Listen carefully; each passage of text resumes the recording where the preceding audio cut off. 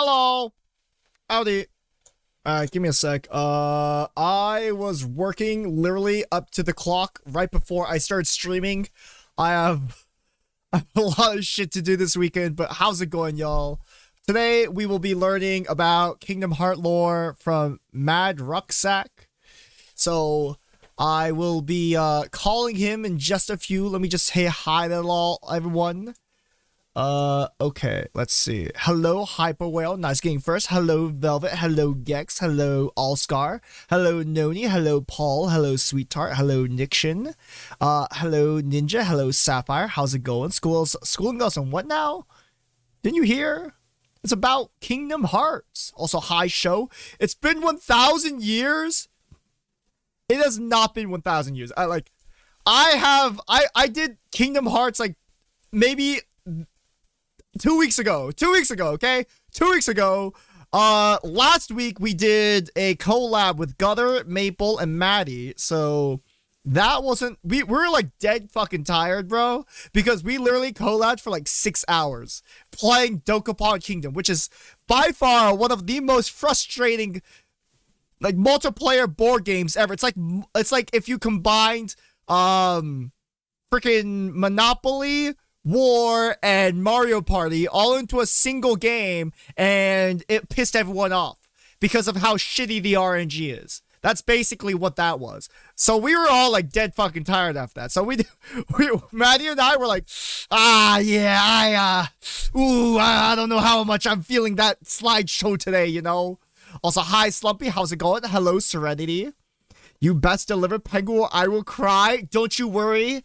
I put together a PowerPoint just for this occasion. I totally didn't spend like only 5 minutes and spend maybe like the entirety of the ad section of this stream to add transitions. You know, I completely didn't do that. Also, hello, Slumpy. Hello. And then after Maddox explains it, can Eris take a quiz? Actually, I think we have a Kahoot quiz. We have a Kahoot quiz planned. So if you guys pay attention, chat, there's going to be a Kahoot afterwards, and whoever wins gets bragging rights. I don't know what to reward you with. Maybe like a, I forgot about this. Maybe like a, a sub or something. Maybe I could gift a sub. Alright, is everything on? No, I forgot to turn these two things on. Okay. There we are. No! Ouchie. Why no Come Guardian redeem? Actually, I'd prefer it if people, like, you know, try to keep it at a minimum while Maddie's speaking, because I don't want shit to happen while, like, you know, Maddie has spent, like, a long time prepping and like getting ready for this, you know. So I want to like say like, you know, try to respect when Maddie's talking. When I'm talking, I don't really give a fuck. But like when Maddie's talking, you know, just try. We can just turn stuff off. Yeah, we just turn stuff off. I think. I think today we're just gonna turn it off. Or I can ban everyone. That also works. You can ban everyone. But Brain Empty only knows love Matt. That's good. That's good. Matt is one. I agree on that. But yeah, so I will try to turn stuff off for now. I really wish I built a kill switch for this. I did not. Maddie is wonderful for this. Let's see. What can I turn off right now? Let's turn these off. Turn that off.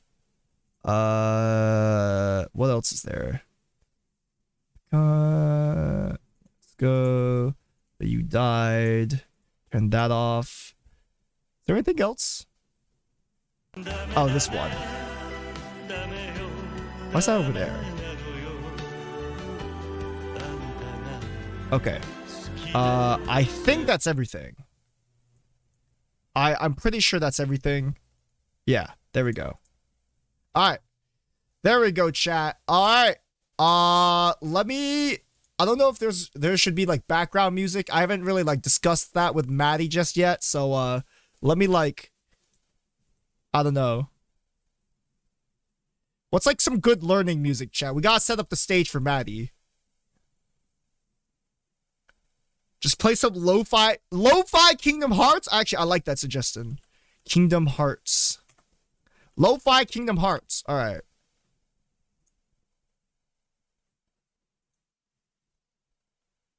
Nah, not really liking that.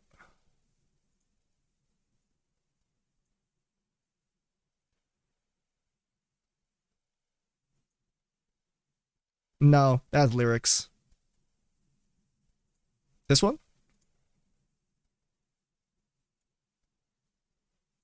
That one's good. Okay, there we go. We learning Come Garden? Yo, Redux, what up, my dude? How's it going? Yeah, we learning Kingdom Hearts.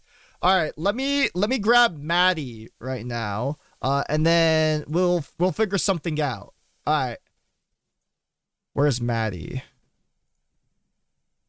Start voice call. Hello, Mad Rucksack. Oh, hello? Hello? Oh, give me a second. Hello, Mad Rucksack. Why did it take you so long to speak to me? Because for some reason, Discord chose my headphones as a microphone instead of my actual microphone. I do not understand that. I do too. It is a real piece of work. Really. Mm-hmm. All right, so I'm trying to turn most stuff off on my redeem, so it's not gonna be too tantalizing and too annoying. Mods, if you can, please do turn off all the redeems. I'd appreciate it. And then yeah, and I'll be throwing up a PowerPoint presentation. I am not really prepared to. Do you not have my Fuji Tech or anything? Wait, is it not on right now? I mean, unless I'm really far behind, I don't see myself. The browser thing's just broken. Oh. Okay, that's why. Wait, I just realized I don't think I have like any Kingdom Hearts. No, wait or else listen to the Two Who music. PNGs. I can't be in theme. How do I be in theme? I have no theme. I mean, you don't need to have a theme, right? I can't be a Pokemon trainer forever. You can be a Pokemon trainer for this. No, I can't. It's fine. Don't worry about it. As long as people recognize you, that's what matters. They would never recognize me. Yeah, of course they would recognize you. Who am I? Deep down inside. Okay, Okay, this is. I got an idea. Yes. All right. This will trust. This will look like me, and it will be it. If you squint really hard, it's Kingdom Hearts related. Okay. Okie dokie. I trust in you, Maddie. I trust that you'll be able to do this. For some reason, none of my browser sources want to work at all. Like literally, all my captures are being poo-poo. All right. Beautiful. We'd love to see it. All right. All right. That means I can either have you or the PowerPoint presentation on. So give me a sec. I don't know why this isn't working. Wait, why can't you just put me above the source? Because I have to have the properties window of it on, otherwise it just does not show up. I don't know why. Yeah, it keeps on turning off every time I client area. Yeah, it just don't work. Okay, you know what? Instead, I'm gonna show my desktop, I think. That way it'll probably work better. I don't know. Alright. I don't know how you have things set up. I can't help you. I don't know either. Oh my god! Okay. Okay, that's definitely not it. Oh my god, what happened to your stream? I don't know. Okay, there we go. God, nothing's working. None of my display captures are working at all. Okay, I don't know why. Shit. Maybe. Oof. Okay, right now, infinity. for some reason, my OBS is being really fucky wucky. I really don't know. I get it. You just don't want to show me. You just want me to be a voice inside your head. How do I do this? Wait, can I capture Discord?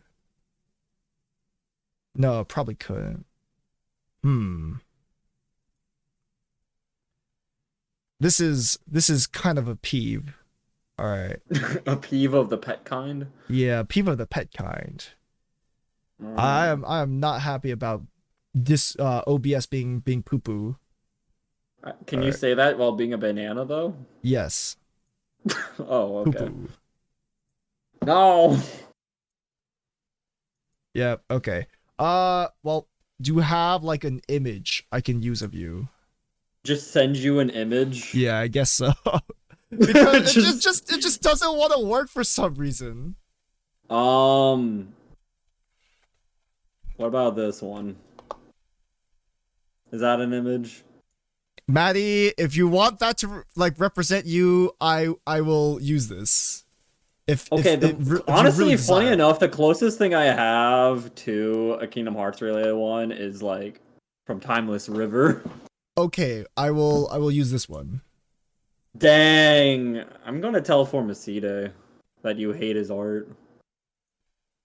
I mean, you said you want to be closer to like Kingdom Hearts, right? That's fair. All right.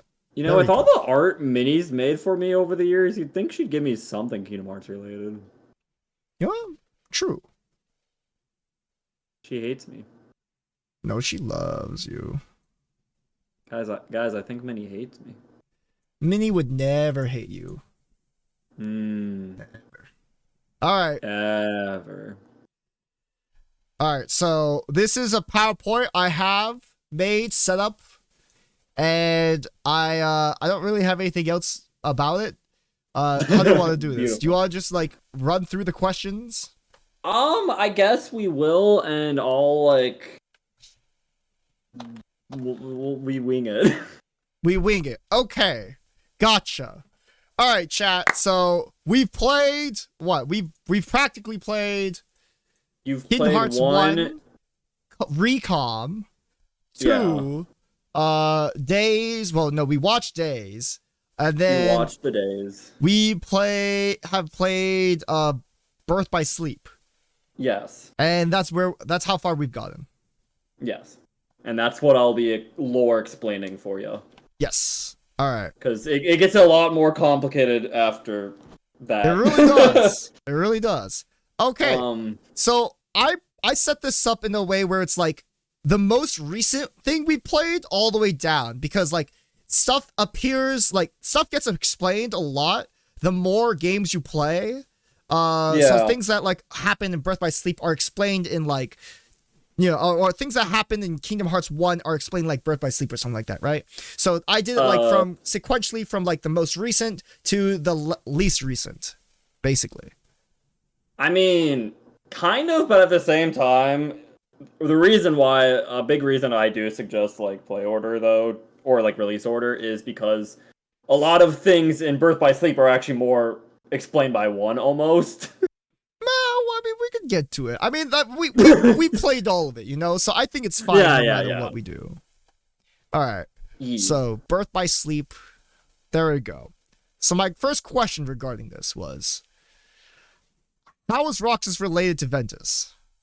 So, I mean, you sent me the questions ahead of time, and I'll be honest, I think it's just best to like capture this and the next two questions all at once. All right. Well, the next question is also, wait, we got Ventus flying in. Why does Vanitas there and he Ventus is. exist? And then the third one.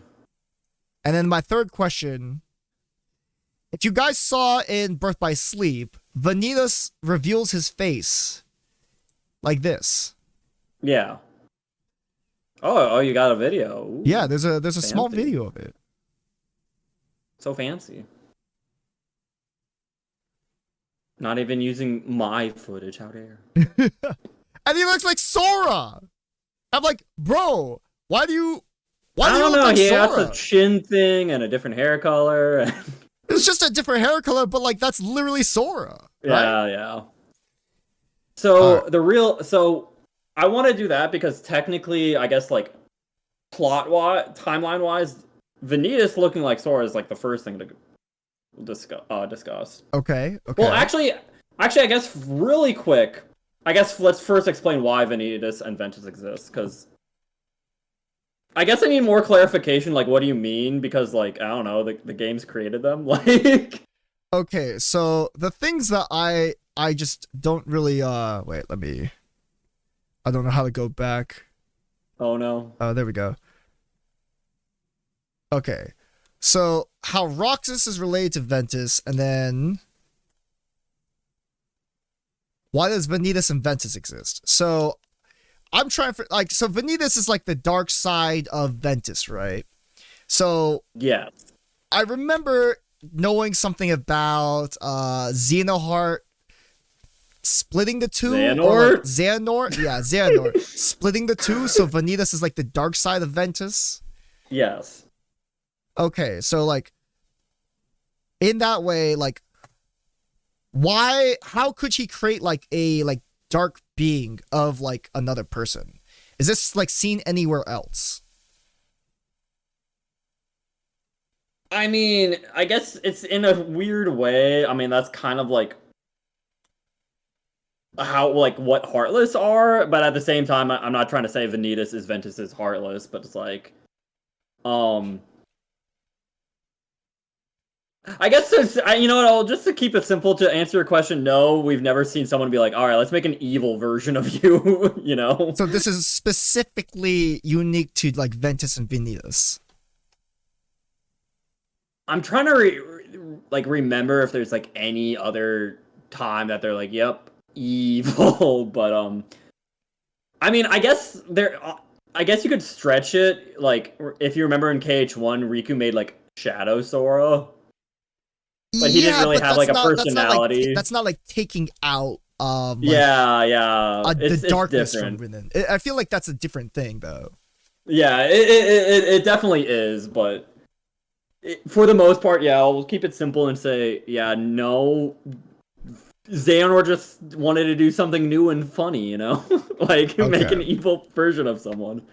So the only reason why that exists is just for like the plot device. Okay, gotcha. It's not like an actual mechanism within like the world. There might be some explanations in the future, because Ventus / Vanitas might have potentially have a weird connection, but we'll get to that later. How about that? Okay, fair. Right. So is that all you wanted to know why they existed? Or? Yeah, that's why I want to know about why they exist. And then in terms of like, I guess why he looks like Sora, or like how is Roxas related to Ventus? So I mean, it kind of comes back from that whole when you know you said like Xehanort took out Vanitas from Ventus, right? Yes. To explain why Ventus looks like Sora. Yes. You know, I can send you some nice little pictures. So like. He's like, you know what, Ventus, I'm gonna use you. You're a cool dude. Let's like use you to make help make Keyblade. I'm gonna use you in my plan, right? Yes. And so he like takes out his darkness, you know, and I found a lovely little like collage of images, for you. Okay. And then so. You can think about it like this. So to take, you know, how do you take out darkness or like an evil Vanitas out of someone's heart? You know, I send you 2 pictures. You know, if you want to put them on stream or not, I don't know. Let me do. I don't know how easy that is for you. You couldn't get my. I have no clue, honestly. All right. You know, I honestly have like no clue. Let me do this. Let me do a window display capture and keep this up, I think. Sorry, chat. Eros's favorite mod, Jeff. All right, and then I will put this. Okay, keep that there. And then here you go, chat. So this is what Maddie is showing me between these. Oh my god, I'm getting raided. Give me a sec. Okay, yeah. Hello! Hi, Owen. How's it going? Oh, hi, Sagu. Hello, Cielo. Hello, Seishun. How's it going? Ja, Norden, we're Nuden. How was the stream? Welcome on in, Raiders. How's it going? We're getting taught by the Mad Rucksack in the totality of Kingdom Hearts lore. That's putting it simply. But yeah, welcome on in. I don't know shit about Kingdom Hearts. Well, this is the perfect stream for you because you get to learn all about Kingdom Hearts. Right from the very beginning to the very end of where I left off, like literally like maybe 2 weeks ago. Basically. But yeah. I mean, I thought I was just answering your questions, unless your questions are like, okay, what is the entire plot of Kingdom Hearts? I mean, that's one of my questions, but we'll get to that later. We'll get to that later. Oh, okay. All right, fine. It's your birthday. It is not my birthday. That is chat gaslighting you. It is not my birthday. Please. It's not my birthday. But yeah, if you guys just want to check it out, please do. Also, chat, please do check out Owen. Very cool dude. It's a racing cat boy themed VTuber. Go check him out. But yeah, and then yeah, this is we're talking about how is Roxas related to Ventus. If you haven't been here and before, how Sora's related to Vanitas and all that like lovely little quattro of boys. Yeah,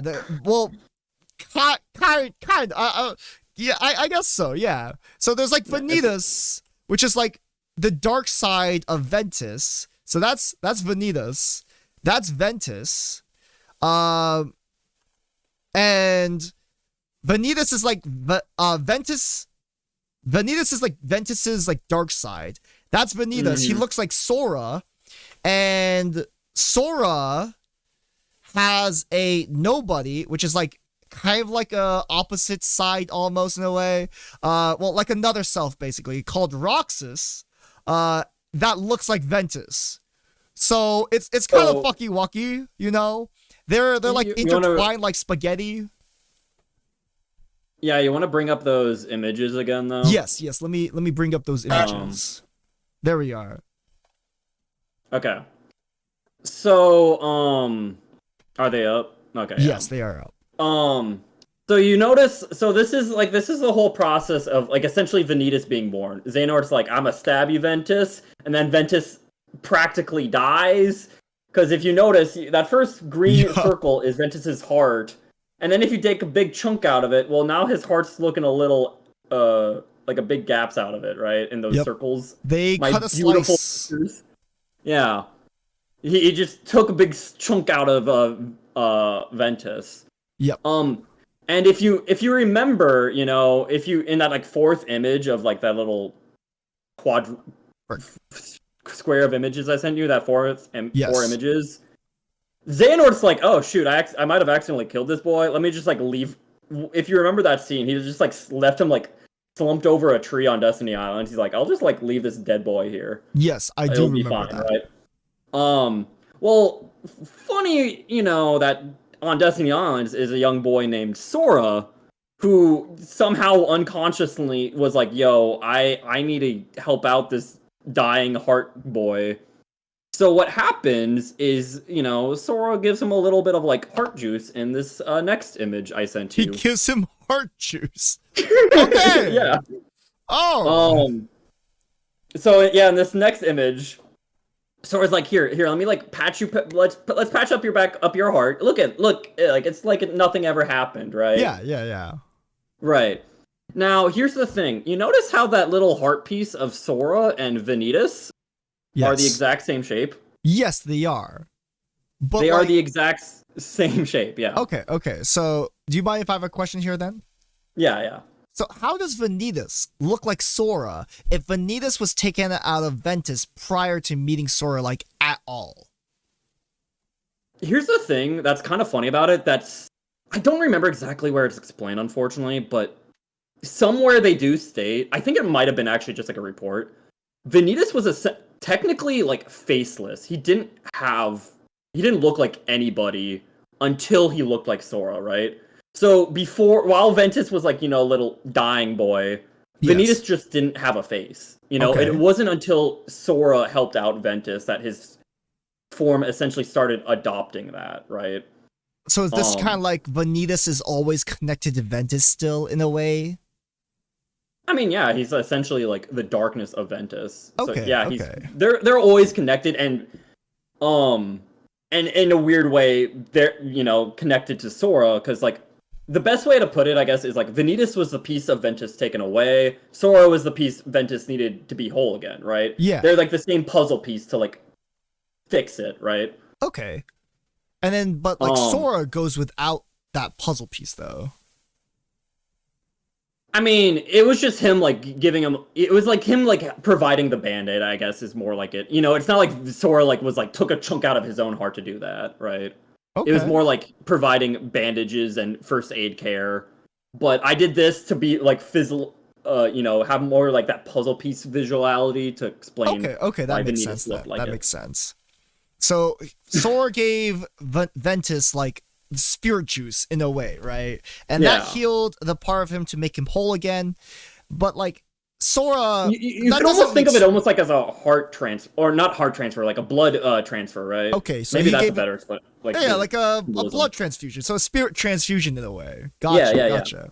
Okay, so then that leads me to a question of like, how is Roxas relate to Ventus? So all that with Vanitas and Ventus and Sora, that happened. Funny enough that that all happened right, like before Birth by Sleep even begins, right? Roxas? No, without Roxas, like the Ventus dying and Sora passing him up, and Vanitas being born. All that happened before Birth by Sleep even began. So that's a fun, how do you do? And then. So, Roxas isn't born for, 10 years. Now, do you remember in Kingdom Hearts 1 when Sora stabbed himself? Yes, he stabbed himself. I think he becomes, dark... Well, he becomes, darkness or something like that, right? Well, you get to play as a little shadow for a little bit. And, it's beautiful, So... Well, I guess let's back up. So at the end of Birth by Sleep, do you remember at the end of Birth by Sleep, Ventus's story, Vanitas shatters Ventus's heart again. Instead of taking a big chunk out of Ventus's heart, though, he completely shatters it. Remember that epic boss fight? Right? Yeah, so at the very end of Birth by Sleep, they have a boss fight. Yeah, and you beat him up, and then he's like, you know what, screw this, and he shatters that entire platform you're on. Mm-hmm. That platform is essentially Ventus's heart. He just shattered the entirety of the heart. Oh, okay. Yeah, those platforms you see are essentially visualizations of a character's heart. That they were fighting within Ventus's heart that entire time, and then Vanitas is like, "Heck this! I'm gonna shatter the whole thing." Oh, actually, I didn't know that. That's good to know.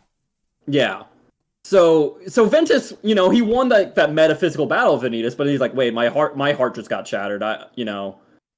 But at the end, because Sora and Ventus already had that pre-established connection, Ventus's heart just or the fragments of it were like, "Yo, Sora, can we rest and recover with you for a bit?" And I don't know, he's just like, "Sure." So Ventus's heart crumbs kind of just chill out in Sora's heart for is essentially what happened at the end of there. And, I think how it's been explained to me before was they kind of fused together in a sense. I wouldn't say it's fusion, because they're two very separate people. It's just that, I would say it's more Sora's a landlord, and Ventus, his home blew up, right? And now he's just, trying to, take rent in Sora's heart. Okay, gotcha. And, but he's comatose during it, and his heart is completely shattered and broken, and it's he's very much like a vegetable and not doing anything, but he's not dead because bits and pieces of him are still recuperating in Sora's apartment. In Sora's apartment, yes. Yeah, they've taken refuge. Mm-hmm. And I guess in that kind of sense, does Roxas appear as the nobody, similar to how Vanitas takes the image of Sora, or why does he look like Ventus? So when Sora stabs himself, 50 different things happen, right? Yeah.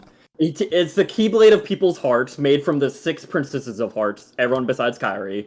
That shatters, returning all the hearts to the princesses. Kairi's heart is within Sora's, so that that goes back to where it came from.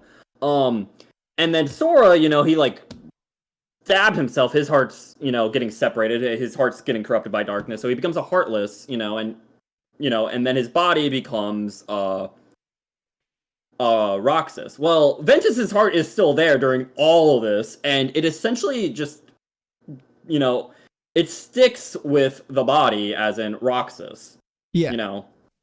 So, and they don't like fully explain this, but it's like, so it is a bit of like conjecture, but it's essentially like, okay, Roxas.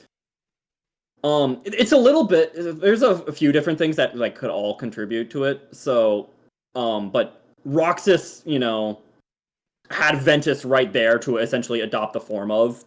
And one thing that will become a bit more present for you to know is like, when it comes to a character's appearance, it tends to adopt the heart or the soul of that person more so than like what the appearance is supposed to look like. You actually kind of see this at the end of KH1.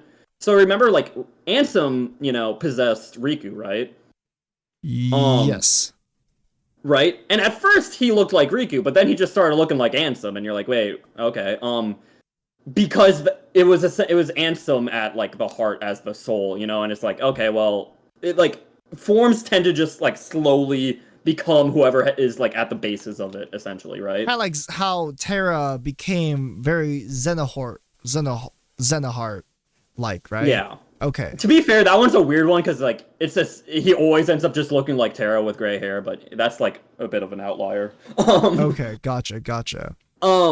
There's also the fact that like so if you remember, Roxas had no memories, and all the Organization 13 members were like, wait, what do you mean you don't remember like your past life? What's wrong with you, bro? That's because if you remember, Sora was like a Heartless for like 5 minutes. Yeah. And it's essentially implied like nobody's, when they're being formed, need like time to be formed almost. So it's like, because Sora speed ran being a Heartless practically, Roxas didn't get that time like to like really gain those memories or know anything about Sora. So you're telling me Roxas is undercooked? He was a little undercooked, yeah. Gotcha. Okay, he's a little raw on the inside. Okay, gotcha. Yeah, but and also Ventus's heart fragments are now like with Roxas, and that's kind of why his appearance is more adopts Ventus's rather than like Sora's, right? Okay. Yeah. Now, if you want to question like, oh, but then why do like some people in the games think Sora and Roxas actually look alike? That would mean Sora and Ventus look alike. It's because they just happen to look alike. I don't know what to tell you. They just got blue eyes, They just got blue eyes and blonde hair. Come on, like. Yeah.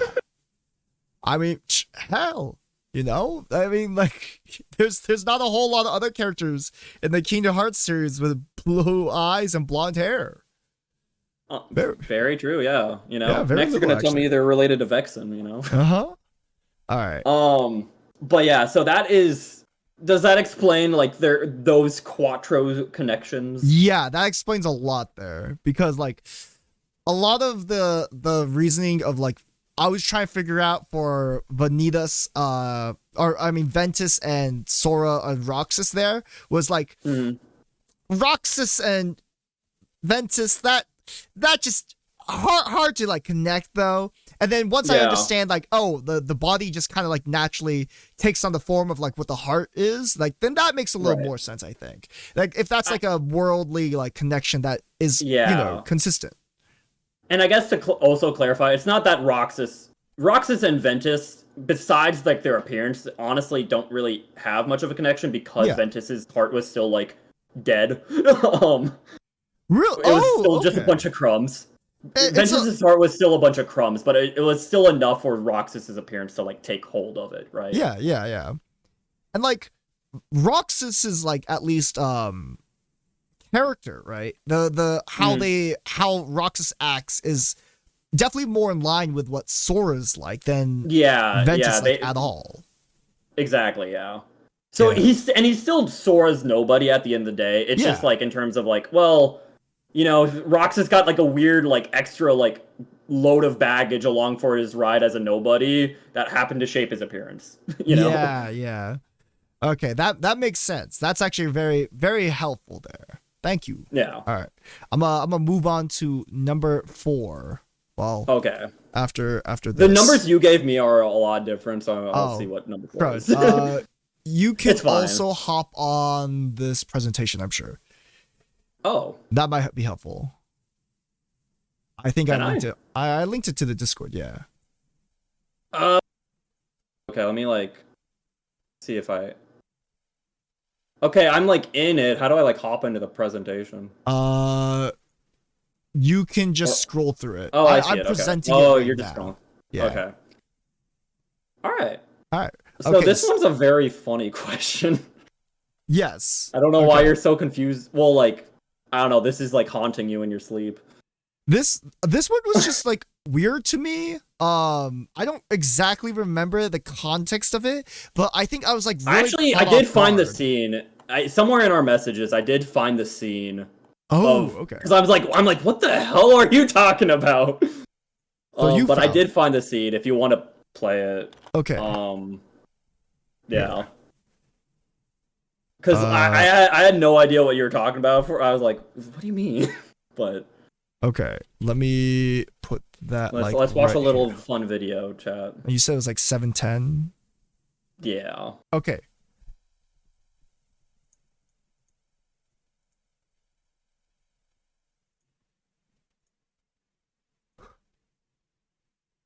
Wait, there we go. I'm like, huh?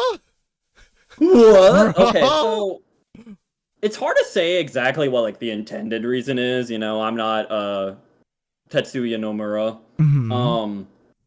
But I think there's like a few different reasons. I think the first one I want to point out is, you know, Ven technically has a pure heart now that Venitas was taken out of him, right?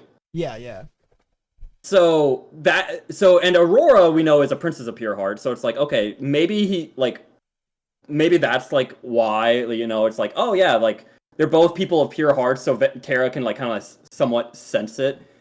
There also could be the fact that like Terra is very protective of Ventus. Okay.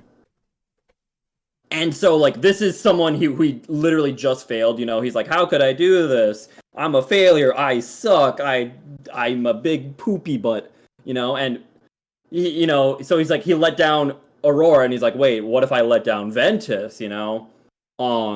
He's just like beating himself over his failure kind of thing, I feel like. Gotcha. Okay. Okay. And then also, it might be like a slight more thing for the viewer, and because Terra would have no way of knowing this, but like Ventus himself is also kind of like symbolized a bit with sleep.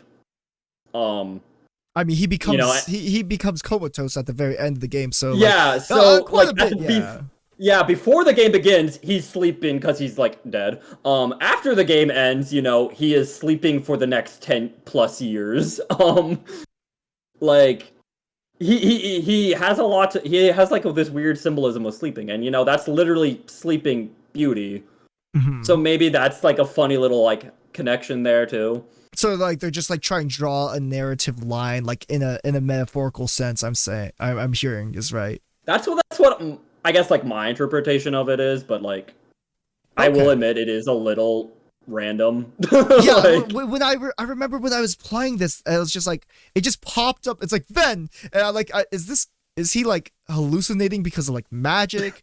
Did like Maleficent do something to him? It's like Ven like simply connected to like Sleeping Beauty, like specifically, and like none of these like really made a whole lot of sense in the grand scheme, because it was like glossed over really, really quickly. Yeah, right. I mean, like I said, like, you know, some people have called Ven, like, jokingly, a princess of pure heart, because, you know, like, he technically has a pure heart. Yeah, he has a pure heart. And And out of all the princesses of pure heart, the one that sleeps a lot, he has the best connection to. So, all right, so I'm gonna chalk that one up to like just just funny story little writing. symbolic connections, but yeah. Yeah, not nothing actual like Yeah, canonical you're not gonna sense. if you don't understand that, you're not gonna be like, I don't understand Kingdom Hearts. Like, Yeah, basically, it's not that important to the story. All right. It's as minor as asking like, yo, what happened to like Titus Walker and Selphie after Destiny Islands blew up? It's like, I mean, they probably die, but does it really matter? Like, They get transported to the world of Final Fantasy X. even Selphie? Heck. Even Sophie. Sophie might have gotten lost and got into like Final Fantasy VIII. You know, maybe that happened. All right. Next question. So All right. in the very beginning, like Maleficent, the witch, she just wants hearts for some reason. Yeah. Well, like, was she aware of like the door to darkness or like the entire plan to like release all the darkness from that thing using the princess's hearts even before Birth by Sleep? It was during Birth by Sleep. If you remember when Terra first gets there, he's like, yo, where's Xehanort? And Maleficent, if you notice, is kind of like, I wonder, and you're like, oh, I feel like you might actually know where Xehanort is, Maleficent. I don't know if she straight up says it or highly hints at it, but she was like, yeah, Xehanort told me stuff, Yeah. Now it's hard to say how much Xehanort told her, but we can at least assume he told her you need 7 princesses of pure heart, and Kingdom Hearts will make you happy or powerful or something, right? Yeah. Because that's her entire motivation of Kingdom Hearts 1, right? Yeah. Is to get Kingdom Hearts. So, like, in a sense, yes, she was aware of, like, she would need Sleeping Beauty's heart. She probably was able to pick together, like, oh, you know what? Sleeping Beauty probably has a pure heart. Heck, yeah, that makes sense, yeah. Like, so I think it's just, like, from whatever Xehanort told her, like, she was able to be like, all right, you know what? I'm going to start doing this plan. This sounds like a good plan to pursue. That kind of makes sense because I remember in Kingdom Hearts 1, she was like, her goal of like what Kingdom Hearts was like kind of different from what I remember Xehanort had, right? And like when we got to Kingdom Hearts like 2, it was even like more different. It was like a literal gigantic heart in the sky then. Whereas like Maleficent was like, it was just opening, a bunch of darkness. I mean, it's hard to say, but it's like, it's still also very implied, like, both Kingdom Hearts, essentially, Kingdom Hearts is, like, a source of power in a weird MacGuffin kind of way. So it's like, she wasn't wrong, but, I feel like she only had, like, a part of the picture kind of thing. Gotcha, okay. Serenity says that she was brain controlled. So... Okay, she was suffering from sissy. Okay, I was hoping not to explain this part, but I guess I'll give you, because you're not actually playing the game, I don't think it's quite spoilers, right? Okay, I don't know how you feel about that, but... No, go ahead. Okay, so remember in Kingdom Hearts 2 when she, like, came back to life? Re-explain that part of the story to me again. So, at the beginning of Kingdom Hearts 2, Sora, Sora's just awakened, he got his new clothes, right? Yes. He's at the tower with the fairies. That's right, because she was And then all of a slain. sudden the crow comes in with her cloak, and then the fairies are like, hey, do you remember Maleficent? They're like, dude, you're not supposed to remember her, that's how she comes back. And then she came back. Yeah, I remember that part. Okay, that makes sense. So, here's, somehow, when you killed her in Kingdom Hearts 1, she didn't die. She was sent back like 1,000 years in time. Wait, why'd she time travel? We'll get more to it later. Just she time traveled 1,000 years to the past, and then she learned some stuff in the past, essentially, and then she was able to come back to the future in Kingdom Hearts 2. Oh, this doesn't have to do with like the Toonverse, right? Where like the Steamboat Willie verse. Oh, so fun! Like Steamboat Willieverse is like its own isolated form of like time travel. It's a very different form of time travel that Yeah. Maleficent did when she went 1,000 years into the past when she died. So that's not connected to like her jumping 1,000 years. Yeah, that's not connected at all. No, it is that Steamboat Willie is very isolated, and I Okay. thank it for that. So it's like the 1,000 years like explained in a different game that I won't I think it's play? only ever explained in Union Cross. So when Okay. you get to that, we can talk about more about some of that stuff because there's a lot of random crap that happens in Union Cross that So makes. I actually don't have Union Cross on here, so we might need to save that for like a miscellaneous thing. Oh well, the thing is, I was gonna have you do Dream Drop, and then that's when you after Dream Drop is probably when you watch the Union Cross YouTube video or whatever. Oh, so Union Um, Cross is after Dream Drop Distance. Well, I was gonna have you do that after Dream Drop because I felt like there's not really a good point because that was like the mobile game that was like a prequel. It Yeah. explains the events of the Keyblade War 1,000 years ago, kind of It's like thing. the prequel to BBS, which is the prequel to Kingdom Hearts 1. Right, but more instead of being 10 years, it's 1,000 years. So it says like you know. Yeah, that's a very big prequel right there.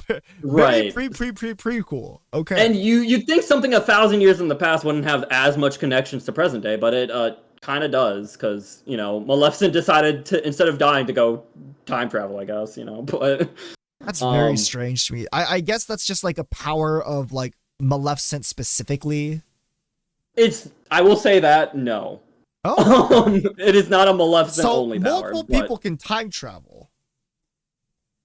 We'll get to that later. Well, let's keep it to the basics of Birth by Sleep through 2 kind of Okay, thing. But okay, I'll leave it to that. But like, I feel like this is a question I'll have to ask like later. you will, right? But because you haven't dealt with you haven't even seen any of the Union Cross and you haven't beaten Dream Drop, I think it's easier to just stick on what we know for now. Okay. Because I also noticed people in chat trying to bring up a lot of Union Cross. It's like, let's try to ignore Union Cross for now. Because I know it's a very important lore game, but let's keep things a little more simple to what Eros knows for now, right? Gotcha. Okay. Um, All right. Ventus, amnesia. When Ventus wakes back up and has Vanitas. Yeah, Vanitas. yeah. Like taken out of Ventus. He has amnesia for Mhm. some reason. Like he doesn't remember who he is, why, So and like I don't think like his memories are necessarily taken from him because it doesn't seem like Verudas or not Verudas. But why am I saying Verudas? Oh, that's a Yu-Gi-Oh card. Vanitas. Vanitas. Yeah, it doesn't seem like Vanitas necessarily is his memories. No, he's not. So there's I mean, he might have lost his memories, but remember in Chain of Memories they kind of explained memories are never fully forgotten, right? They're just You just kind of need locked that up. spark to get them. You just lock them away, and you just need that spark to remember them again. Yeah.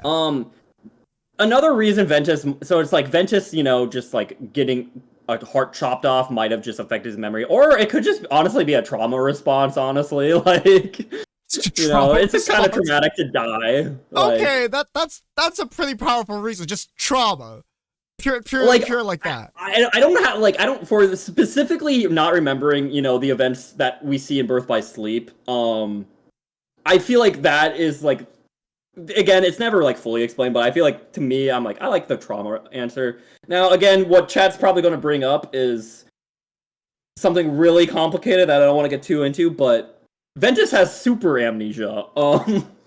Wait, so there's amnesia. How does super amnesia differentiate? So he has super amnesia in that. Remember that 1,000 years ago Union Cross game? Ventus is part of that. So Ventus is an immortal being. He's chilling there. So he has he just lives on forever. Well, again, we'll explain that. We'll get to that, but somehow Ventus existed in that game, and 1,000 years later, he's in Birth by Sleep, but he doesn't remember anything from that game, so we will ignore it for now. Okay, I am writing this down for next session. In Union Cross? Okay. Alright. So, Yeah, that makes sense on this then. So that's what some people in chat might have been like, okay, so Amnesia's a loaded question for Ventus. I But thought in this was terms- going to be pretty simple, but apparently there's a lot to unpack here. It's funny enough a loaded question, but for the terms of just Birth by Sleep, I feel like it's either has something. I personally headcanon it as like a trauma response of like, I almost died. I don't want to remember Vanitas. Let's just forget about him. You know. Okay. Let's move on to the next question. Okay. Where do the Unverse come from? So like, not very similar to like how the Door of Darkness, the Darklings come from, you know, the Heartless.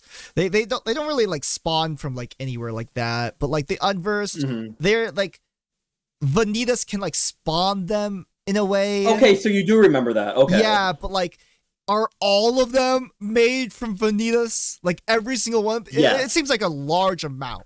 Like it feels very contrived, but I think it's, you know, in terms of out of universe explanations, I think they wanted because technically, if you go by the lore of Kingdom Hearts, Heartless shouldn't really necessarily be a thing before Kingdom Hearts 1, right? This is true, yes.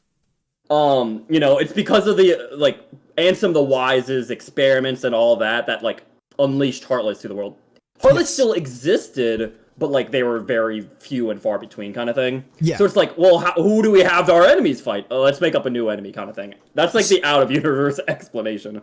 Okay, but so yes, it's purely just for like to stick to lore reasons then, right? Right. Now there's like a fan theory which again connects to Union Cross. Ventus and Vanitas are very special beings is the short and gist of it. But, you know, so maybe Vanitas has special attributes to him because he's able to make, and that allows him to make Unversed. But gotcha. Okay. For the short of it, yes, every Unversed comes from him.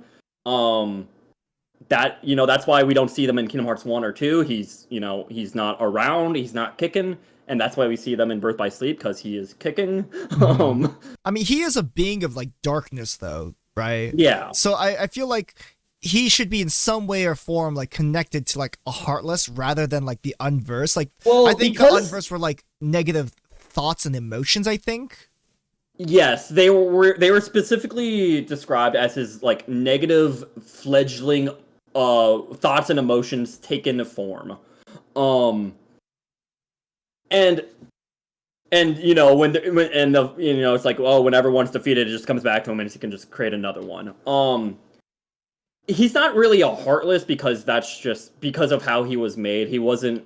I don't know. Xehanort is a special, cool guy. He can extract the darkness from a guy and be like, all right, this is not a Heartless. But it is darkness. Yes, Vanitas is like, honestly, I think he might be like one of the only, besides like, you know, generic Heartless we see, like one of the only beings we see that is like, yeah, this is like pure darkness. Like, there's not a shred of light in him, right? Yeah. You know, he's like Xehanort, for as evil as he is, you know, he's got light in him. You know, he's not like pure heckin' darkness. Yeah. But Vanitas has, because, you know, Ventus potentially has special properties. Vanitas probably has potentially special properties, you know. He gets special privileges, is, I guess I'll leave it at that. So it's a very much of a Ventus from Union Cross, very special bullshit power. Well, okay, to be fair, that is a bit more of a fan theory. I don't think it's not like in Union Cross they're like, so anyways, this is why Vanitas has Unverse. No, they don't explain that. That's more just like I have like a weird fan theory that's probably not correct, but I'm like, I don't know. Vanitas having Unverse is just a nice little quirk he has, you know. Gotcha. And like, you know, like your quirk is being a penguin, his quirk is being able to summon minions. Damn, I wish I had his quirk. What the heck? Right? Why do I have such a lame quirk compared to it? I don't know. Be like, if we take out the darkness of your heart and make Vanaros, you know. Vanaros.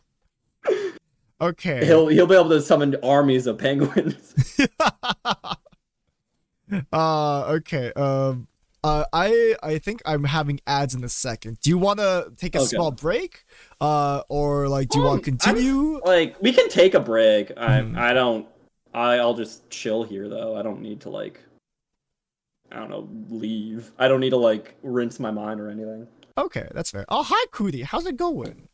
All right. Curry! Chat during the ads, since I just want people to like, I guess, I don't know. I feel like I want people to like experience everything here and like understand or like get like ask questions and like understand everything that Maddie is saying. You know, I'm probably not gonna be doing stuff while the ads are playing. Yo, Gage, what up? How's it going, my dude? Welcome on in. Also, hello everyone who was popping in and I could not say hi to because we are doing a Q&A with Maddie right now. Oh, it's ads. Also, hello Maple, Descard, Kui, Blade, Deck Devil. How's it going, y'all? Plumbus, howdy doody, my dude. Also, Viskin, hello. I hope you guys are doing well. Ads are on right now. Well, since ads are on, I guess we're just gonna like, you know, chill right now. Baby! That's what I've been waiting for. That's what it's all about. No, you have to come up with a new question right now, Eros. All right. I guess because people are in ads, let me like poke a little more at the Union Cross shit a little bit. You know, let me poke a little bit. What do you mean people can time travel? Like, why is time traveling a part of this? I thought the Kingdom Hearts one was confusing enough, but like to add time travel? Are there like parallel Let me just universes say, now? there's a very big reason I don't want to bring up Union Cross until you beat your current game. Okay. So big reason. So... But, like, I guess on the theory that time travel does exist, though, are there parallel universes? They haven't really delved into that like idea. I feel like that potentially could be a thing they maybe delve more into. Oh god. Oh god. But I mean that can be Kingdom Hearts 4, you know? Kingdom Hearts 4, you watched the trailer for that, right? yes. You know how it's like in a realistic like modern Japan basically? Wait.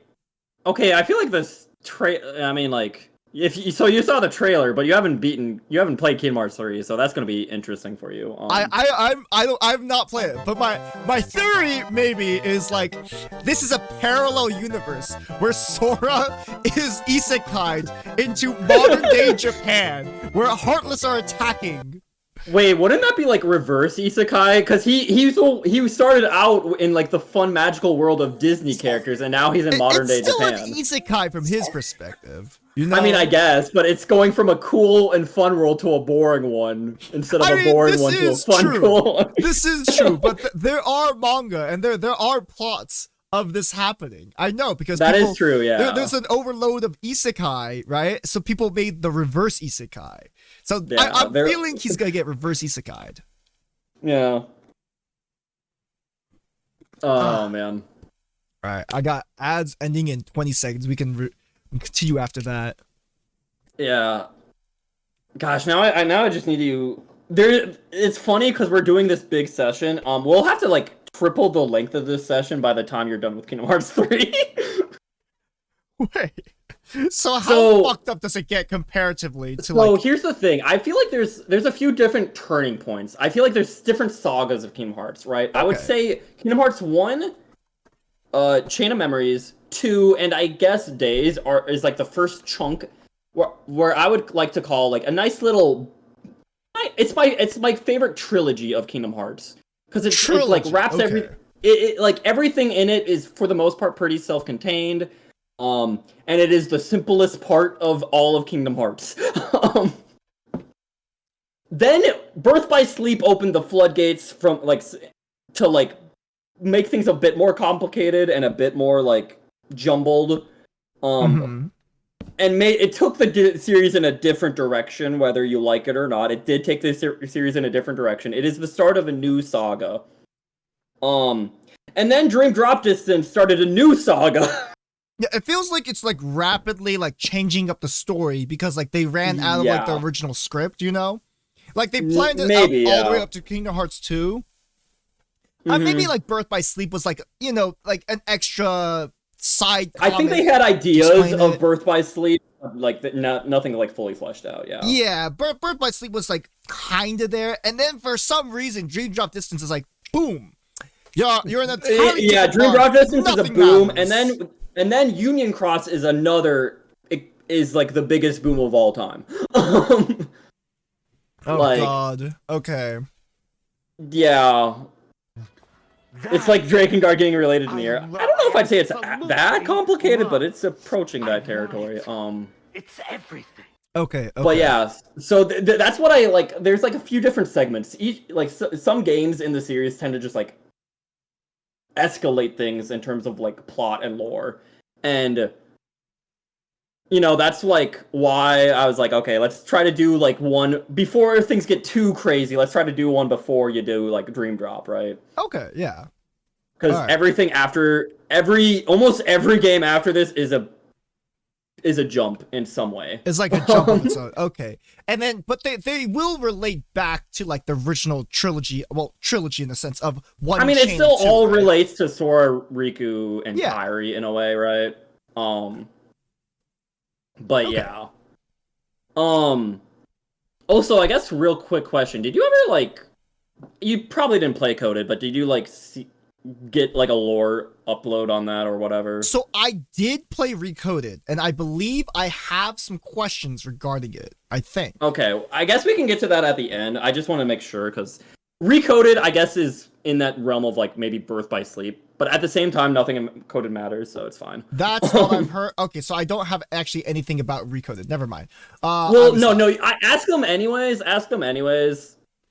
But for the most part, it is the game with the least amount of like, you're not gonna see something in like, Union Cross and be like, wait, does that relate to Recoded? You'll Yeah, be like, I guess it's like the least canonical out of all of them, right? I mean, it's still canon, but it's like, Ventus going to Disneyland. It's like, how much does that matter? Like, Gotcha. Okay. but yeah, well, we can go on. all right. Number 8. Well, no, we're gonna go on to Kingdom Hearts 2 now. So my questions are gonna relate to Kingdom Hearts 2. So no more questions on Birth by Sleep. For now, no, but there might be some that like cross over to. Fair Birth by Sleep. enough. Okay. All right, here we are. How does Terra Ansem become split between the Heartless and Nobody? So I know he takes over Terra, and then he becomes a Nobody and a Heartless. So like, what's like the cataclysmic event that kind of triggered him to split up? All right. So I'm trying to like. Oh, there it is. Okay. So Xehanort possessed Terra, right? Yes. And then it becomes that like figure you see there. That's who. To make things simple, a lot of fans just call him Terranort at that point. Okay, Terranort. He's not old man Xehanort. He's not Terra. He's not Xehanort. He's Terranort.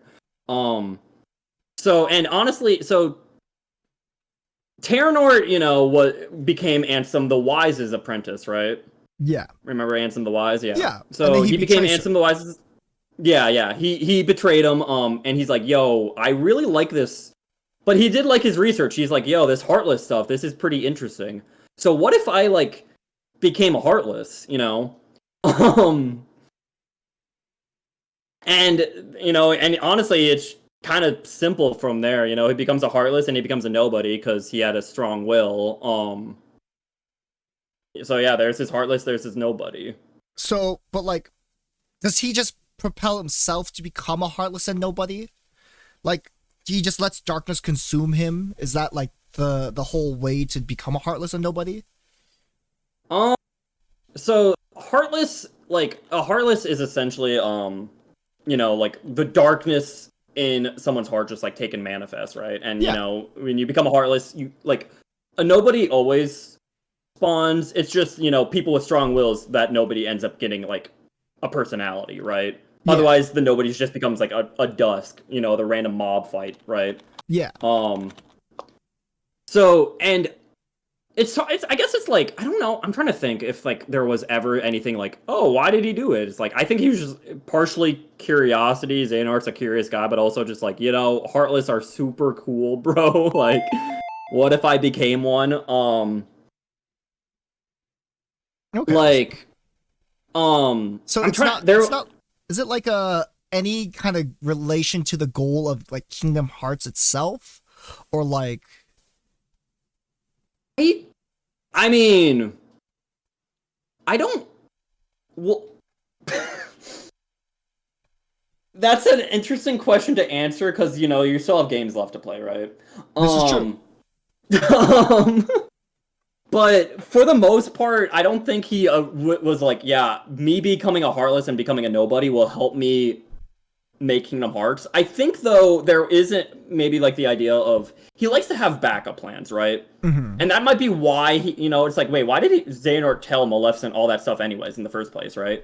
And I think it's because of a backup plan. I think he's like, okay, in case my current plan in Birth by Sleep to make summon Kingdom Hearts doesn't work out for whatever reason, maybe Maleficent can work on that other way to summon Kingdom Hearts with the Princess of Pure Heart, and then like I can like hijack her plan, which is kind of what happens in Kingdom Hearts 1, right? Yeah. He just like hijack. He's like, "Oh, thank you for doing this all for me." Anyways, my show now. I think that's the idea. Is he's like, you know what? It'd be nice to have like backup plans, and I'm gonna just do this to like give me as much insurance as possible. Okay. Deck Devil says that it's implied he sort of ripped his own shit out and became a Heartless, but nothing ever really solidly said as to how he directly became one. Just speculation with some evidence in his logs. Gotcha. Okay. I'll be honest though, this is where it gets a little a little clunky in terms of like relating to the real world because some of the Ansem reports in Kingdom Hearts 1 and Kingdom Hearts 2, the Kingdom Hearts 1 Ansem reports have kind of are especially weird because Ansem of the Wise didn't exist, right? It was all and like this was Ansem, it was almost it was like, even though it kind of makes sense, with like, oh, it was actually just like his apprentice taking his name, it was kind of a retcon because like it's implied like, oh, the villain of KH1 wrote all the reports in KH1. But then it's like, but they're the Ansem reports, so it's like, wait, who actually wrote them? Right? And like, cause like some of them like make sense. It's like he literally talks like, oh yeah, I met with King Mickey. You're like, oh, so Ansem the Wise must have written these, right? Yeah. But then some of the reports starts being like, so anyways, I like did this thing to become a Heartless, and you're like, wait, Ansem the Wise didn't do that.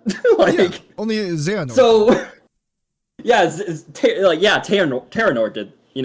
So that's where it's like a little like some of the reports kind of like very strongly hint like he's like, yo, if I do this thing I can become a Heartless. I think it's time for me to go in and become a Heartless. Like gotcha. Okay, let me like pull up some of the report some of the reports, but like I remember looking through these because like some of them are straight up do seem like, oh yeah, this was written by Ansem the Wise, and then others are like, wait a second, that doesn't make sense. So okay, do you think it's like halfway through like the Ansem reports, like Terranort just kind of like butt in and then started writing them after that? Honestly, that would be like the best theory, yeah, where he's like, after Terranort and the rest of the apprentices was like, you know what, we're taking over your research, Ansem. It's our research now. Go to the realm of darkness, you idiot. Like then he's like, all right, I'm gonna start at Ansem Report 6. It's my report now. Like, I don't know, maybe, but he really needed to get an award for the papers, really needed right. That. Let me pull them up. Let me see here. All right, yeah. I do like the split of like the whole Terranort thing though, because like we only know about Xehanort the Heartless in Kingdom Hearts 1 for like the entirety of Kingdom Hearts 1, whereas like the nobody that only happens in like Recom, because that's when the nobodies actually like appear, is literally Recom later, right? So everything about Kingdom Hearts 1 is about a Heartless. Recom, Kingdom Hearts 2 is like the nobodies appear. It is interesting though, because I remember people do like explaining this to you a little bit, but like, Xemnas was the secret boss of Kingdom Hearts 1. The nobody. Yeah. Like, he was the secret boss of Kingdom Hearts 1. I mean, obviously you wouldn't really know that, you know, but like he does even like spout stuff about like I'm just a nobody. You're like, what are you talking about, bro? You're just like a cloaked figure that has lightsaber hands. I don't know what's happening, right? Yeah. The secret... Okay.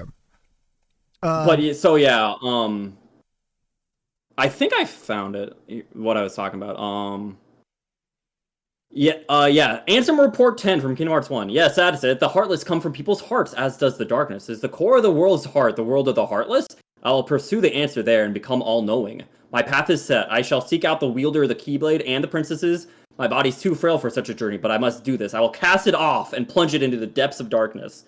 Kind of saying like, yeah, I'm going to become a Heartless, essentially, right? So basically, like, his current body is not good enough to carry out his plan. So him becoming a Heartless would enable it, like, so his plan would be able to be done by him.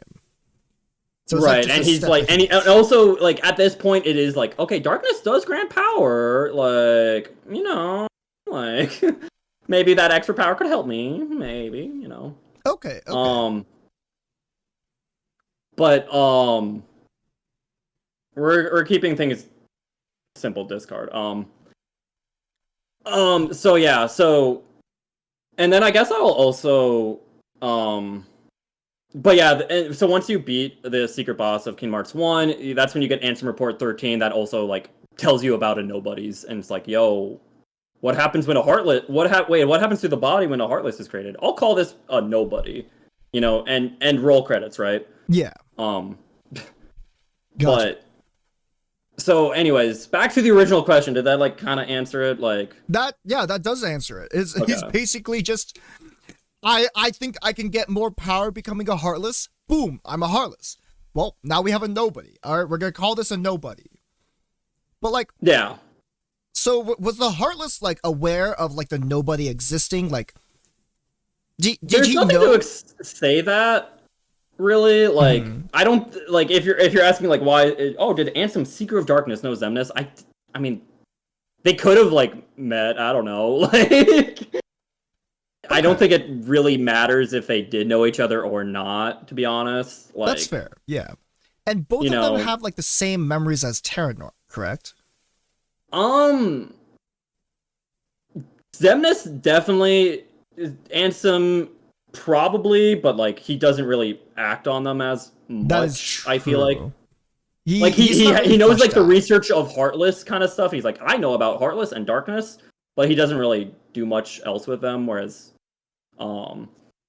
wait, shouldn't Ansem Ansem the Heartless know about the Nobodies because of like he invades Riku, right? And then in Recom, Riku with the Ansem Darkness in his heart goes to see the Nobodies in Recom and Chain Memories of Castle Oblivion. So I'm assuming that he knows that Nobodies exist, although Riku did not see like I don't know. He I feel like he barely mentions them, to be honest. If I don't quite remember. There's just like, not like a whole interaction, right? Right, you know. I do remember in a lot in like, you know, Chain of Memories, like a lot of the Nobodies are like, wait, why does he smell like the Superior? You know, the Superior being Xemnas, and it's like they're kind of like hinting like, hey, why Ansem smells like Xemnas? Interesting, right? It's because they're the kind of the same person. So and Ansem's like piggybacking on Riku, so yeah, okay. But I don't know if like Ansem ever like directly like I don't know if he ever like directly is like, yo, look at those Nobodies. I don't know. Okay. Right. That answers that question for that. Either way, though, they essentially had different goals. You know, Xemnas was like, okay, what if I use like gathered enough Heartless, or like if Keyblade slays enough Heartless, I can make a Kingdom Hearts that way. And Ansem's like, yo, I'm gonna steal Maleficent's whole shindig again. You know, so they had different approaches to Kingdom Hearts. So it's like maybe that was also part of Terranor's plan of being like, yo, if I have like two different plans try to make Kingdom Hearts at the same time, like maybe, you know. Okay. One of them's sure to work, right? Sora can't stop them both, trust. Alright, so Org 13. I feel like Org 13 was kind of weird because Roxas came into the picture much, much later. compared to like all the apprentices, right? So I have a lot of questions regarding Org 13. Why is it called Org 13 when Roxas didn't exist? Why would they be like Org 12, or like did they update their title? I mean, if you remember in Chain of Memories, they did call it. All they did was call it the organization. Okay. I don't think they ever called it Organization 13 in all of Chain of Memories. The first game you know about them, right? Yeah. And you know, I'll be honest, I'd have to double check. I feel like the only ones who ever call it Organization 13 are like Yen, Sid, and Sora and like Mickey. Like, so this is not their thing. It's like I don't know. Like I could be wrong. I could be wrong, definitely. But like I'm trying to like, do they ever call themselves Organization 13? Like I'm not really sure. But that at all. But yeah, like I don't know. I might be like just misremembering, but I'm like, huh. But yeah, it's mostly just because 13's a cool number, and that, you know, you got to make the cool new villain group a cool number. Okay. Serena says this is just a reference to the prophecy. Deck Devil says maybe it's just a foregone conclusion. The closest thing we have is that the prophecy specifies 13 darknesses. Okay. Yeah. We'll get into that more later, but yeah. So that might be like a bit of a prophecy thing, and also I guess, to re-clarify, like, the organization also, yeah, like you said, did just start off with, like, essentially 6 members, you know? Mm-hmm. It didn't get a lot of them till... It slowly built them up over, like, you know, those, like, many years, but yeah, it started off just, like, 6, right? So they didn't get updated to Organization 14, right? They never called themselves 14, yeah. Okay, so, like, she just never mattered. Right. Well, the thing is, her name is Xion, right? And like, she's not really a nobody because, you know, of how she was created, but like, yeah, she's like the technically robot. Her real name was, you know, if you take out the I, the X is number I, as in an imaginary number, as in she's imaginary, as she's not part of the organization. Gotcha. Okay, I do remember that. So, yeah. All right. But yeah, the simple answer is, I think, is because 13's a cool number, bro. All right. This was Chain of Memories. Yeah. All right. Beginning of Chain of Memories, there's the brown hooded guy. Who the fuck is that? So I feel like you might be misremembering a bit. I'm pretty sure that brown hooded guy only appears in KH1. There's a black hooded guy in like at the beginning of Chain of Memories. You know, like kind of like in the when they're outside and like on that like wilderness path or whatever. Oh, like the fields. Okay, so yeah, the fields. That was a black hooded guy. The brown hooded guy was from KH1. Okay, who's the black? Do you want to know who that is? Sure, I'll listen to both. Who's the brown hooded guy first? Okay, the brown hooded guy. To keep things. There's a bit more to it, but to keep things, again, game by game, simple as it is, that is Ansem, Seeker of Darkness. Okay. And, like, he's also the guy that approaches Riku. You know, Riku runs away crying like a baby after you beat him up in Hollow Bastion, right? Yeah. So, you know, and this brown hooded guy approaches him, and he's like, yo, but, like, what about darkness? And Riku's like, I guess, you know, and then Riku's now possessed by Ansem. Yeah. Okay. So this guy's Ansem. Do you want more information that's kind of spoilery, or? Well, does it delve into like Dream Drop Distance or like Kingdom Hearts 3? A little bit of both. You know what? Actually, you know what? I think it explains it. Let's just have you play Dream Drop Distance. Actually, yeah. Okay. Fair enough. I'll keep it to that then. Okay. But the short of it is brown hooded guy is Ansem, the Seeker of Darkness. Being a weirdo. Okay. The black hooded guy at the beginning of Chain of Memories is just Marluxia. That's just It's Marluxia. just Marluxia. Okay. Yeah, so, he's just been like, yo, Sora, I think you should go to this castle, bro. Like, so I why definitely did don't they have want bad him to plans go for you to the there. castle though? Like, why did I think it's Marluxia to specifically? like Marluxia's whole plan was to use Naminé, mess up his memories enough to be like, hey, Sora, you're like gonna work for me now, right? Because your memories say you should work for me, trust, right? That's was like his whole plan, is to have Sora be like a giant, awesome warrior working for him. But they to knew betray that They knew organization. that Roxas existed, though, right? Yes. So, like, why would they want to like control Well, Sora? when they already Marluxia have wanted to Roxas? betray the organization. Okay. So, but like, Um, why get Sora when they have Roxas? Well, because Roxas, I don't know, he probably didn't think Roxas would work with him, you know? Like, they Okay, knew that's each other for like 2 weeks at that point. Mhm. And he's like, well, you know, I have like this like this woman, like I kidnapped this woman that can like control his memories, you know, might as well just use that to my advantage, kind of thing. Gotcha. Um, Okay. But that's like why Axel was there. You know, Axel's whole shtick in Kingdom Hearts Chain of Memories was be like, I have to eliminate the traitors, and he's going around killing everyone. Mhm. So because like Marluxia and Larxene together were like, yo, let's betray the organization. We'll use Sora, and he'll kill them all. Trust.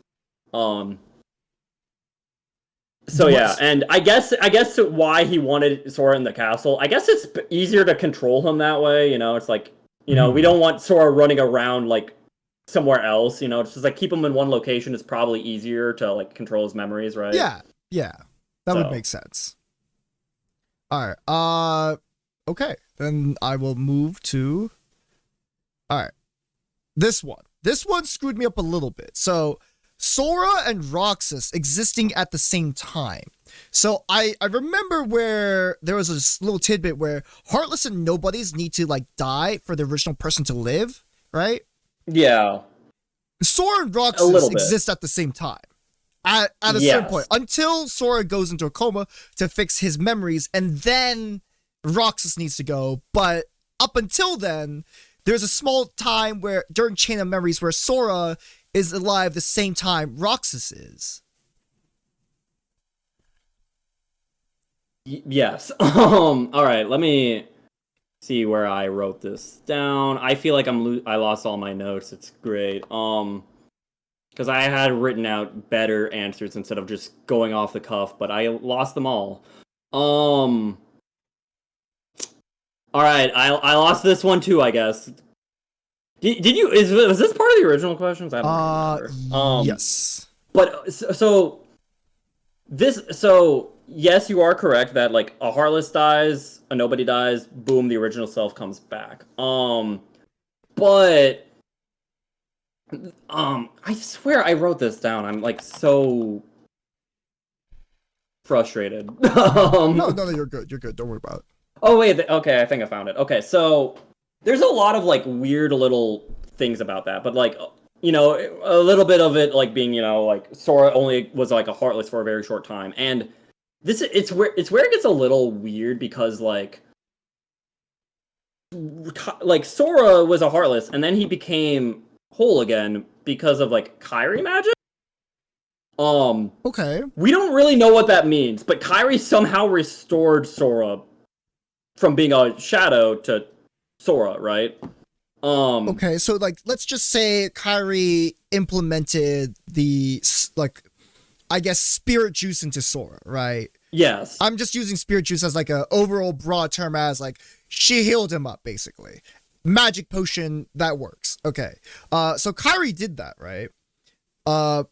Then if that happened, why does Sora need to like why does Roxas need to disappear for Sora to wake up if he has Kairi magic? Sora essentially started be able to continue being himself because of Kairi magic. Yeah. Is, I guess a good way to put it. Because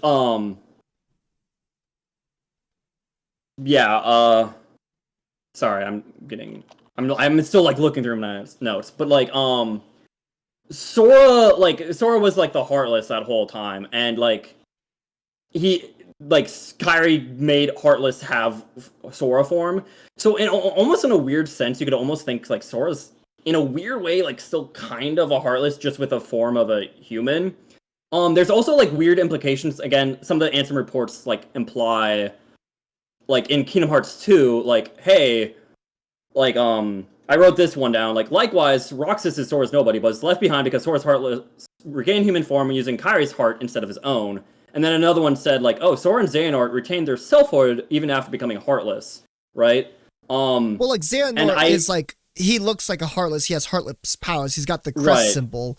Sora just kind of stays like Sora. So, yeah, but it goes on to further explain. It's like it's almost implied because they did it. There might be some weird implication because they also did it willingly too. Like Sora and Xehanort are, and I guess technically the apprentices, but they never say them. But like, there is some weird. Maybe they kind of like try to be like, hey, maybe there's something special about like willingly becoming a heartless, right?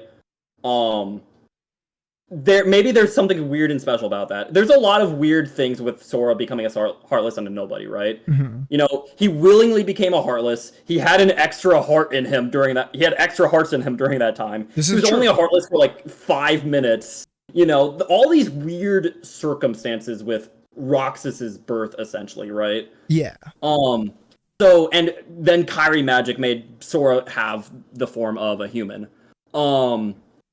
And so to answer the question of like, oh, well then why did Roxas need to go back? I think it's mostly that has to do with Naminé of like, Naminé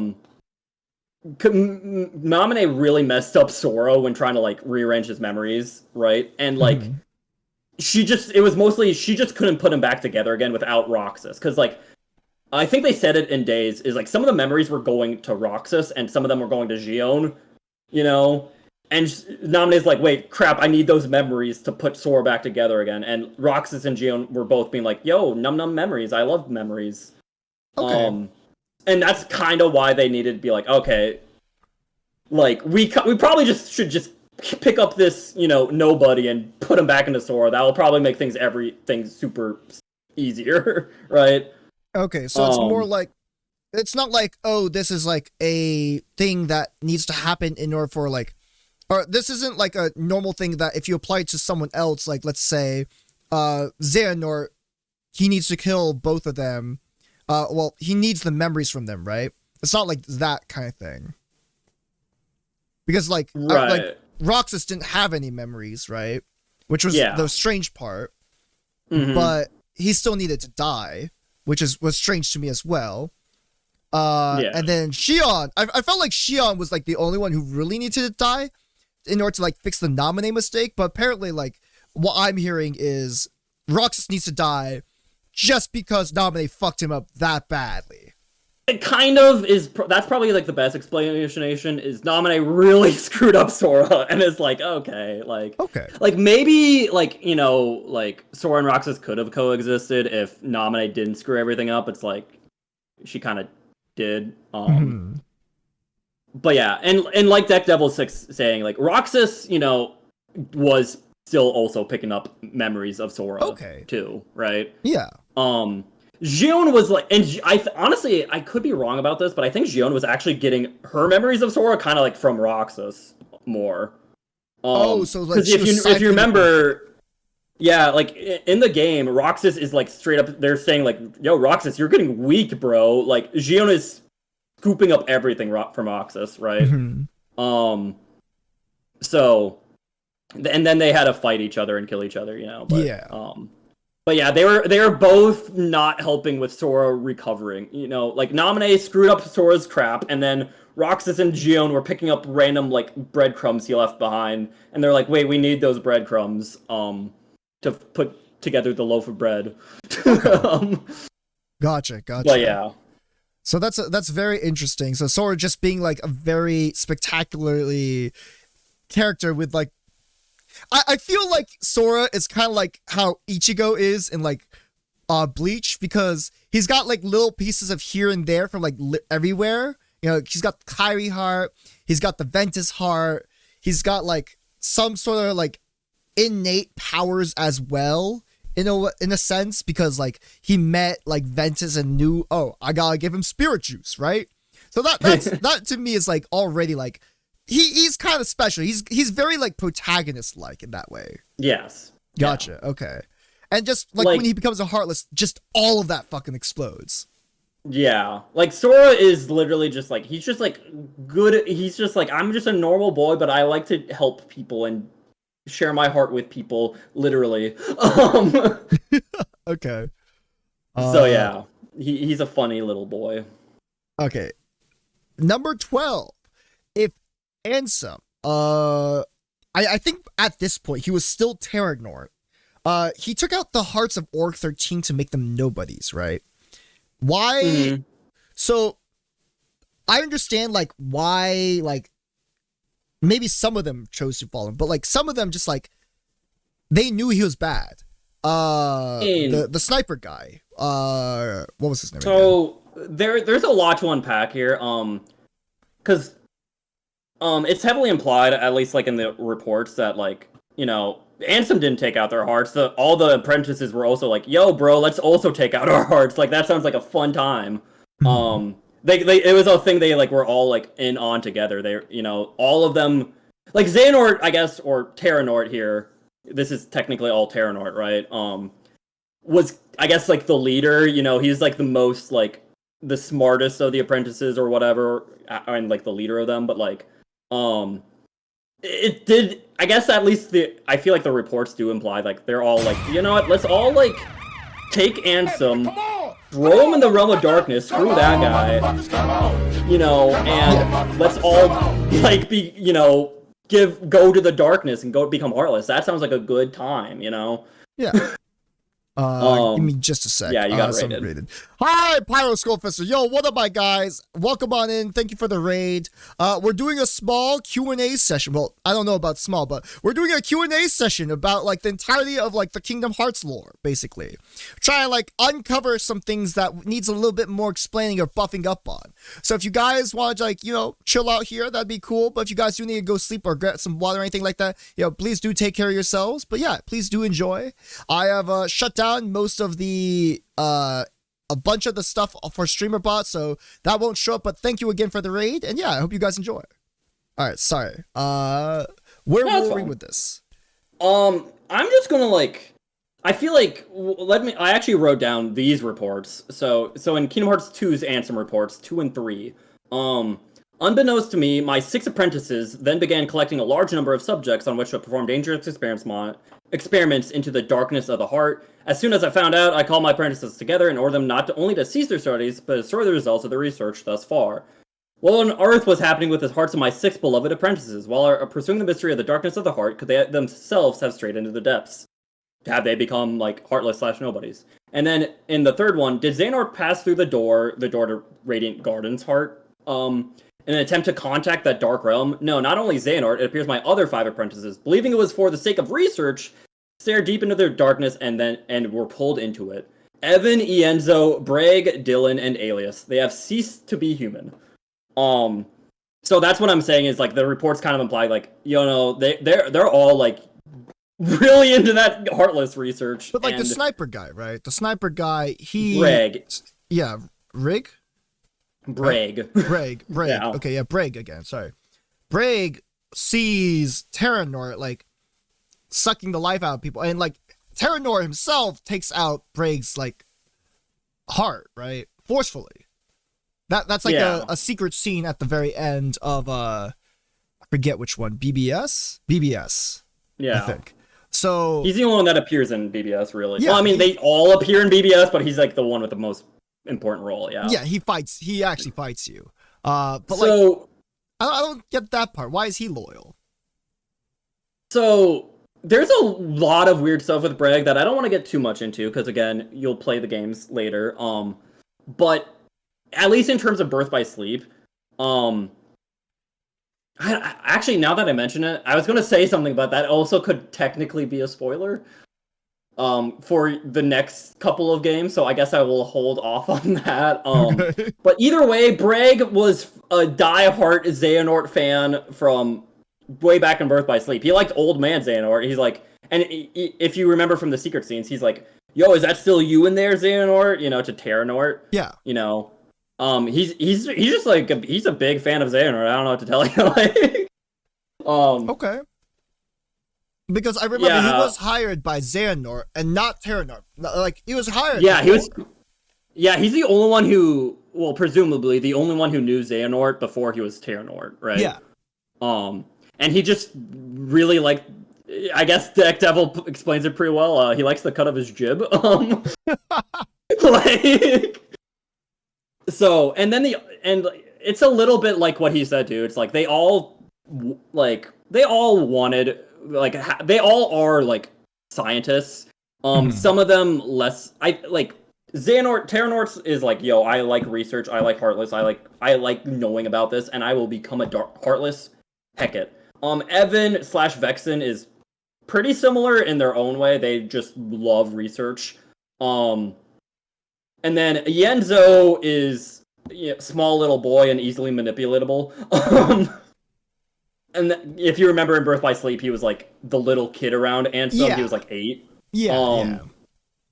And then, to be honest, for Dylan and Alias, or Lexius and Zoldan, we know like the least amount about those at all. They were just like the bodyguard. They felt like more like bodyguards in Birth by Sleep than actual like scientists, but I guess they were also scientists. But they just got picked up, right? It's because like Axel's not like a scientist necessarily. So yeah, Axel and Sayax were not the apprentices. Yeah, but they did show up. In they BBS showed up as after everything. Yeah. But like they were not a part of the original 6. They came later. They aren't like the apprentices that like I don't even know like it's. I don't even know like.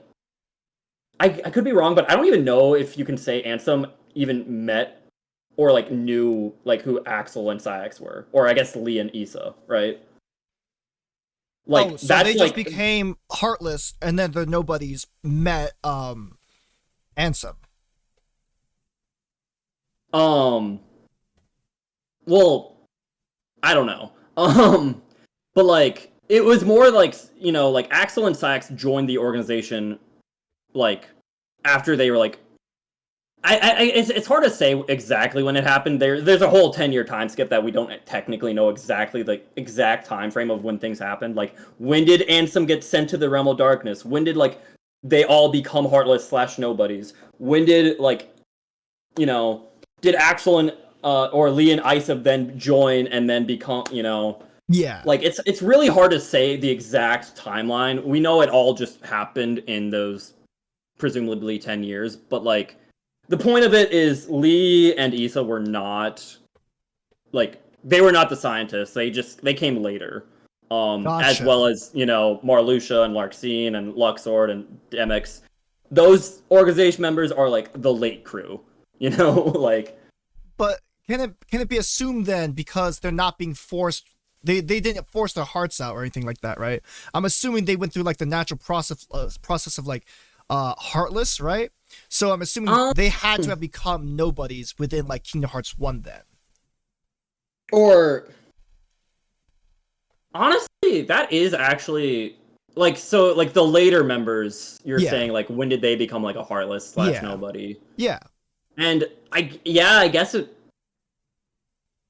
it's hard to say. Like it's like again, there's a giant time frame. We don't really know exactly what happens, but it's like and it's like we don't like I might be forgetting about some Ansem reports, but I don't think there's ever been like stated I guess their whole process. Honestly, especially like characters like Larxene, Marluxia, Demix, Luxord, like we know very little about, honestly. Yeah.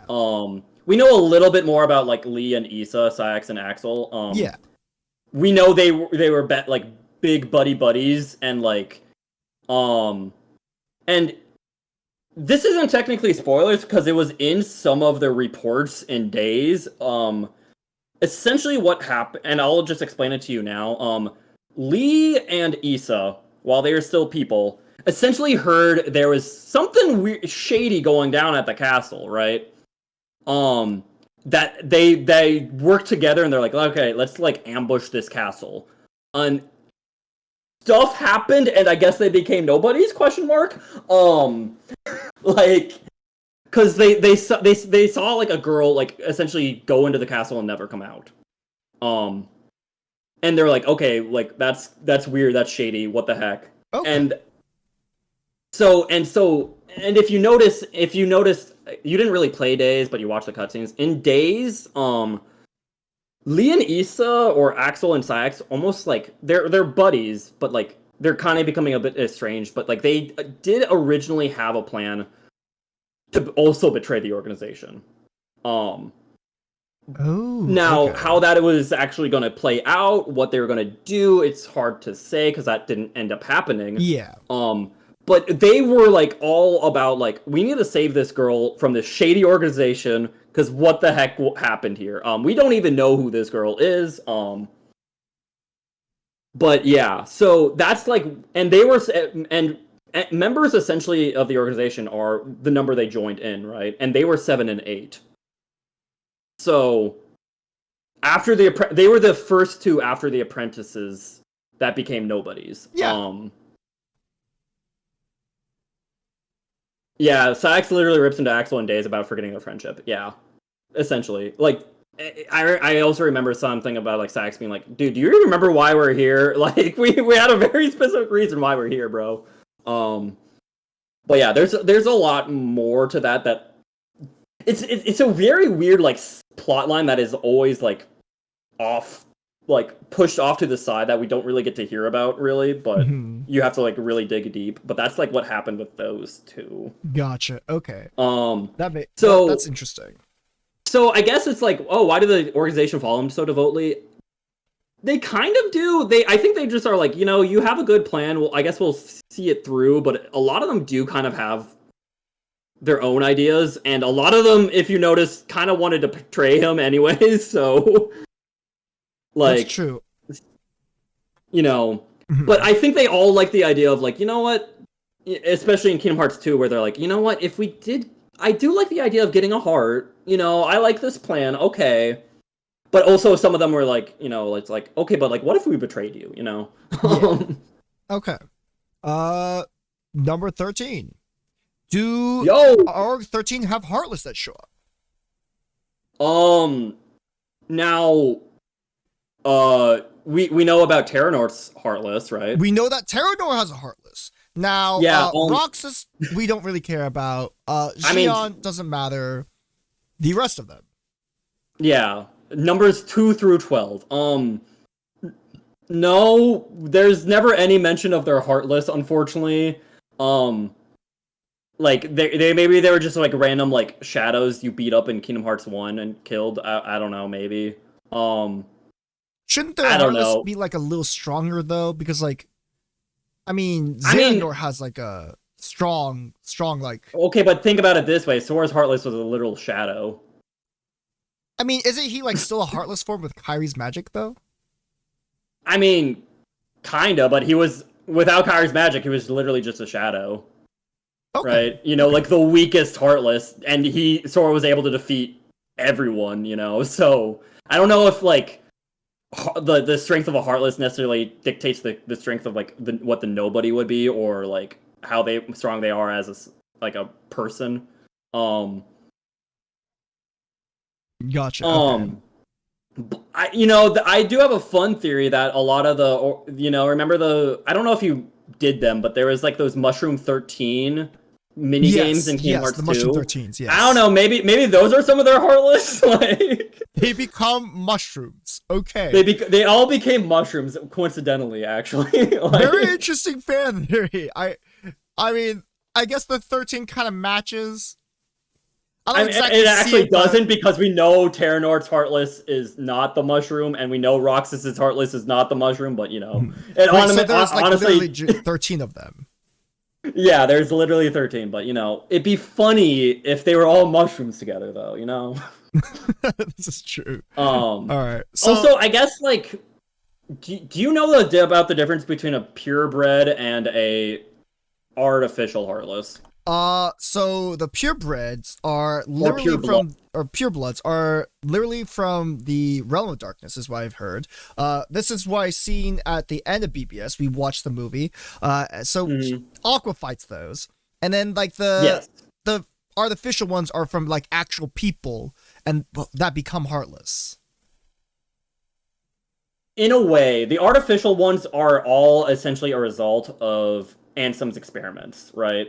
Oh, you know, Ansem did in a way, like obviously not directly, but like they didn't start existing until Ansem started doing experiments, right? Yes. And the way to tell them apart is all the purebloods don't have actually the heartless symbol, you know? Like Shadows, Neo Shadows, like they don't have a heartless symbol. All the ones that you see with a heart, like the symbol, I'm pretty sure are the artificial ones. Okay. Yeah. I guess that was just something I want to make sure you like knew about, but yeah. Yeah. All right. But yeah, so I guess getting back to the question is, I don't know. We don't really know them. Maybe they'll in the future they'll be like, yo. So, anyways, this is the heartless they became, but I doubt it will matter. All right. We got next question. How does Diz Ansem help Mickey and Riku out of the darkness? Like, it said that he gets the power somehow, right? But like, he meets Aqua, right?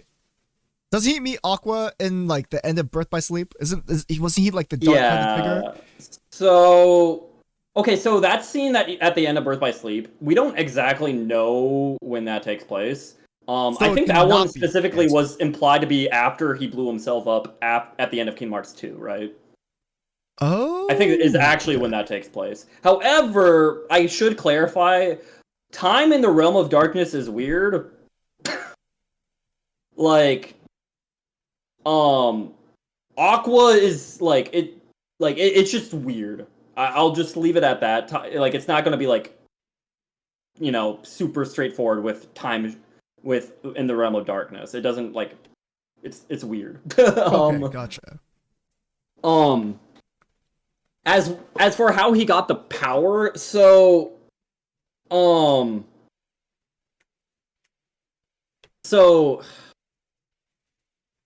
there is actually a report that actually talks about this too. In Kingdom Hearts 2's report 6, the moment I stared straight ahead with a calm heart, neither rejecting darkness nor fearing it, I gained a newfound power. A superhuman power, the power of darkness. It is likely Xehanort and the others were enraptured by this power, eventually becoming its prisoners.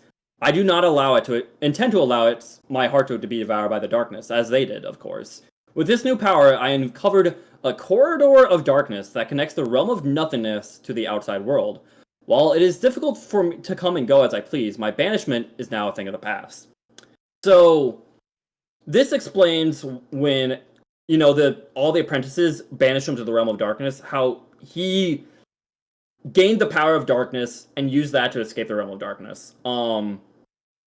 And so he has the power, those corridors of darkness you see throughout the series, right? That lets you escape the realm of darkness. That lets you. They're super powerful, convenient things. So it's more like convenience sake, those kinds of superpowers. A little bit. And there's also in Report 11, whenever a world disappears, some of its inhabitants must arrive here through these corridors. Surely Sora traveled there through these same corridors of darkness when he first came to Traverse Town. It seems my friend, fighting in the realm of darkness, appeared in Castle Oblivion through a corridor of darkness constructed by Organization 13. My new ally Riku also affected his return via one of these corridors. So his friend in this case is Mickey. Oh, okay. So it's like a weird combination of like, you know, he's trying to help them out, but also Mickey's connection to Riku, like kind of helped drag him out to be in that specific location kind of thing. Gotcha. Within Castle Oblivion. But yeah, it's because essentially it boils down to Diz can use Corridors of Darkness. He wanted to help them out. He thought he could use Riku, and then Mickey went along for the ride. Okay. Well, that's pretty self-explanatory. Okay. 358 divided by 2. This one's the Woozy, I think. The Woozy? The Woozy. Alright. How is she on me? So, this one's like, I just want a confirmation, really. So, I know she's like Robot Riku from Recom, but with like memories. Yeah. Is she made like is she made directly as soon, like while Robot Riku's being made? Like, who comes first? What, like, where in the timeline is this basically? I'm pretty sure she's. I'm trying. I'd have to replay Days because, like, I guess so. Because Vexen is responsible for making the replica of Xion. So I think Xion does appear before he goes off to Castle Oblivion, and he makes replica Riku during Castle Oblivion. Yeah. So I believe she came before replica Riku. Like there are scenes in Recom where, you know, Vexen encounters Riku. He's like, okay, while I was fighting you, I captured some of your data, and then he's like, all right, now I'm gonna make a replica Gotcha. Riku. Let's go. So if he made Xion first, is Xion like more of a replica of Roxas than it is Sora? It's like a little bit of both, a little bit like, Because then he This meet is like where- only like before he went to Castle Oblivion, he didn't meet Sora, right? he didn't meet Sora, but he knew of Sora. Like, everyone in the organization knew of Sora in a way. You know, they're like, yeah, he's the guy with the Keyblade. And, you know, they all, I feel like throughout the game, they all, like, insinuate, they're like, oh yeah, Roxas, yeah, the Keyblade, I wonder who's nobody you are, weird, you know? Like, they have the idea of, at the very least, the idea of Sora is like, well, you know, there's a guy with a Keyblade that, you know, is kind of helping us, but we don't like him, and here's his nobody. Or, well, here's a nobody with a Keyblade. I'm pretty sure they're connected, you know? Gotcha. Okay. And, like, so remember how, like, Xion is a very weird case, and it's like, yeah, it was mostly made from the memories of Sora, but, like, you know, some of them got transferred to Roxas, and, you know, she just was, like, scooping those up and scooping up some of Roxas's powers. But there's also, like, bits of, like, I don't think they actually show this in the movie, so you may not have seen this. Xigbar at one point gets in, like, in a little, like, scuffle with Xion. Okay. And the face he sees is Ventus's. The part you probably do see in the video, in the, like, cutscenes, is a lot of people view Xion as, like, a puppet with, like, out a face. They don't see a girl's face, right?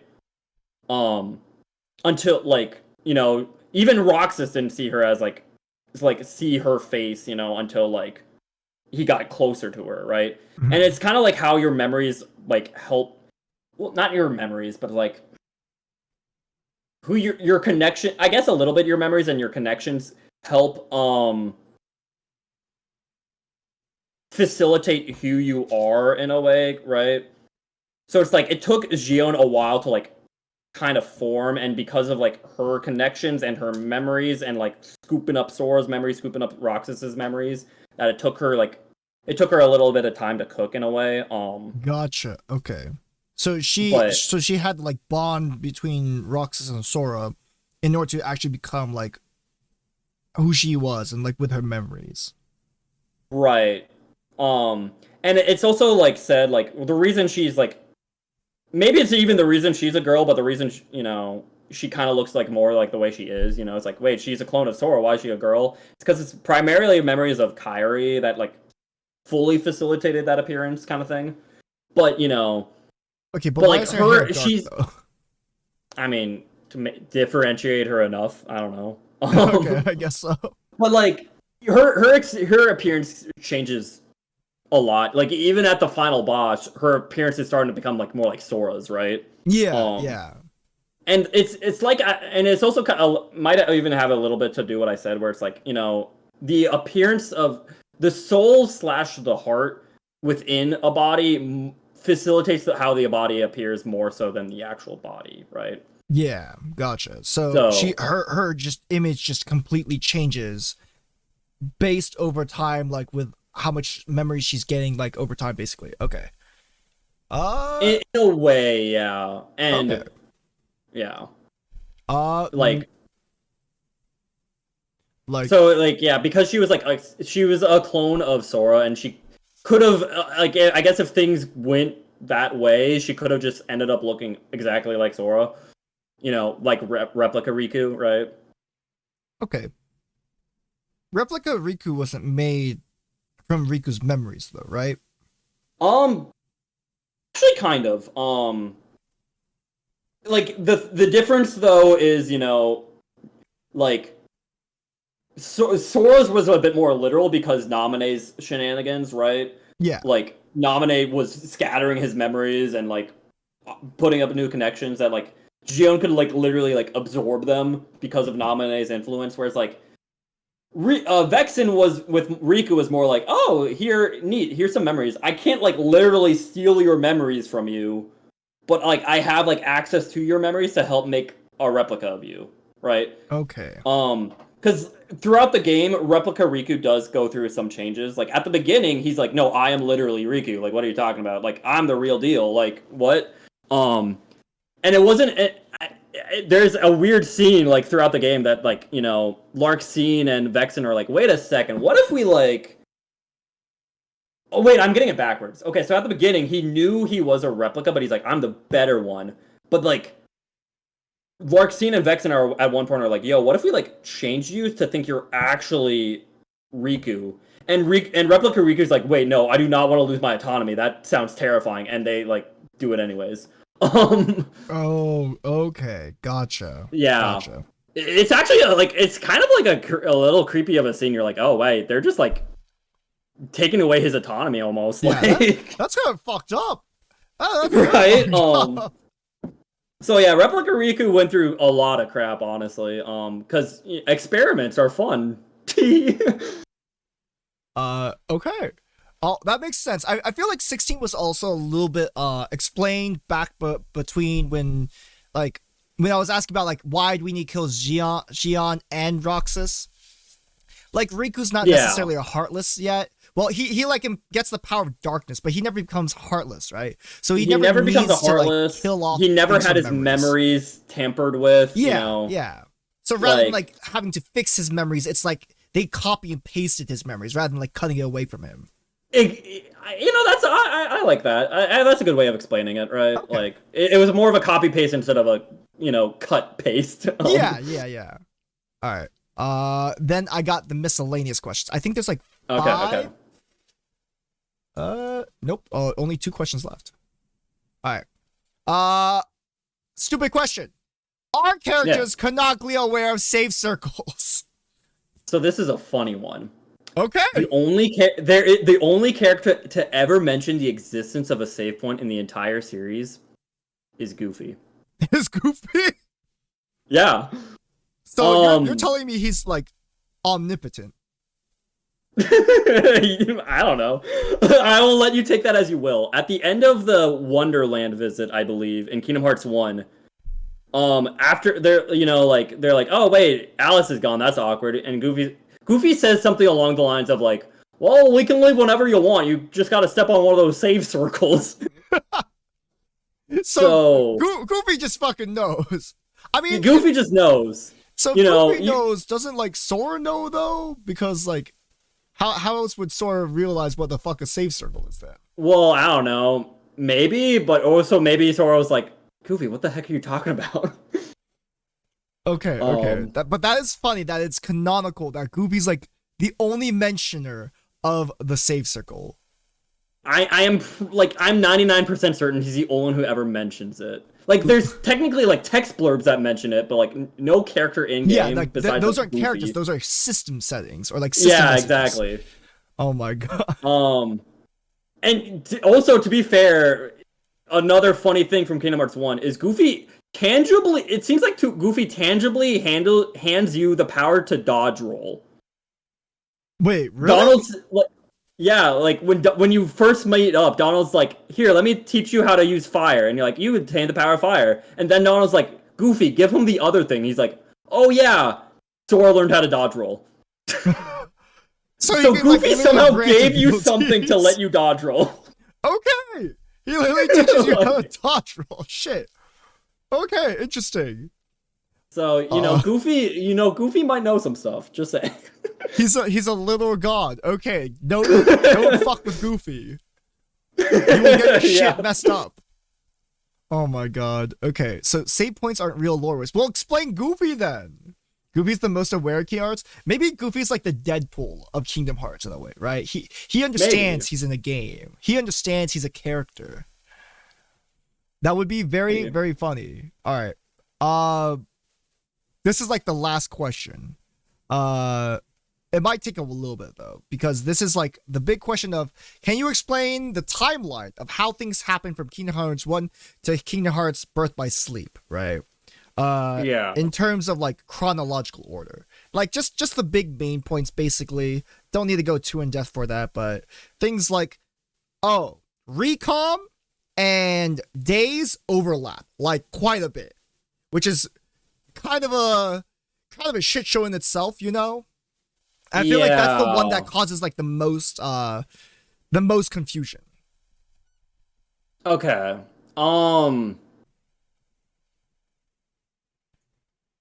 So I saw this question and I did my best to give a very scuffed timeline. So you can put this here, and you'll point to like different segments here and tell me what you want me to like help explain in between, I guess. How about that? Yeah, I'm just gonna open this browser. That might be easier, Yeah. All right, so at the very front, we have Xehanort and Arrakis are friends and train together. Xehanort says he's going to pursue Kingdom Hearts and scars Arrakis. Yes. This all happens before Birth by Sleep. There's like a nice little flashback. Xehanort's like, I like evil. Wait, what? Like, what do you mean? By Kingdom Hearts is Arrakis? interesting. What? What do you by scar Arrakis? Is it like a literal scar, or is it like? Yeah, like the scar on his face was, Arrakis is like, I should like, bro, don't do this. That sounds crazy. And he like raises his Keyblade, and then like Xehanort like counterattacks, and just like he's like, shut up, bro. And then that's where the scars on his face come from. So they're still like buddy even though after that though. That's like the funny thing, and a lot of people like are like, dude, Arrakis, you okay, bro? Like literally like a year ago, before the events of Birth by Sleep, this guy gave you scars on your face and said he wanted to like start a Keyblade war. And now you're buddies with him again. He's like, yeah, I mean, I wanted to give him another chance, I guess. I don't know. Like, okay. Interesting. Interesting. Yeah, it is kind of funny.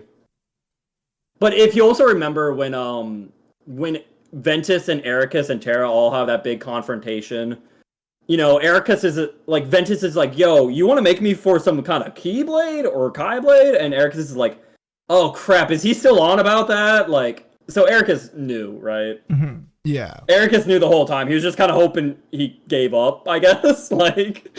Okay, gotcha. The only genuine explanation as to why Arrakis is cool with Xehanort is after that shit is unironically toxic yaoi. Take that how you will. I'm not explaining shit. Okay, thank you, Deck Devil. That is actually one thing I didn't actually look too much into. Dark Road is another mobile game that essentially explained Arrakis and Xehanort, like at their childhoods, essentially. So I actually don't know too much about it, but from what I can tell, yeah, toxic yaoi.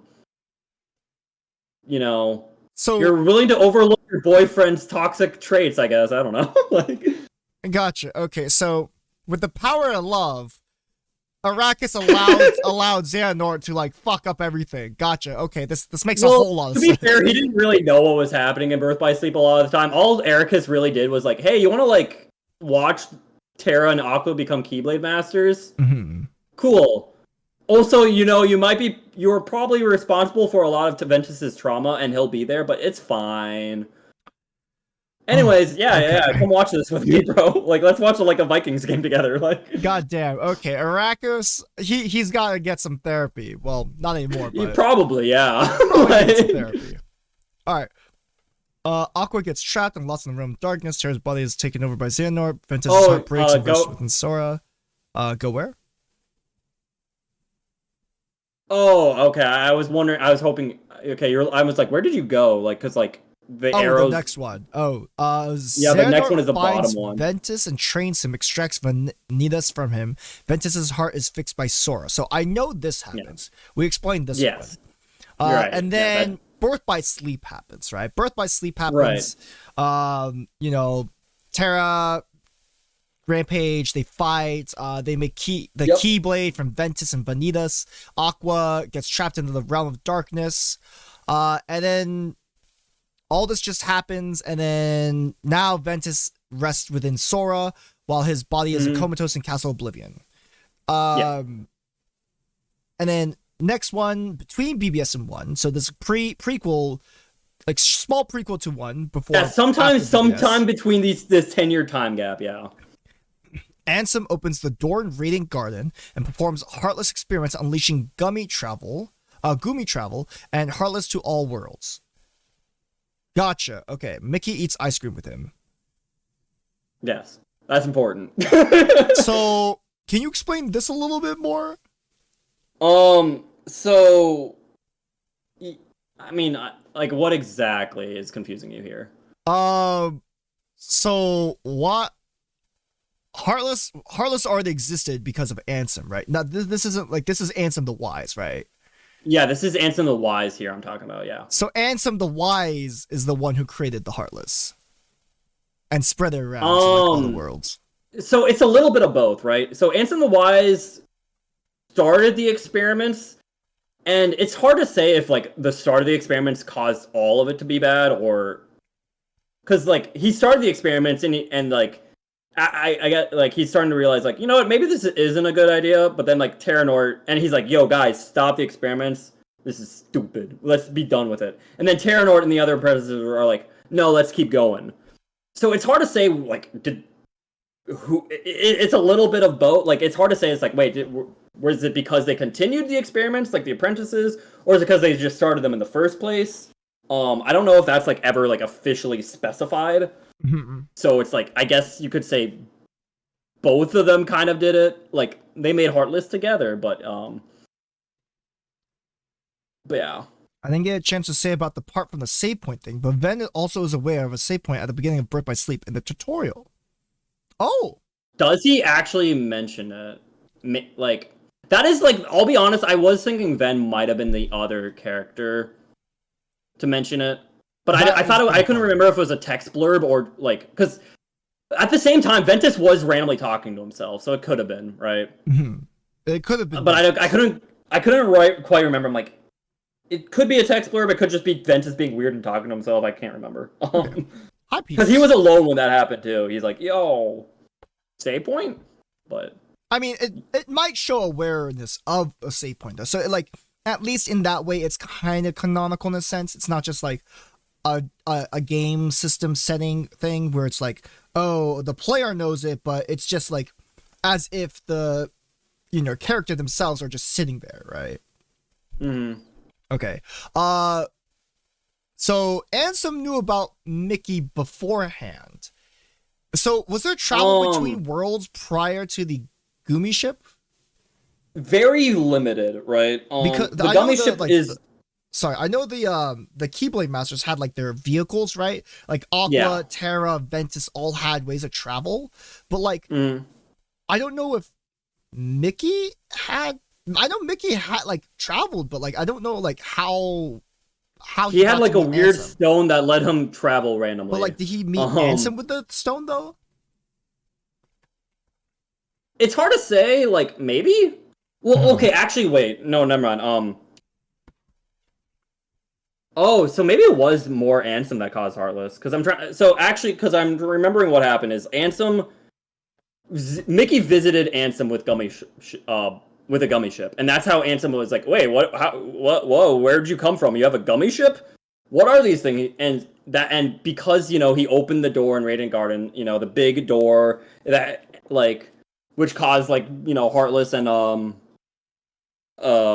gummy ships, and it ruined the world borders, I mean, like, so I guess he did that, He started his experiments. Mickey came to visit him, and to be honest, I think it's partially because of Mickey that Ansem was like, maybe I should stop these experiments. And then the apprentices were like, never mind, we're gonna continue. Gotcha. Okay. But yeah, right. So he had ice cream with him after the Heartless and Gummy Ship started existing. Okay. In Kingdom Hearts 1, Keyblade of the Realm of Light decided Riku sucks and Sora inherits it. Okay. Ansem destroys worlds. So this Ansem is the Heartless Ansem.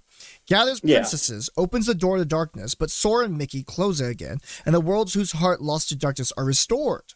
So we all know this. This one's pretty simple. Yeah, that's just the plot of KH1. Yeah, that's just plot of KH1. In Days. So in Days and I know they overlap a little bit. When Sora stabs himself, so becomes a Heartless in Kingdom Hearts 1, both Roxas and Naminé are created. So why is Naminé created? I thought she was just like a witch that like she was like kidnapped. She is Kairi's nobody. She's Kairi's nobody. Yeah. So how that works is because Kairi is a Princess of Heart, so she can't have a Heartless. That just can't happen. And her heart was like holed up in Sora's heart through KH1. Okay. But when he stabs himself, he created his own nobody because his heart's go into darkness, and like the body and whatnot. And that also releases Kairi's heart from in him as well. Yes. And so it's like Kairi, if she had darkness in her heart, would probably have also created a Heartless there, but like she didn't, so she didn't. But she made a nobody, and that's why that's also probably why Naminé is so special, because she's like Kairi's nobody, but like made from Sora in a weird way, right? Mm-hmm.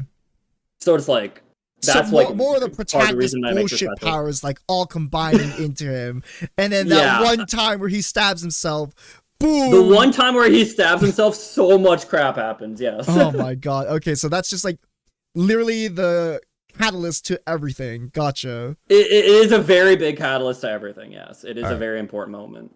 Xion is a replica. Wait, no, that's... yeah, this is Stay Still. Xion's a replica made using Sora's memories. Half the organization go to Castle Oblivion to investigate. And also they are suspected of being traitors. Okay, so in Days, they are the ones suspected of being traitors. I know Axel goes to like clean it out, and that's why he leaves out. Yeah, so Xemnas, I don't know if it was Xemnas or Saïx or someone is essentially being like, someone essentially alludes to it in Days that they're like, okay, they wanted to explore Castle Oblivion, but they're also like, okay, Axel, take out any of the traitors there. We know there's going to be traitors there. Maybe everyone, maybe not everyone, but like kill them, Okay, regarding the Keyblade of Light decides Riku sucks. That's close. The better explanation is the Keyblade of Light came from Riku. Riku fell for darkness as it did, and then it chose the person who stepped up to the plate in his place, Sora. Hence, Riku can actually steal Sora's Keyblade, just like how Sora can steal Roxas's. It was originally designated his before Darkness claimed him, and as briefly shown in 2, Mickey is wielding Kingdom Key D, the Kingdom Key of Darkness. Oh. Yeah, that's like a bit more like thorough explanation. It's also I guess like an interesting fun fact, because like I don't know if I'd really say he can steal Keyblades, but like because like I don't know, that sounds weird, but like Sora, I would almost say it's more so Sora has just nice heart connecting powers of like the because honestly Nomura literally has stated in an interview if I don't know how well you remember the cutscene, but like Sora's like reaching for Riku, right? Yeah. During that time on Destiny Islands, and Riku's being like swallowed by darkness, and then all of a sudden there's like a light, right? Yeah. So Nomura is like, no, that is Sora literally reaching for Riku's heart and pulls out like the Keyblade from there, essentially. Oh, okay. Okay, that's very metaphorical of Nomura. Yeah. I'm like, I can't believe you like actually just like that feels very specific to say in an interview, but I'll try to keep that in mind. I'm like, okay, so that light we see was like Riku's heart, and Sora's like, he didn't do it intentionally, obviously, but he's like accidentally, he's like, my Keyblade. Gotcha. Okay. Then in Chain of Memories, Naminé kills all of Sora's memories, and he has to sleep in a pod after he kills 3 org members. Riku ends up here from the Realm of Darkness and uses this experience of his fate to face his inner darkness and kill some org members. Okay, so a bunch of org members die, and then he then goes on a mission to wake Sora up. By mission to wake Sora up, I'm assuming that's just like killing Roxas, right? Because I know they face off and Roxas like gets hurt, or Roxas gets like Roxas there's a lot fights that Riku. happens. Is kind of in the background of Days. Is like, but like at the end of Chain of Memories, Riku and Mickey are like waltzing along, and they, you know, and Diz is like, "Yo, where are you going, bro?" It not exactly then, but at like some point, probably pretty soon after that, Diz and Riku essentially kind of team up. You know, they team up and they use like with the help of Naminé too, because they're like, okay, so we need to come up with a plan to get like Sora back. Naminé's part of it. Diz wants revenge on all of Organization 13, right? Yeah. Or Ansem, right? Because Yeah. he's like, I hate my apprentices. Sora's gonna kill them all. I'm gonna do it. That is my revenge story. And Riku just wants to wake him up because friends. So the intention wasn't like from the onset to be like, okay, we gotta kill Roxas, because they didn't really know. They didn't know about Roxas yet. Yeah, they didn't know about Roxas yet. They didn't really know that he was needed to be killed to restore Sora's memories. You know, it took them a little bit for like them to really piece that all together. But they were essentially being like, okay, let's like put Sora in a pod, keep him safe, you know, and Naminé will like fill us in on how we can help, kind of thing, right? And Naminé's like, yeah, someone's stealing Sora's memories. It's weird. Like, okay, gotcha. And then in Days Part 2, so this like where Chain of Memories is like during Days. yes. Like During Days, Roxas is like, oh no, where'd all the org members go? And they're like, yeah, well, they went to Castle Oblivion. Keep doing your daily mission chores, Roxas. And then Roxas hears like everyone at Castle Oblivion got killed, and he's like, "Wait, Axel too?" And then Axel shows up one day. He's like, "Actually, I was the only survivor, for no weird traitor killing reason." Teehee. And then the rest of Days plays out. Gotcha. Okay. And it says Xion and Roxas' existence both eat away at Sora while his memories recover and prevent his recovery. So they must die for Sora to wake up. And they do die. This is true. They die. Actually, Blade actually did a good job. I don't know why I always forget about this part, but yeah, that's when Roxas fell into a coma. Was because Chain of Memories. Oh yes, Roxas falls into coma. That's right. I remember there was some overlapping stuff. So Roxas falls into coma because of Chain of Memories. Is Roxas asleep when like? So why does Roxas fall asleep again? Why does he go into a coma? I guess it's just like weird connection to Sora of like, oh crap, like Sora fall asleep, I must fall asleep. I don't know. But like I thought it was like partially like Xion's fault in a way as well. I don't think it's for that reason. Because Xion wasn't necessarily doing anything like. I mean she was like brain draining him the whole time, but like I don't think it was anything like extra special during Chain of Memories, right? Okay. I think it's mostly the coma was more so because of shenanigans happening with Sora, mind breaking because of Naminé. Okay. Sora falls asleep is when Roxas wakes up again. That is something I also noticed. But like there is time when Sora is awake and Roxas is awake. So trying to figure out like, oh, Sora's awake, and then Roxas is awake, but then Roxas collapses, goes to sleep, and then Sora's still awake, but then Sora goes to sleep, and then Roxas wakes up. I feel like that, like, there's like kind of like a mismatch in like this area where like it doesn't make that much sense, you know? Like there should be a better explanation, I feel, but you know, it's kind of hard to like figure out why. Like why I feel like I could like go in because the days are actually placed out in day order in days. I probably could like go back and be like, okay, so this is exactly when each thing's happened. But admittedly, it has been a while since I've played Days, and that's fair, yeah. And the remake cutscene collection doesn't do any of that, so it's hard to tell exactly the exact time frame in the cutscene movie. I'd have to play the game again, and Yeah, admittedly, it's just been a while to give you the exact timeline of like, okay, Sora was asleep for this long, Roxas was in a coma this long, like, it'd be hard. As but Sora's body, generally, Roxas that had is the both general idea of, Okay. is what everyone's been saying, yeah. Okay, that's got it. So it's just like the body thing. People like because he's a nobody, he's like the body. His brain went to sleep. And So like, he Naminé's sleeps. blame Naminé for everything. Heck. Yeah, basically it's like Naminé doing this stuff. Okay, gotcha. Naminé is causing a lot of issues with Sora. Yes. Okay. And then in Kingdom Hearts 2, Sora wakes up. Riku spends the game being emo and hiding from Sora, but also leaves clues for Sora. At some point, his sword becomes a Keyblade. Riku's sword, right? Yeah. Okay. So Riku becomes a Keyblade master. This was known.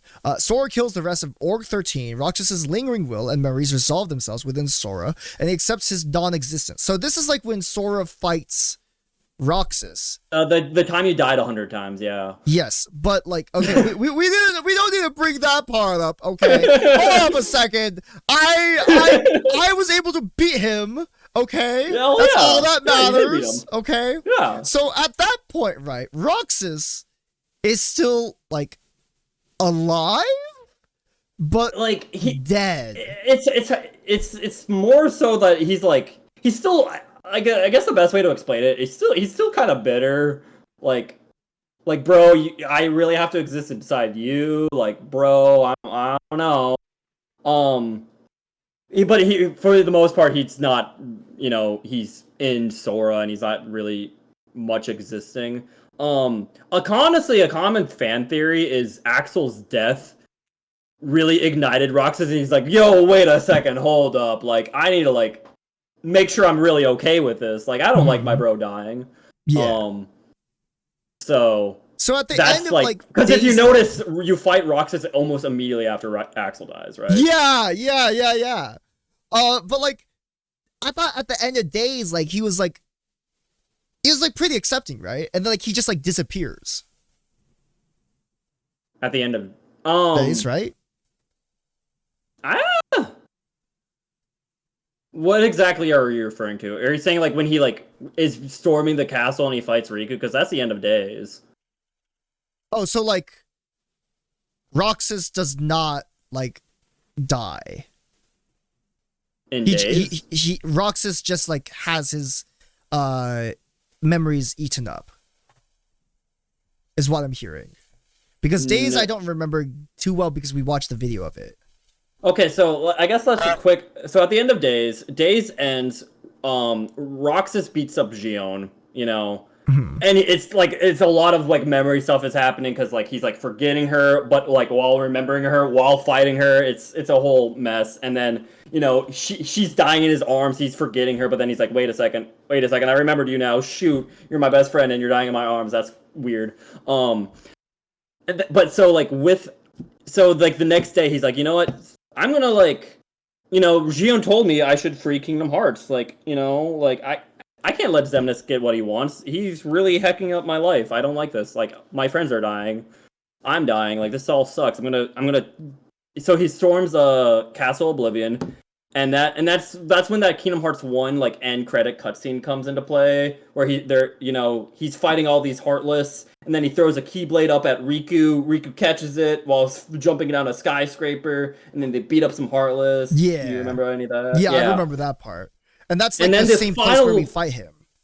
Yeah, that is the real final boss of Days is Roxas versus Riku.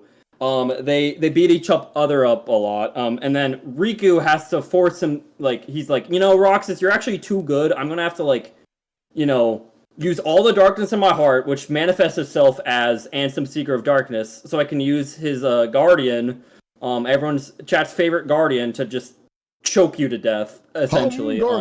Yes. Yeah. And then what they did with Roxas there is Diz is like, all right, so the organization still likes their boy Roxas, right? Like that's how they get their hearts. So I'm gonna like wipe his memories because I can do that. I'm gonna wipe his memories. I'm gonna put him in a virtual Twilight Town. They might come into the real Twilight Town, but the virtual one, So this is where so Recoded comes in. No, this is the start of 2. Oh no, so 2. Sorry, 2. Yeah. Okay, so this is started too.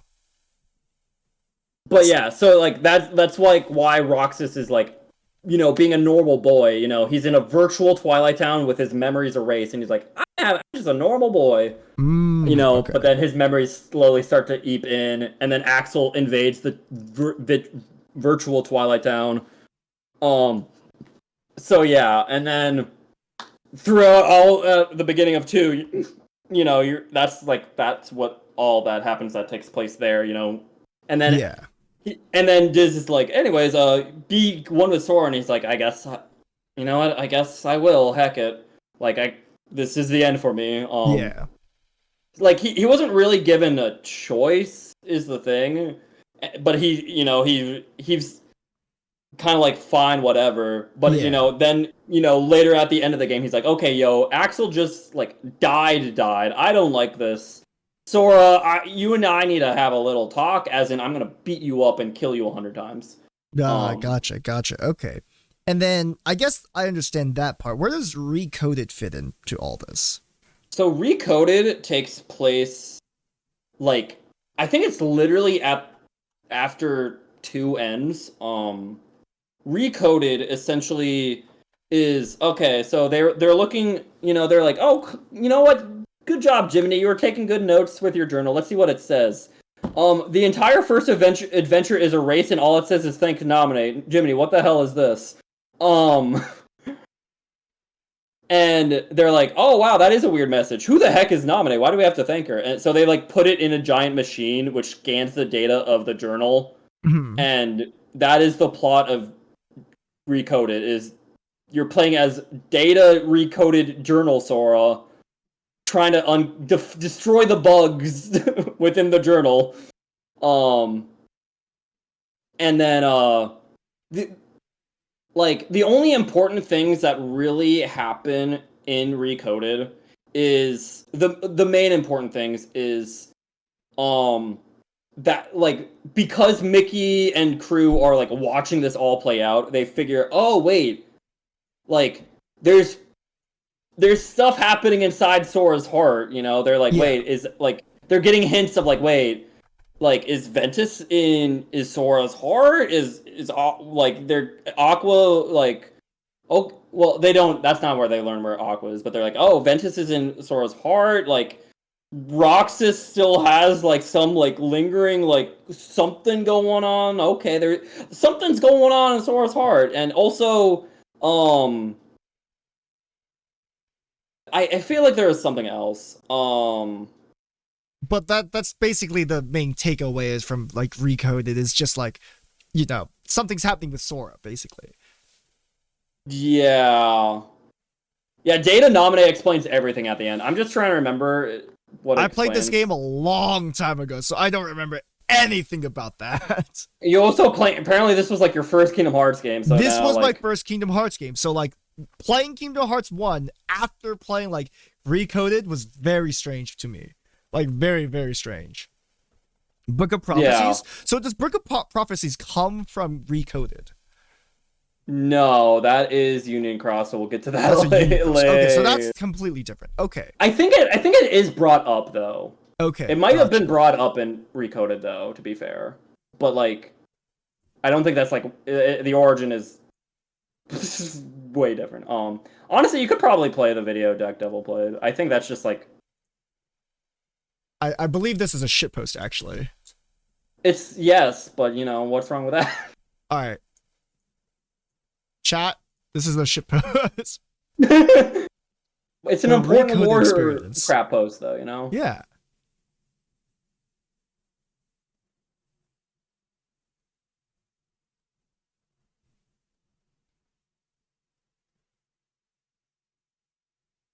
It's first mentioned Recoded. Okay, that's what I thought. I'm like, wait, I think it was mentioned, yeah, but I don't think it really mattered much. But she thought Jiminy's journal was a book. Oh, right. That's starting to come back, yeah. Ho's mad!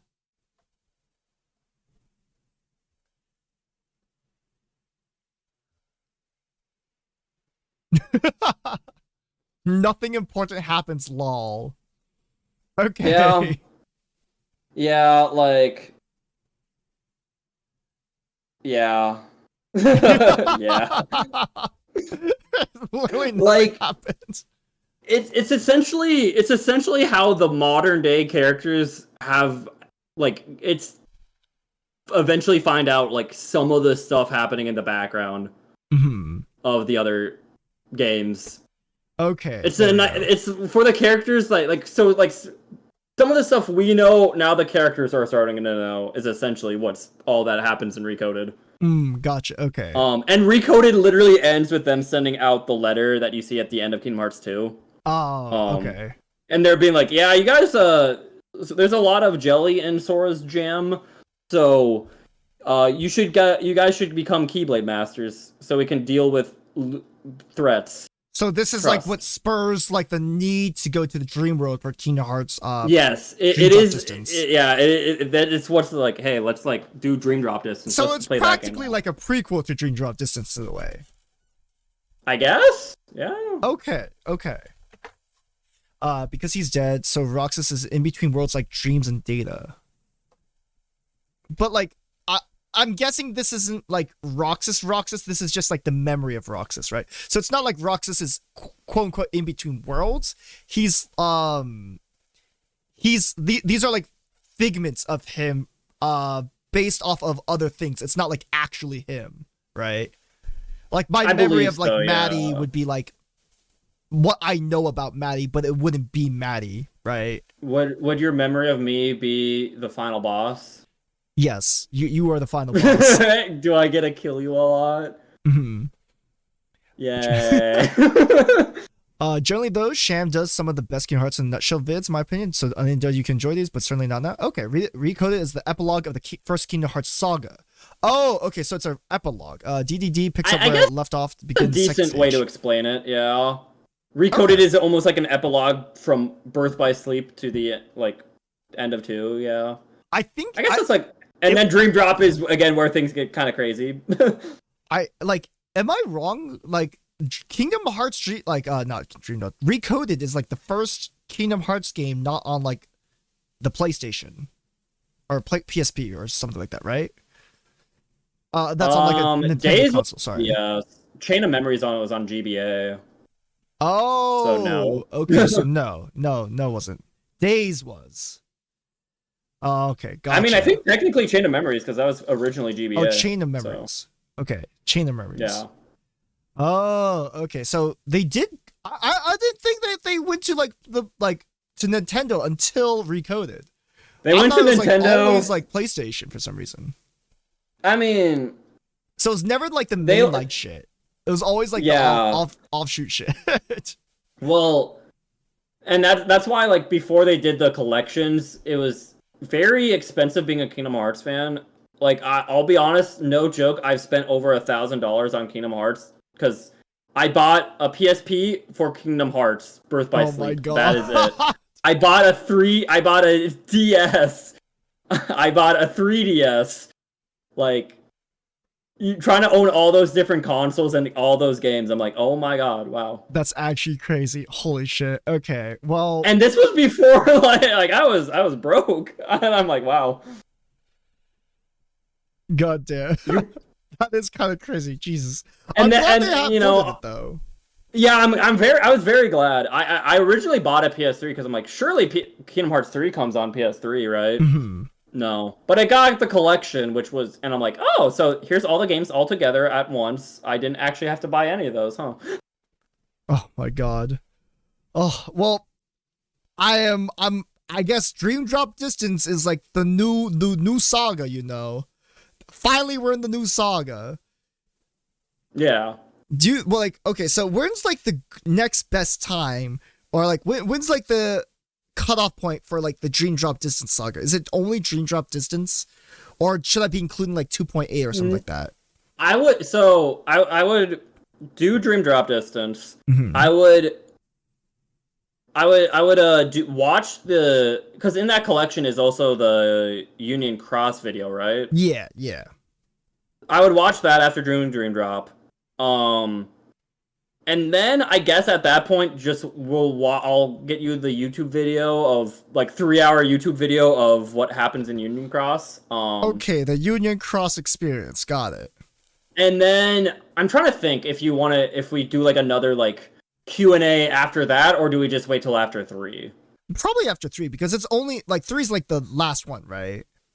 Well, there's Melody of Memory, which is also there. Probably not gonna care for that. Why? It's a rhythm game. Well, I mean, stuff still happens.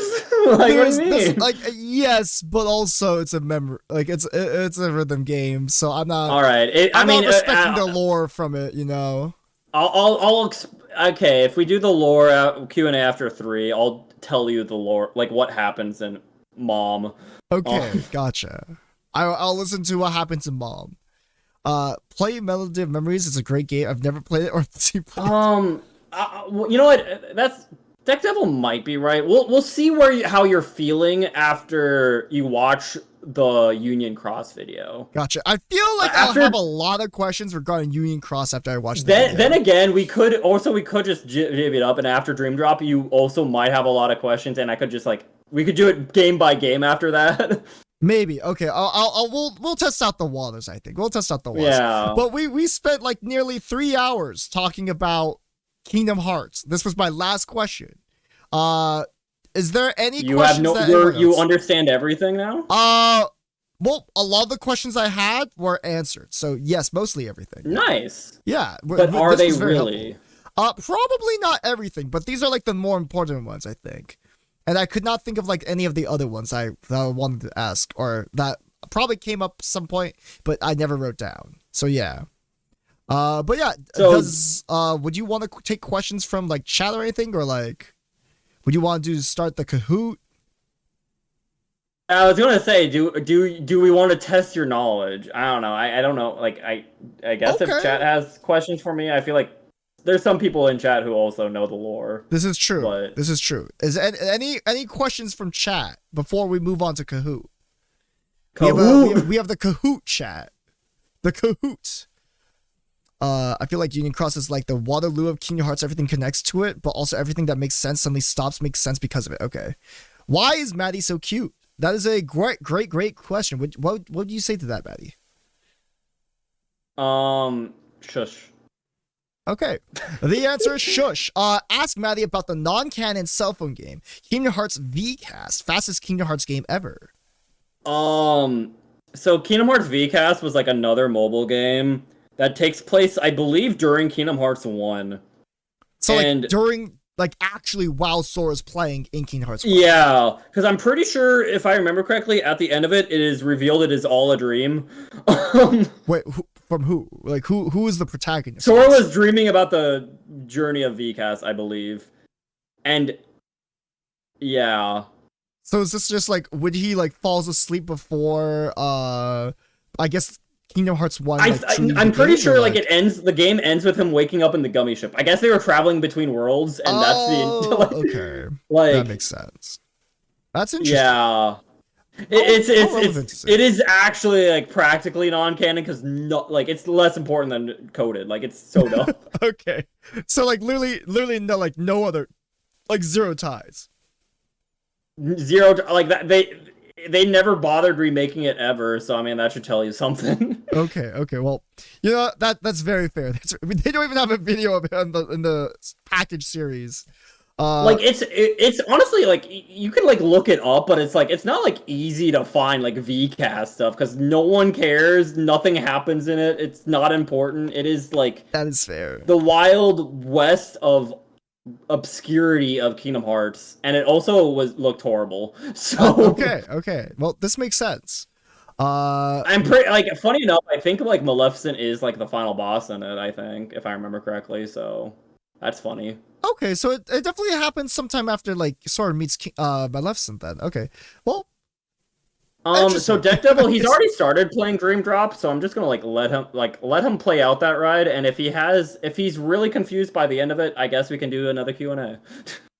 I will probably. I don't know. I feel like I'm grasping most stuff in the Dream Drop distance stuff for now. It seems pretty. Because you're not at the end yet. Well, I'm not at the end at all. I'm very, very up at the very beginning. So I have barely scratched the surface of Kingdom Hearts lore in Saga 2 right now. Yeah. All right. Let's see.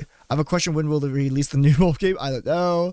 Law canceled Kingdom Hearts games. Dissidia was originally supposed to be Kingdom Hearts related. Really? Yeah. Final Fantasy Dissidia? Yeah, that was the case. Or at least there was like it wasn't like I don't think they ever got like very far into like anything, but there was like talks and plans of like, oh, that'd be cool, and it's like I'm pretty sure it was. I could be wrong, but I'm pretty sure it was essentially Disney being like, nah. Nah, they didn't want to do it. Okay. Let's see. Well, that's all the questions from chat. Do you want to move on to the Kahoot? Kahoot. All right. Chat, you can participate in Kahoot too. Let's see. Link. I mean, yeah. How do I? Okay, I just copy and paste this link to chat. I think. Yeah, you open up www.kahoot.it or Kahoot. Use the Kahoot app. You know. All right. Game pin. I don't have a game pin. Correct. The game pin's what I sent you. Oh, this is the link. Okay, I did the wrong. Oh, link. I sent you the full on link. Yeah. Oh. Well, I can just do this again. Why? Okay, I click on the 700. link. It takes you in. What?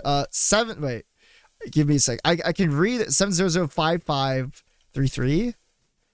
I think no, so. 3-5. Yeah, that's kind of dumb. Cause like I thought I was sending you the game pin. I'm just sending you the link, but I like click on the game pin. It's like you copied the link. I'm like, that's dumb. 5535. Yeah.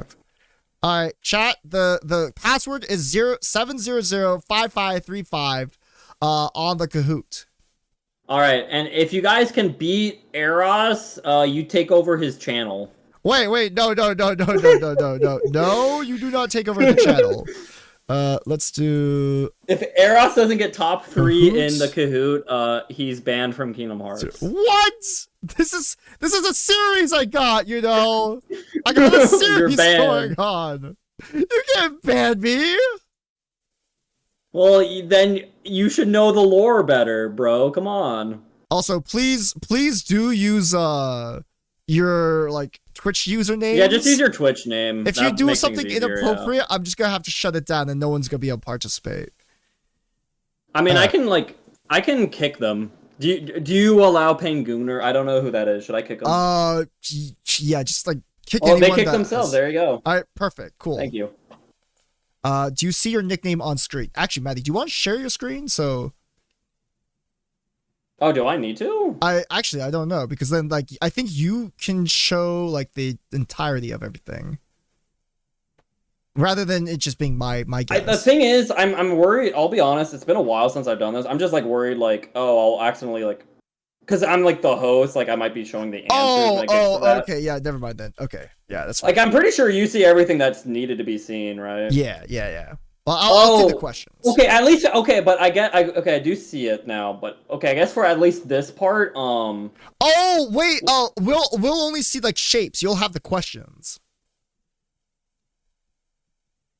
yeah. Wait. So we kind of need it. We need to see your side, actually. Okay, you know what? It has been a while. Okay, let me share my screen with you then, and then you can put that on. Okay, I am gonna move my answers over here. I'm gonna move Maddie's thing over here.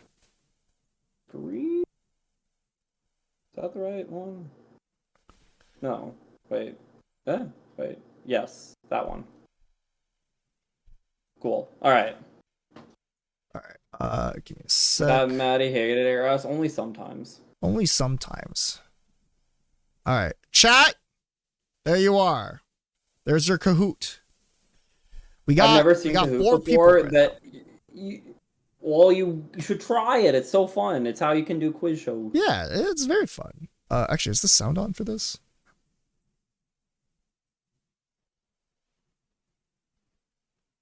There's.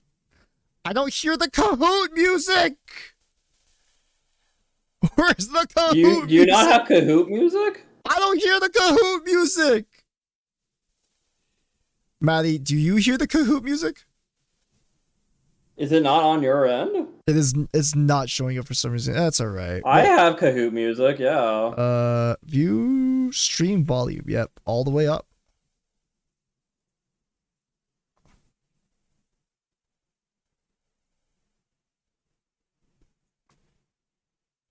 All right, that's whatever. Ban Eros from KM Hearts with no top 5. Exactly. Chat, join the Kahoot now. I will give you 2 more minutes, so up until 55. Come on, guys. You gotta beat Eros. Remember, if you win, you get his channel. What are we Kahooting? We are Kahooting Kingdom Hearts Kingdom Hearts lore. Yep, Kingdom Hearts. So you better be paying attention. I try to make this, honestly, I try to make this, like, pretty hard. So, wait, what the fuck? You're trying to throw away my channel? Yeah. What the fuck, Maddie? Some of the questions should be, like, pretty, like, straightforward to help you get a good idea of, like, okay, this is, you know, it's to test your knowledge. But some of them are going to be, like, get ready. Okay, gotcha. Okay. Wait, we lost the person. Never mind. What the hell? Who was that? Kill that guy. Who the heck was that? Never mind, Sogo. All right. Okay.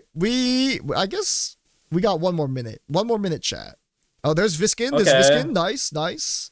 Anyone I'm just disappointed in Nevermind. Like, why did he leave the Kahoot? Damn. Maybe Nevermind just wanted to play the Kahoot, but didn't know what we were Kahooting about. Yeah, but Nevermind. Don't you want to just randomly guess? I mean, if no one else is joining, you just can't. Nevermind, you know? you'll bump my average up. If you do that, my averages will go up. True. I don't know who rocks this. That's okay. As long as my correct averages go up compared to everyone else. You're setting the curve. No, I'm kidding. Boojin, this is a Kingdom Hearts Kahoot. You want to join, right? Okay. Wait, who's Roxas fan? Please use your Twitch names, guys. Yeah. Please. Pretty please use your Twitch names. I'd appreciate that. That way we can give credit where credit's due. That's why I'm not joining. Heck you. Okay. What's Kahoot? It's like an online test. It's an test online game. quiz thing. Yeah. It's like an online quiz thing that teachers use, especially like Spanish teachers. Yeah. That's like literally the only place I've ever used Kahoot is in Spanish class. Wow. ¿Dónde está la biblioteca? Correcto! Blue square! Do you know what Donde está el biblioteca means, though? Where's the library? Good job, bro. I remember that one. I always remember Donde está el baño. I mean, Where's yeah, that one bathroom? too. El baño is by far like my most commonly used Spanish phrase because my teachers would always be like, what's it in Spanish? It's like, oh my god, really? Senor, I need to take a piss. And like, in español. And I'm like, No, Boojin, I the only person who has to worry about being disowned is Eros. This is true. Oh my god, the Pokemon. All right, let's run Oh my this. god, that's crazy. That's crazy. So think about it this way, chat. Even if you don't think you'll do that well, if you can do better than Eros. Yeah, that's all you need. You just need to do better than me. Yeah. We're trying to kill Eros, right? All right. I think this is enough, people. We can run with this. We could have one more. Do we have one more? Anyone else? Press 1 in chat. Oh, Drayon, there we go. All right. Drayon, you did it. All right. We're going. Let's go. All right. Let's start her up. Please baby. tell me you Kahoot added at a home. lot of time to this. Hard Kingdom Hearts quiz. Please tell me you had a lot of time for this stuff. I did so the we default. could talk. We could what is special about Sora's Keyblade? It's the first Keyblade. It's a Keyblade of Realm of Darkness. Supposed to be Riku's. Supposed to be Ventus's Keyblade. Riku's, I guess. Yeah. Locked in! Yellow circle! Also, I guess, to clarify for people who don't know, the quicker you are with your answer, the more points you get, essentially, right? Alright, so we got 8 people who got that, right? Good job, nice. Dab! Eros is in third! Third place, baby! Junior V Top Monkey three. Dog's winning. Alright, question number 2. What is the original goal of our protagonist in Kingdom Hearts 1? The original goal. Find the friends. Yellow. Let's go. Who put Pokemon yesterday? I have no clue. We're gonna. Yeah, I don't find know out. either. Look at that. See, you guys got friendship. this. Easy peasy. Oh, dang, Eros. You First got... place. Oh, dang. Heck. Oh. Oh, he doesn't have stream delay. He's I don't have cheating. stream too. delay. Let's go, baby. That's true. I didn't think about this. Wait a second. Wait a second. You want me He to has hide a Discord huge and just, like, advantage. You want me to hide Discord, like open up my phone and just watch it from my phone? I mean, if you want to be more fair, yeah. Alright, chat. Fine. If you want me to stoop down to your level, you know, I don't even need this though. You guys see the handicap. I see how it is. Alright. I got my phone open. This is kind of A small. handicap as in you're playing on their level. I'm playing on their level. Alright, okay, I see it. There we go. Alright, next question. Alright, we'll go to the next question. Alright. What do our protagonists do in each world in Kingdom Hearts 1? In each and every world. What are they doing? What do our protagonists do in each world in Kingdom Hearts 1? Save Princess, defeat a member, fight Riku, seal Keyhole. Seal Keyhole! Keyhole! Damn, I feel like I was a little slow on that one, not gonna lie. Compared to everyone else. I feel like I was like number 6 or 7 to answer that question, not gonna lie. Hey, look at you guys. See, Oh my you guys got god, this. chat, we're so smart! Good job. Good job. Oh, fucking fell! Shit, the Junior speed has a streak delay! of 3 correct answers in a row. Bro, He's the on fire! what the fuck, bro? Alright. The stream delay hurts.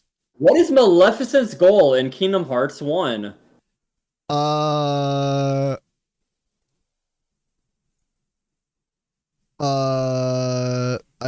can't tell between blue or green. They kind of sound the same. I think it's like gather Princess Heart to open Kingdom Hearts. Okay, there we go. Yeah. Well, she doesn't want to. You can't turn a Princess of Heart into Heartless. Remember. I mean, I don't know if she knows that. I mean, I guess, but she never really tried to either. You know. No, I mean, like that's true. That's true. I mean, she tried to take their hearts though, so like you know. All right. This next one's gonna be a tougher one. Okay. But let's see who's winning. Baby, All right. number 2. Junior, all right. All right. And I will also clarify this next one has 2 answers. To it. Do we have to answer? Why both of them? couldn't Riku and Mickey come through the door to darkness? Because of Come Guardian.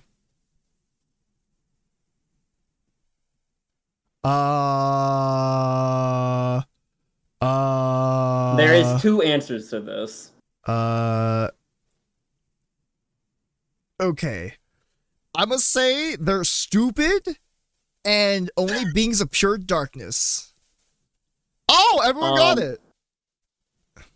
Yeah, so these are both correct. Keyblades had to be used from both sides to seal the door, and only beings of pure darkness can pass through the door to Kingdom Hearts. Okay, I picked green. I did not know that Keyblades had to be used on both sides. Yeah.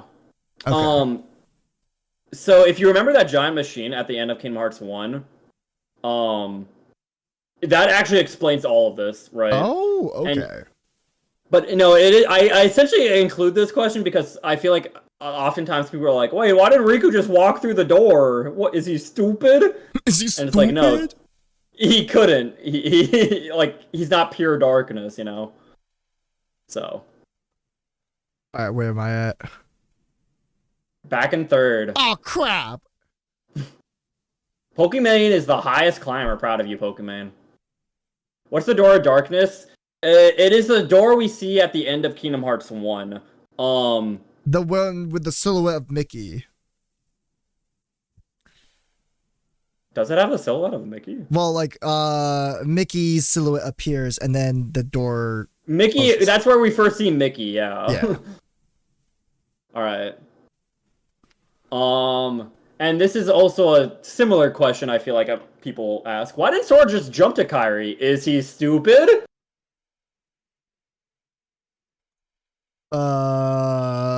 Finding Riku, I'm pretty sure. I think I remember that.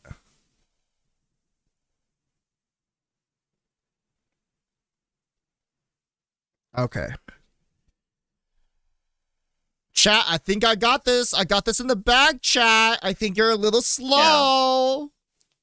He didn't want to go back to Destiny Islands because he was like, I still gotta go find Riku. He doesn't like her. I'm so excited. All right. Junior, that hot streak, baby. Let's go. All right. This one. What is a Heartless? A being of pure darkness.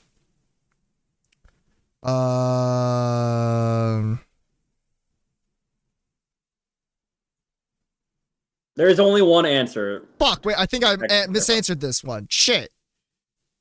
Wait, crap. A viewer from Eros' chat. No!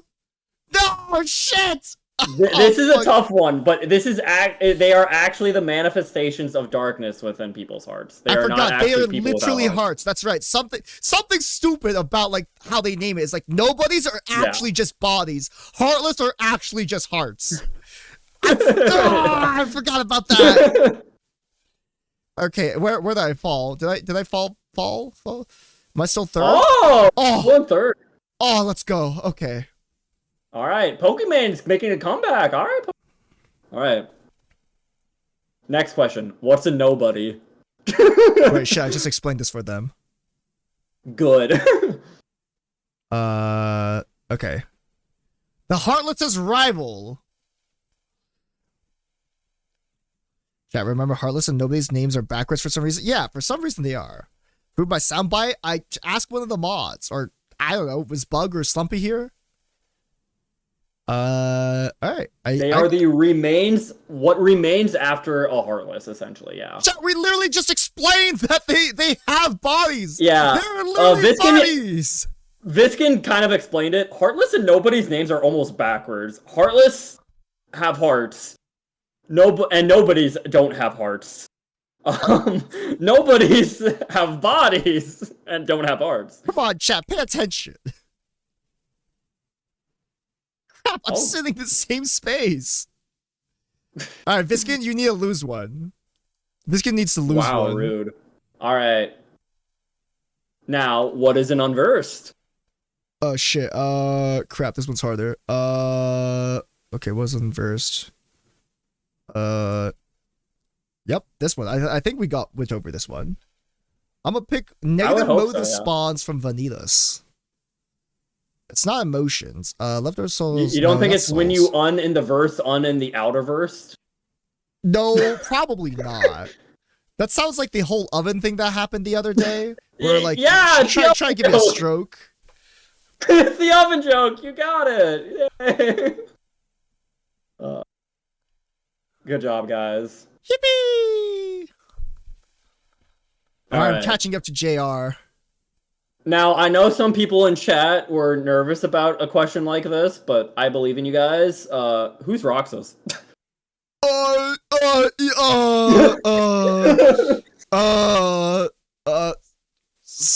Nobody.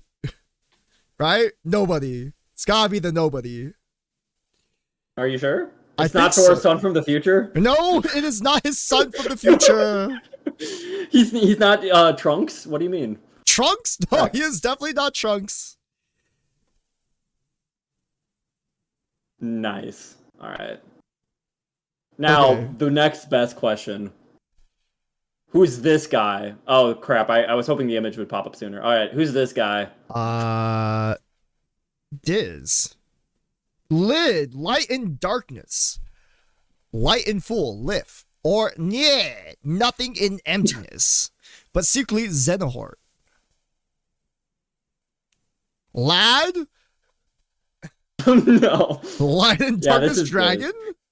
Do you guys like all my acronyms that came up with this for some reason? This is very funny. I'm like, what sounds Kingdom Heartsy? Nothing in emptiness sounds very Kingdom Heartsy, you know? You should have been like COM, calm, just so people calm, chain of memories.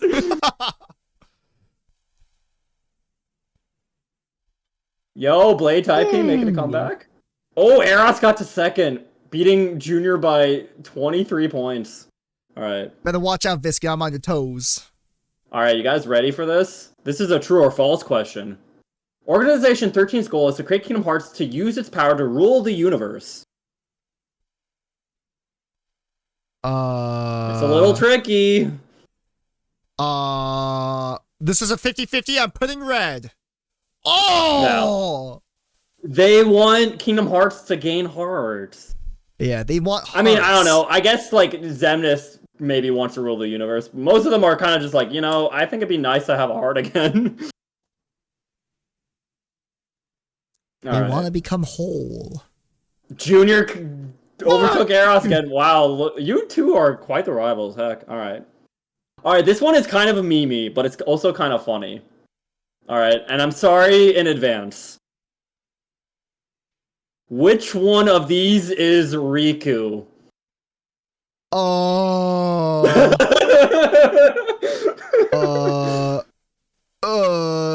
think this is like all of them. I think only one of these is actually Riku. Wait, there's no fucking way. Wait, there's no fucking way. Only one of these is Riku. All of them look like Riku. The third one? It's the third one, yeah. Shit! The first one was Jiminy's Journal. Oh wait, no, we're counting from the left side. Oh shit, okay. Yeah, it's from the left to right. I guess I should have clarified, sorry. But the first one was Jiminy's Journal. The second one was just Ansem, Seeker of Darkness, not Riku, when he looked like him.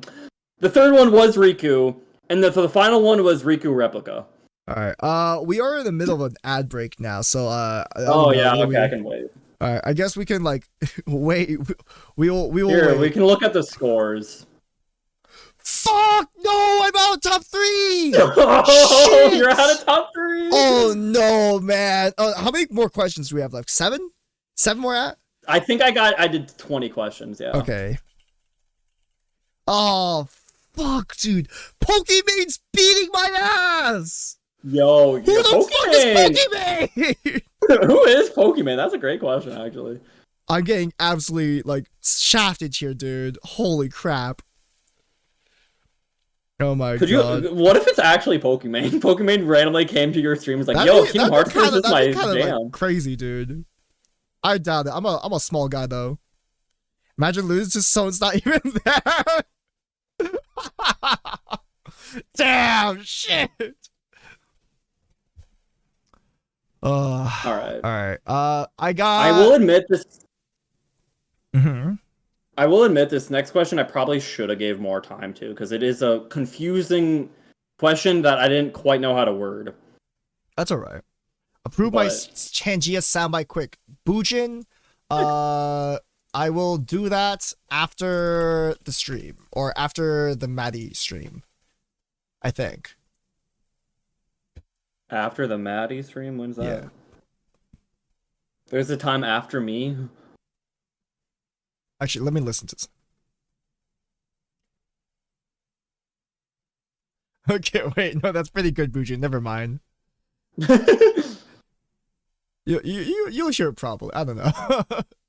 I don't hear your Tangia as well. Oh, okay. Because I normally mute your stream while we're talking, because otherwise I hear you twice, and that sucks. Alright, we got one more minute. Oh my god, really? Senora, I need to take a piss! Thank you, Bujin. Alright. It looks like Viskin. Viskin, you missed the question too. Okay. So Viskin got thrown out of his throne. I see. Now I've got to beat Sweet Tart, Viskin, Pokemon, and JRV. Damn. Okay. I just need to get third place though, right? So I'm literally just like maybe gotta answer a little faster than Viskin for maybe like 3 or 4 questions, and I should be in third place again. Yeah. I will say this is probably when some of the questions started getting a bit more difficult.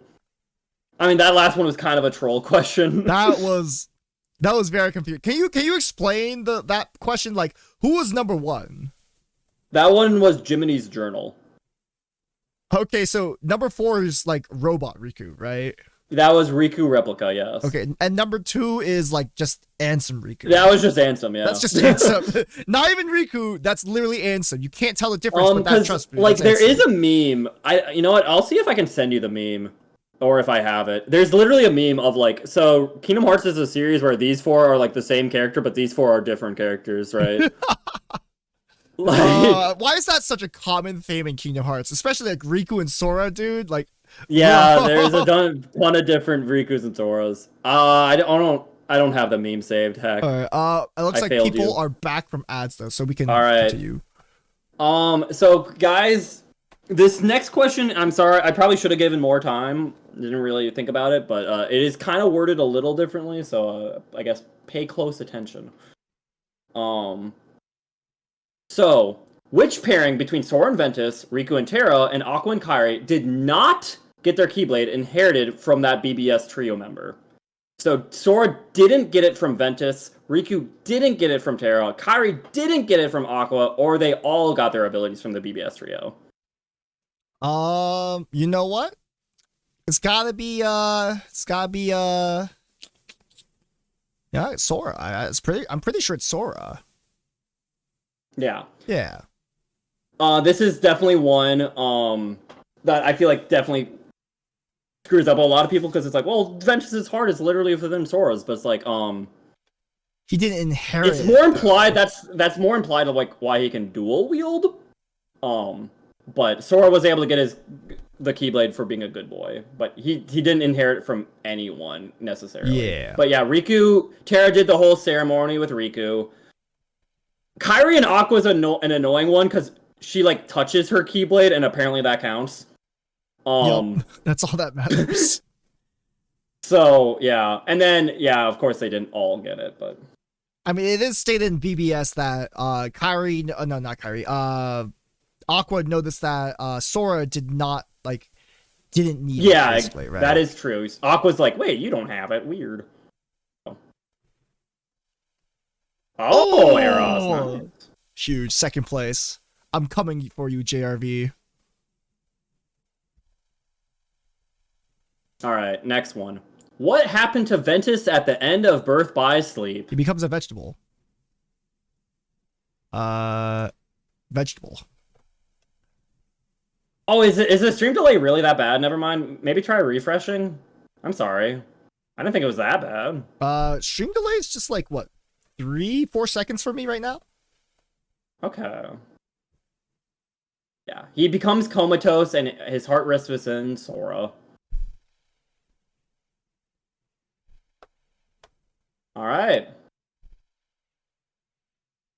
8 correct answers in a row for Junior. What happened to Aqua at the end of Birth by Sleep? Let's see. What happened to Aqua at Birth by Sleep? Dead, alive and well, comatose. She's lost and trapped. Okay. Dead. Dead. You like the nice little parallels I did between Ventus and Aqua? Oh wow, everyone's just staying put. Heck. All right. And then, of course, what happened to Terra at the end of Birth by Sleep? He gets a mortgage, and then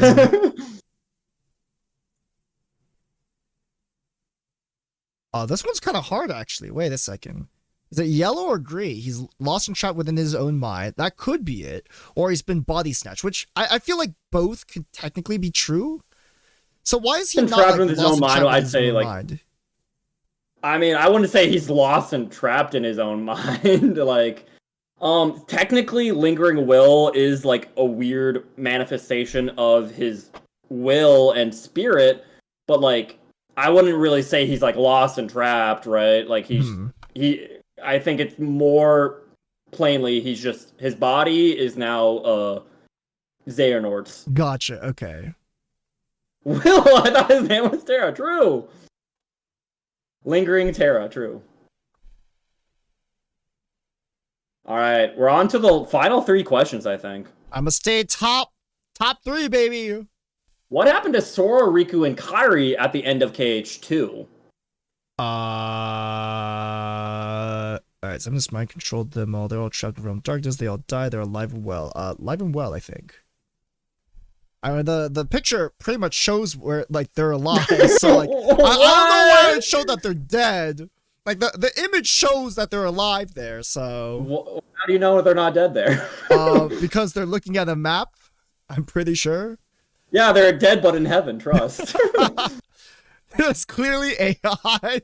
I mean, I don't know, they could be mind controlled, you know? Like Alright.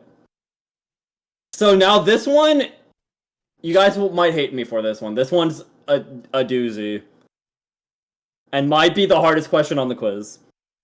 Because, again, I didn't give you enough time to do it. And you know what? I'll start reading out the question before I even click next. To give you guys a bit of extra time.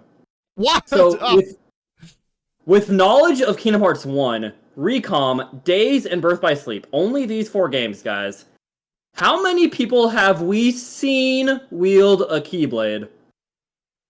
That's a hard question. Count them all. And only ones we've seen. We can't be like, oh, theoretically we've seen thousands of people at the Keyblade War. No, we're only like people we've seen hold. Between the games I've played, right? Between the games Eros has played, 1, 2, Recom, Days, and Birth by Sleep. 1, Okay. 2, okay. I feel like, wait, 1, 2, 3, 4, 5, 6, 7, 8, 9. Oh, I got it! Wow. Let's Alright. go! I was thinking it's like either 9 or 12 or 36. Like, I'm like, I counted 9. I know there's quite a few more that I'm Alright. not counting yet. So, Sora, Riku, Kairi, Yes. Mickey, Roxas, Xion, Ventus, Terra, Aqua, Vanitas, Yes. Xehanort, Yes. Ericus, Yes. Mysterious Figure, Wait, who the the fuck is Mysterious optional boss Figure? at Birth by Sleep. But even if you don't Oh. count that, you could count Terranort, if you want to count that as a different person, or Lingering Will, which puts you somewhere roughly in that 13-16 range, you know? Gotcha. Okay. So, Okay. I purposely try to make this the toughest question, but... Oh. Wait, did you get that right, I Eros? got that right. I literally clicked out of panic wow. because I was like 1 second left. I did say Mickey Morgoth. It was either He that hasn't one. It fought was like, that Mysterious was like Figure. half He of it. hasn't. But that's why like I had the range still account for even if you don't include Mysterious Figure. Right?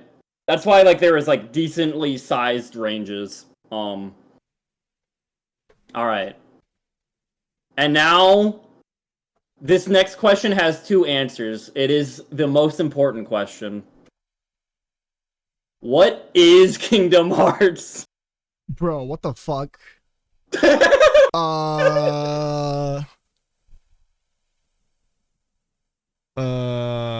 mean, I think it's this one. This makes sense. I mean, like, Xenoheart practically says it's this one. Oh, okay, I got The it heart right. of everything / a source of unimaginable knowledge and power. Yeah, that's what Xenoheart says. Yeah. I mean, we don't really know, but this is like everything that's been said, yeah. I don't know, maybe Kingdom Hearts 4 will reveal it is the heart of God, and you know, you guys can call me a scam later. Alright. Number 3, Viskin. Number 2, Eros. Oh, not number 1. I was Number 500 1. away. Junior V Monkey Dog, the Kingdom Hearts expert. GG's. That was good. Let's go. I get the channel. No, you do not get the channel. Junior No, channel. that's not how that works. We said if I got top 3, I would keep my channel. And I got top 3. So no, we are not giving away my channel. All right. If I read the no, oh, did you read that wrong? I'm sorry to hear that. Dang, that's rough, actually. Yeah, if you got that right, you would have beat Arrow. This is true. You were beating me. You're like literally 1 question off. Yeah, 400 now. points off is pretty close. Oh my god. All right. All right. What was like the most difficult question? I guess. The 100% the number one. I had people do math. Oh, that one. Oh, the key play. Wait. So, how like what are all the optional like people who are like literally everyone? So we got like I just said that. no, but like who are That's the what I was optionals? explaining. You didn't count all the way up to Sora- like 16 though. Yeah. Well, okay, the optional ones were like Terranort, Lingering Will, and Mysterious Figure. Okay, 'Cause gotcha. You could make the argument, well, like Lingering Will is just Terra, or Terranort's just Xehanort, right? Like they're kind of the same people, but kind of different. And then Mysterious Figure, but I still accounted for that. So Gotcha. Okay. Damn. Not even counting Recoded, where we got data at literally everyone else. that's true. Yeah, you know, I'd be like Data Sora and Data Riku and Data literally everyone. You double the count. Pay it forward to the next guy. Oh. All right. And then there is what is a Heartless? Yeah. Oh, what yeah, is a that one Heartless got was the me. next That one most definitely got difficult. me. Yeah. Because, you know, you want to just think it's like, well, it's people without heart. They're heartless, doy. And it's like, no, not quite. That's true. All right. Well, that about wraps it up. We spent 3.5 hours. Oh. Stop sharing my screen. Okay. All right. Exit full screen. What? I'm confused. What does a few full report show me? All right. Well, chat. That was that. Can we please say thank you to Maddie? Can we get some thank yous to Maddie for setting all this up and having like such a great explanation for all the questions, chat? Please say thank you to Maddie, and please go check out Maddie. Shout out to Mad Rucksack. All right, Mad Ooh. Rucksack. And you're getting pets from Buji. Oh my god, pets. Alright. Yeah, thank you, man. I appreciate you for doing this for me. This was honestly very enjoyable. I did like this. Filled in a lot I of the wasn't gaps I boring. had, you know. Yeah, well, no, I don't think it was boring at all, actually. I think it was I very didn't like suck, guys. I passed. I won the interview. I mean, it's more like you're interviewing me and like trying to ask me like Yeah, what I knew about Kingdom Hearts. true. So I But I'm feel sorry, like I Eros. I'm passed gonna have though. to give the position to Junior v Monkey Dog. Hey, yo, wait. Hold up a second. I got top 3. That was what our deal was. Oh, okay. All right. But yeah. I don't know what to do anymore right now. I guess we could pass it on technically something else. I mean, I guess it depends on. You do normally stream a while, so you could keep. I don't know. Do you want to play a maybe- game? Do you want to like This is true. ask more questions? I don't know. I don't have any questions prepared. Thank you, Bouges. I do my easy Kingdom Hearts quiz, Kahoot. That I felt made like like that 2 one or 3 was years pretty ago. easy though. I felt that like that was pretty easy. Not gonna lie. It was don't like know. it was like I made sure, like, yeah, it was kind of easy, but I made sure to include some harder questions, like the number one. Yeah, that one was like probably like that was definitely the most difficult one. Other than that, I was like, I felt like most of it was pretty easy. We literally went over it while streaming, you know. So it's like, Right. I mean, that's probably what helped. Is, you know, I just literally gave the answers to like every Kahoot question, pretty much. Yeah, basically, we literally went over every single Kahoot question. So, you know, chat, you should have been taking notes. I told you there was gonna be a quiz. There's gonna be a quiz at the end. Ugh, oh my god, the unbelievable. All right, well, I guess we can play. Oh, did it have any Union lore? I mean, this is true. We didn't have any Union lore. But Kahoot that's after Union Cross? Oh boy, get ready. Can we do the Kahoot before the notes after Kingdom Hearts 3? Wait, what do you mean before the notes? Oh, like if we do another Q&A session, start the stream with a Kahoot. Oh, So to test us, like, what we do know and what we don't know, and then redo the Kahoot. Like, with really, really difficult questions. I feel like that'd be pretty funny. Stream key, That second could be try, pretty Sally, funny, please. yeah. I need to play the secret bosses for you. You don't need my stream key for that. All right. Chat, you know what? You know what's a perfect time for right now? Yu-Gi-Oh! Yu-Gi-Oh! I know it's a Kingdom Hearts stream, but like, what if we play? Oh my god, really? Senjora! Wow. You don't want to you don't want to fight the mysterious figure that I was talking about in that question? Not really. I don't really want to play any of the extra like bosses. I'm like, Dang. I'm okay not fighting them, you know?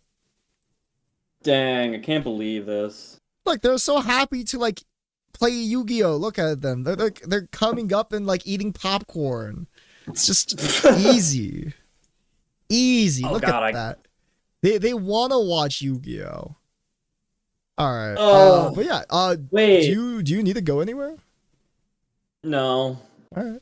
Well, I like killed my shoulder just now though, so Ooh. I'm like in excruciating pain. I mean, you're free to go if you want to, but if you do want to stick around, I don't know where also, I'd like, go. What do you mean? I mean, go to bed or something like that. It's late for you. Like, chat, can we recognize that right now it's like late as fuck for Maddie, whereas like my time it's like 3 hours earlier. So like, all right, 3 hours later. No, 3 hours. Yeah, 3 hours earlier compared to Maddie. So can we get another thank you for Maddie, please? Thank you, Maddie. Pain makes the heart stronger. Oh my god, I like bent it so wrong, I guess. I don't know. Oh god. I'm too old. Too old. Okay, but I did need to ask though, because like, Yeah. I don't. Was it supposed to be for this? Because you did say like I was supposed to like do the Kingdom Hearts secret bosses for you on stream. Did I say that?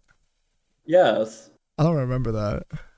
I went and beat Kingdom Hearts 2 on level 1 on my PC, and I'm doing it on Kingdom Hearts 1, and I went to do it on Birth by Sleep, all for you.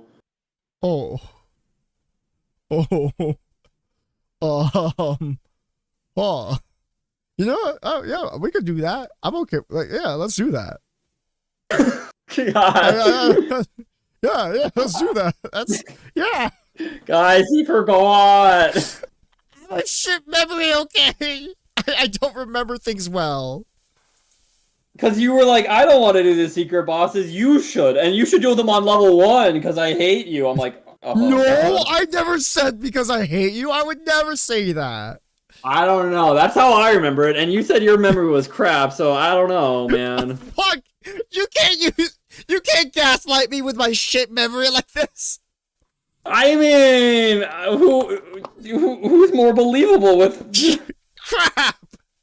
Chat, I'm credible, right? I'm the streamer. You'd believe me, right, chat? Come on, chat. Please. Sounds like Eros? What do you mean it sounds like Eros? I went through pain and agony for weeks, bro. Oh my... Wait, so you're ready to like fight the Eros is secret a bosses like right now? Not I have to do something real quick, but I think so. Would you want to do that right now? We can, yeah. Okay.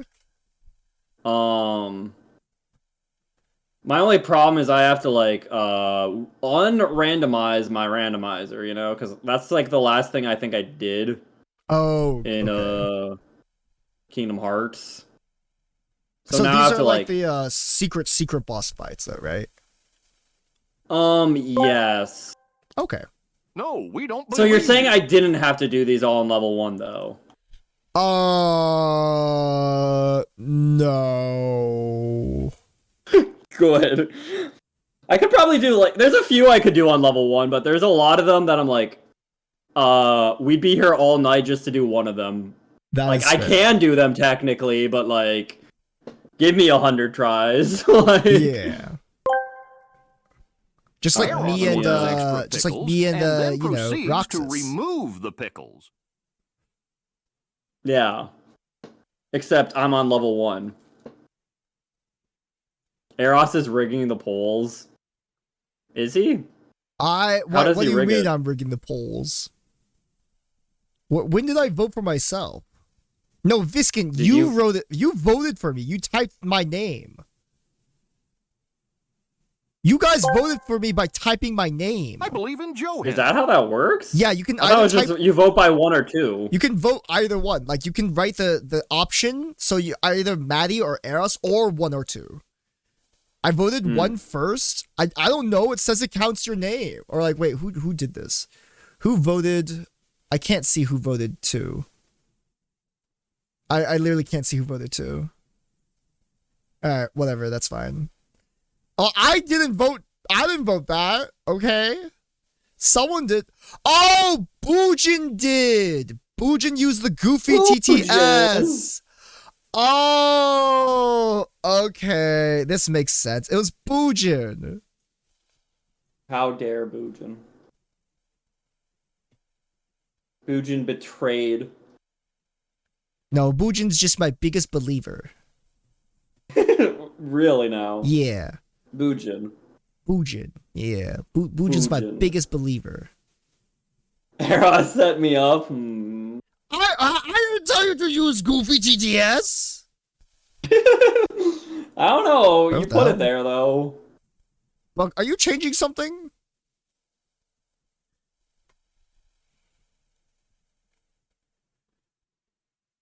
Yeah, Boojin. Kirby. No! Thank you!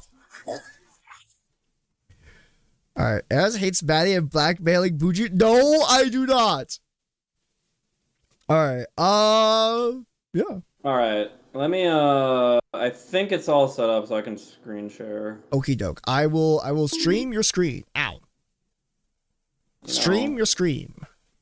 Now I'm trying to think, do I actually have a level 99 file with ready to fight the guys? Maybe. Did you Okay, I uninstall think- any of them? What? Did you uninstall any of your games? Me? Yes. What do you mean? I don't know. Like what? No, you're good. You're good. Wait, Don't worry. why are you asking if you don't know what you mean? Oh, like, did you uninstall that at some point before, like, after you did a level 99 run? So, like, it would go away, and then you'd have to Well, the redo thing it is, after it's you hard to reinstall it. remember, like, because, you know, I normally play this on PlayStation. That This is is on very PC. fair. Yeah. Alright. Okay, this is level 1 versus, Sephiroth. This is the only one I'm like, comfortable fighting at level 1. Okay. Watch stream. Let me turn off. What is Cloud doing? Beats me. What frick? Boojin! By the way, Boojin, down! Down, Boojin! who What are are you doing? He keeps on sucking me to Kirby.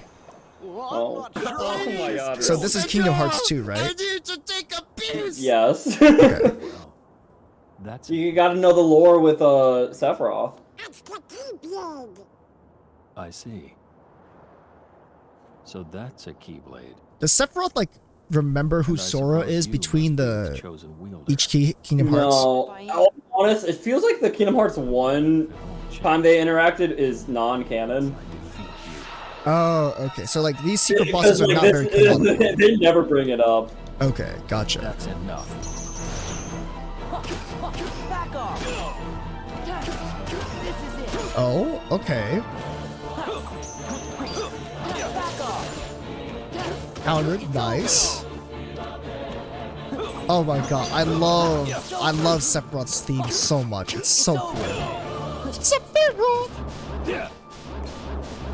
Stream learned a lot of lore. Yeah, Nitro, I got second place in a Kahoot. So I learned a lot.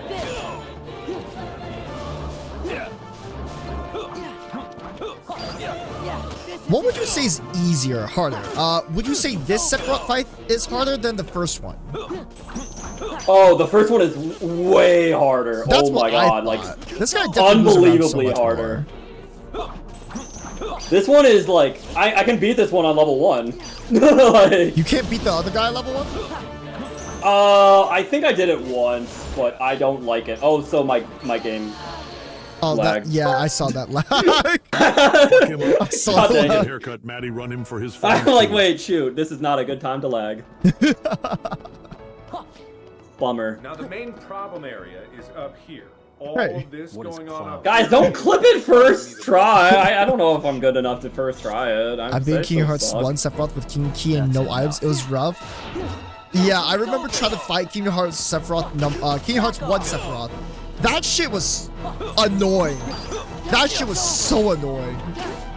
You also have like less Yeah, Kingdom abilities Hearts compared 1 to Kingdom Hearts 2. Sephiroth is insane.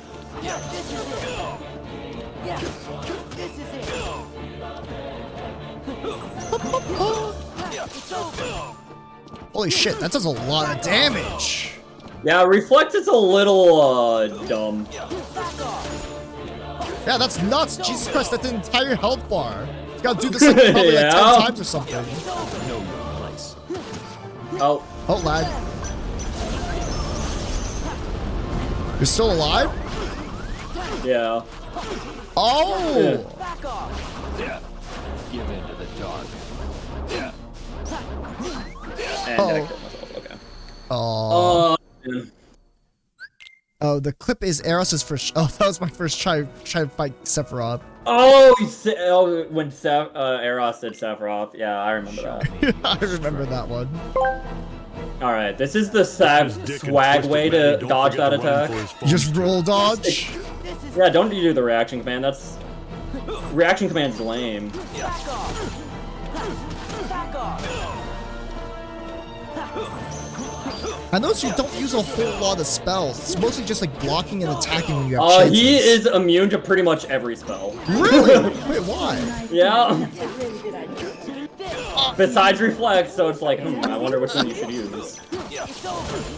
I mean, But yeah, Reflect's Fire, not like Blizzard, a- Thunder do nothing to him. Really? So he's just magic, like magic Yeah. immune. Back off. Yup. Oh, okay. It's pretty fun. Into the dark. Oh crap. Oh, Alright. that timing. Oof. So like, you can't really like outrange him with magic, right? You just gotta like be in his face with like reflect and shit. Oh yeah, pretty much, because Reflect's the only magic that will actually hurt him, and you know, that requires you to like actually get hit by him, so you know. Gotcha. Damn, he really is a hard boss. I mean, this is also still level 1. He's a boss that I normally don't find too bad. Normally. Back off. Yeah, but- he seems like he and seems he- pretty easy. Like, he's got like a pretty consistent pattern, right? Yeah. As you can kind of... Oh, I did not mean to do that. I feel like if I probably spent quite a bit of time on it, I Oh, like, wait. Dude, I do not have an Whoa. ability. That's why I'm dying. So on level 1, if he uppercuts you, you immediately die, but I'm supposed to have that equipped. Howling Slash? Isn't that like the bad one? It is the bad one, but it's the only way on level 1 to like not instantly die if you get uppercut. Gotcha, okay. Show me your strength. That's enough. Nice. This is it. So is there a reason why you're doing so much like fucking damage? Is this normal? Or is this just like a level level- 1 thing? This is just a level 1 thing. I mean, I'm like trying to... Like, I have everything done so I can do as much damage as possible. Like, I have the combo boost from Decisive Pumpkin, you know? But level 1, you know, there's also a damage floor. Crap, I messed that up. So the game in general will not let you do chip damage. There is a damage floor to the amount of damage you can do, just like there's a ceiling. Show me your strength. So So- they always make you do at least a certain amount. Okay, gotcha. Exactly, right. In terms of like raw stats, honestly, like a level 1 Sora is gonna be about just as good as like a level 30 Sora. Right? Really? Yeah, there's like besides the abilities you learn by level up, there's not gonna be like any difference. Gotcha, okay. Like I'll do the same amount of damage. Like what? But what about like? So is that just because of the level 1 boost, or is it also because of just like? There's not really a boost. It's just all the damage floor. Okay, so it's just the rising damage for over time. Gotcha. Yeah. Like Sephiroth is essentially a level 80. That's enough. It's over. He's essentially a level 80, so it's like anything, you know, too far below that will be like the same. Gotcha. Okay. That's like just it's very minimal at that point. Right. Like if you're in between that like range of 70 to 90, that is when you'll notice like the biggest jumps in damage kind of thing, right? Yeah. Is it because like at level 1 and like to level 30, it's just like no matter what, if you just get comboed, you die all the like you just get KO'd? Like sorry, what was about that? like the heal? Like what about like health line in terms of like if you can one hit KO? In terms of like getting hit? Yeah. Like how safe are you for surviving a combo is? I'm pretty much one shot by most things here, but Give into the dark. That's enough. Back off. Take this. Back off. Give into the dark. I don't even know what you like survived there or what you did there. ah crap. I did fun stuff.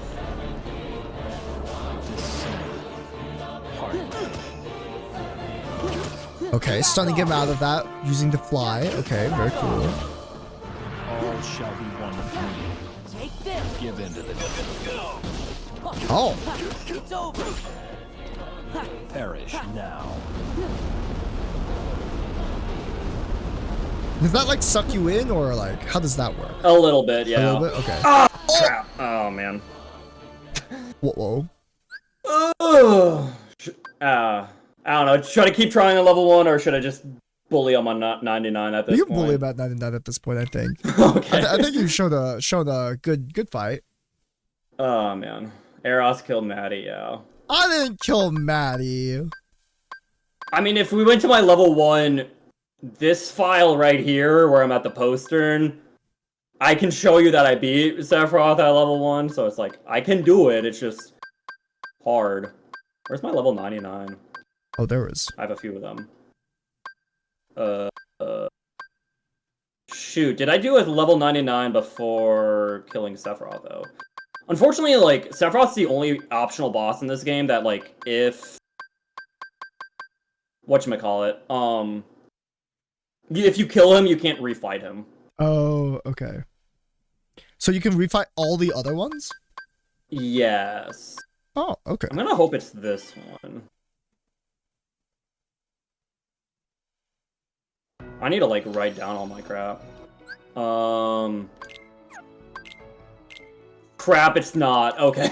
So you get Fenrir from killing Sephiroth. Yeah, you get Fenrir from killing Sephiroth. God damn, catch tier of Fenrir. That is not how I go back. Back to the tile scream time. I believe in you, Maddie. I'm sorry. I just want to kill people, you know? It's also harder to answer questions when I'm like, shoot, any mistake means I die. This is true. I am sorry. Maybe I didn't beat him here. So yeah, what was your last question, by the way? I don't remember, I'm not gonna lie. Oh. Oh, this is proud mode. Okay. Oh, this is my proud mode file. Heck, what the heck? I forgot I did this. That's ew. Ew, proud mode? Ugh. You don't want to do on proud mode? Yeah, I'm too strong then. Yo, I have too much Cooper. HP. That's awkward and weird. And also I like miss out on abilities and I'm like, I don't like that. Okay, fair. Wait, wait. Oh, Crap. Goofy. I don't know if I might have like saved over then if I beat Sephiroth. No. We'll try this one. That looks like the Do I exact see a same. Fenrir? I do not see a Fenrir. What is this? Proud All purple? right, so let's go. Let's go beat a Sephiroth then. Time to beat up Sephi. Sephiroth. All right, let me make sure I'm all set to go. I need to be able to style on him. Sephiroth. Sephiroth. Speedrun in replacement of Sephiroth level 1.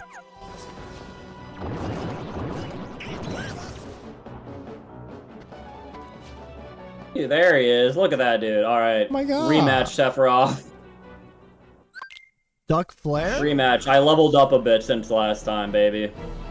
That's enough. And now you can see the difference in damage, I guess. Oh my god, a single combo took out an entire line. You don't even need to reflect here. Oh, reflected the 2 bars of damage. Okay. Oh shit. Okay, that's actually kind of nuts. You're demolishing him. Right? Yeah. This guy's like getting pummeled like tofu. Give in to the dark.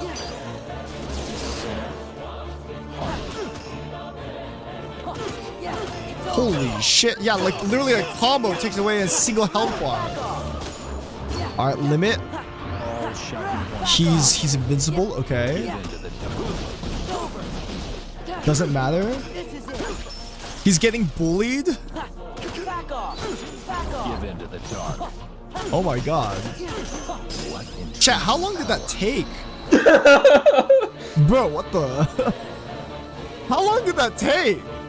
That's gotta be like less than 2 minutes. How'd you like that? Yeah, how'd you like 30 that? I admit you're very skilled. But apparently Cloud is the only one. Yeah, I didn't actually beat him. I'm sorry. I'm sorry, Oh, Chad. I failed you. Only Cloud can defeat him. Because of reasons. Come here. Tell him Sephiroth is looking to settle things. So yeah, that's the difference between level 1 and level 99. That's actually kind of nuts. it's a Like pretty level big 1 difference. seems like the actual game, where level 99 just seemed like child's play. Well, like I said, remember, technically Sephiroth is like a level 80. Uh-huh. So once you get to like 90 or above, that's when you're kind of out leveling him, right? Mhm. Like weirdly enough, Sephiroth is not like a 99 enemy. He's 80. So that's probably when you should be fighting him, is like when you're at level 80 kind of Yeah, thing. but there's like lingering will though, right? And then I'm assuming that's like level 99 or something like that. Lingering like everything else is 99. Yeah. But Sephiroth got the short end of the stick. Anyways, we get to do a fun little fetch quest and be like, hey, have you seen Sephiroth? Maybe I Ooh. shouldn't. I sure don't know. If you find him, come tell me. Anyways. Of course Oh. I've seen him, trust. He's in the dark depths. Go, Cloud, go! Just get Maddie's opinion on the subject, but I don't think I've seen a beat them all type game or action RPG with such a fluid combat feeling, even in the new games like Concrete Project. What are you asking? Are you asking like if there are any, or like? I mean, Kingdom Hearts has like some pretty nice combat feeling, not gonna lie. Yeah, I do think Kingdom Hearts definitely, in terms of like, it's pretty unique. There's not a ton of other games like with this kind of like combat style of system. There's a few that come close. Like I've seen comparisons to like Bayonetta or DMC, Devil May Cry, but like Keep you, Sephiroth. Sephiroth. All right. Cloud. Cloud. So, if you grew up with this game, this Go with spawned, bluntness. this like confrontation here, right here, spawned like, I swear, like a ton of AMVs and a ton of just like emo. Never let go of your past. they do say Final Fantasy VII is the most emo out of all of them. Cloud, get Yeah. But I feel like Kingdom Hearts honestly helped that. Probably, yeah. But look at this! We get anime fight scene. I think I did better than Cloud. I think so too. Like, I don't think Sephiroth could do anything against you. He did hit me a little bit. It's true, but that was nothing but a mere flesh wound. More than any Yeah. Cloud. No matter how many times I fall, your darkness keeps calling me back. Maddie won at this point. I know, right? Cloud's taking too long. How can I? Yo, Tifa! Tifa! You can't. He'll never let go of the darkness. He doesn't have to. He just needs someone to surround him with light. Okay. The darkness will be there, Sephiroth. Tifa's gonna die. What are those shoes, bro? Is that right? Let's see what this light of yours can do. He kills her. Nope, that's not. She missed. The light! Blind beat. That's how everyone reacted at the Italian Senate. Yeah. Look out! Cloud, you can have my light. The light doesn't suit you. I don't know.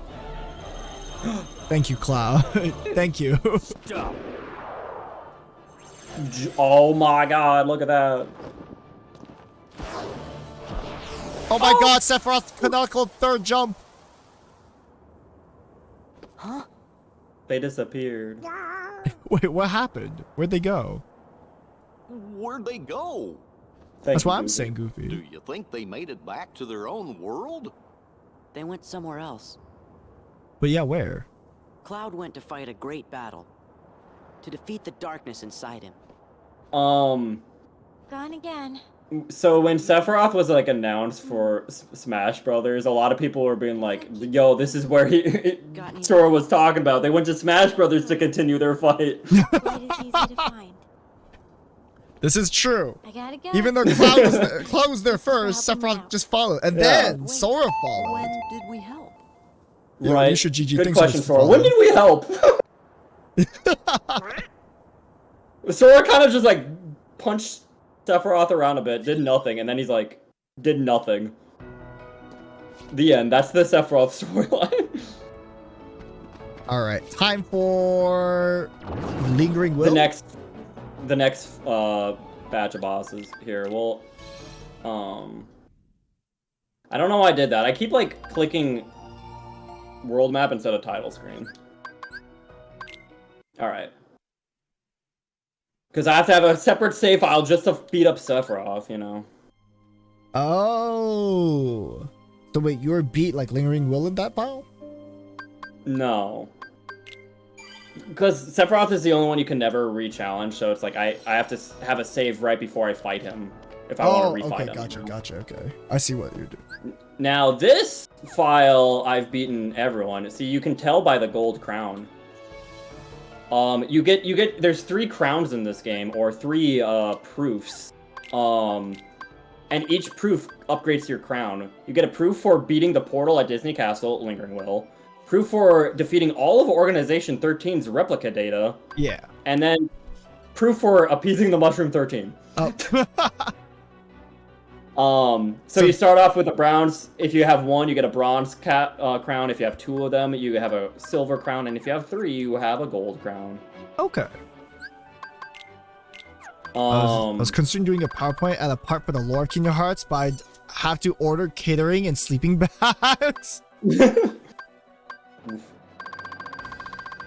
Alright. And I have a bunch of lucky rings equipped, because why not? Ribbons. Wait, what? Why ribbons? So Ribbon is one of the best defensive armors in the game, because there's this...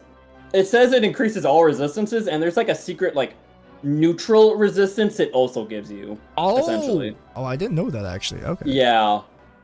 So, it gives you, like, the best defensive buffs over anything. Like, gives good defense, gives good resistance to everything, but also a secret, like, neutral resistance they don't tell you about. And as you can see, nothing else really comes even close ignoring like that. just the raw value. Well, I guess this not really, not yet. The only thing that is different is there's a Shock Charm Plus that I might have given to like Donald. Yeah, Shock Charm Plus technically gives you a Thunder boost. So if you want the most powerful Thunder magic, you could equip like 4 Shock Charm Pluses, I guess. Oh God. You know, gotta make Donald all that Thunder, baby. Alright, what do you think would take longer, the complete lore of Kingdom Hearts or the complete lore of Guilty Gear? How many games does Guilty Gear have? Yeah, it kind of depends. Like, I don't know enough about Guilty Gear to Neither say. do I. I feel like Rune would be able to answer that question. Where else doesn't know that Sword's hair is shaped like a crown? Well, I know that. But Ultimate Weapon sucks in this game.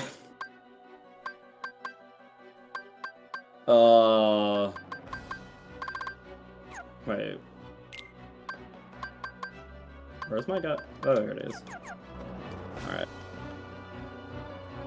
Yeah, next time we can have a nice little Nier and Drakengard PowerPoint. Don't worry, I know that lore too. Oh, you're doing all of these. Okay. Yeah, this was all the extra 13 optional bosses. Okay. I don't know who do you think would be a fun one to see? I like watching the Roxas one. That one's always cool. Besides that, Roxas, okay. Yeah, I don't really like any of the other ones, Roland and Slayer. You don't like anything else? Wow, jeez. I mean, it took for Roxas took like the longest and the most tries. Everyone else was like under like 30 tries. Well, this is their level 99 versions. They're all different. Okay, yes, this is fair. Like, it's not just a story fight. Take that. It's over. This is it. Is Roxas like the only one who's like? Oh shoot! I have a negative combo equipped. This is really awkward. It's over. My combo's short. Oops. Oh. Take that.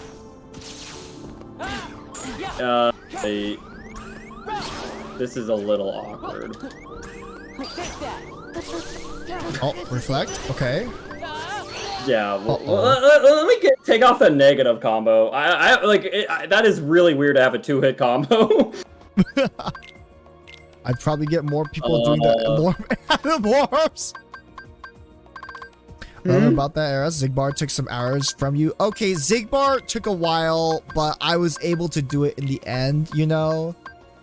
Like, like, Roxas literally took me an entire stream by itself. Yeah. Like, an entire 1.5 streams. So that's like nearly 6 hours, or like 7 hours. That was crazy. That took me a long time. Take that. It's over. So what does negative combo really do, though? It just like decreases combo? Normally you have a 3-hit combo, right? It takes you 2 hits. Negative combo decreases that by 1.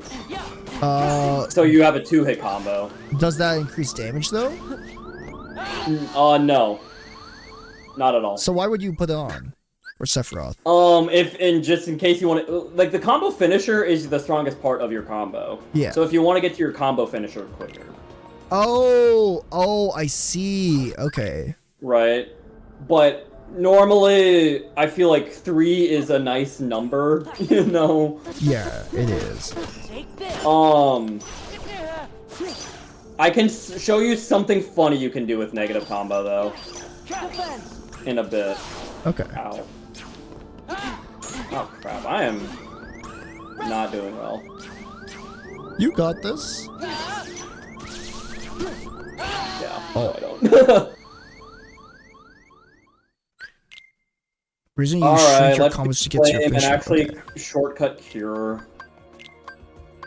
You may think that's a shitpost, but I'm being absolutely honest as someone who actually read the Animorphs books as a kid. There are reasons I am an adult that I am. They give combo fucks, please show the funny. I will show the funny, don't worry. But Eros wanted me to beat Roxas. Where there's not really anything funny you can do against Roxas, unfortunately. No funny negative combo? No. I don't know why I want to call him Eros. Roxas is very just like straightforward, like by the bones. You do your combo, he does his. Nothing too special. It is just mono-e-mono fight. That's why I feel like I liked his fight the most, you know? I mean, I'm not saying it's bad. I'm just saying that's just what he is, though. It's Yeah. And he's like hard to cheese. There is a cheese though, but yeah, he's like very, you know, to the point. Yeah. He feels like very like faithful to like most boss fights. There's like not a big gimmick to it. There's like just he's hard. That's really it. Also, this attack's a lot easier to avoid when you just have glide. Holy shit, that is really easy.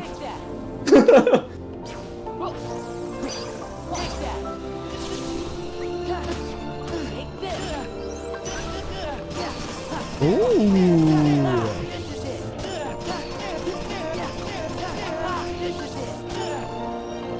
Damn! That was a lot of damage.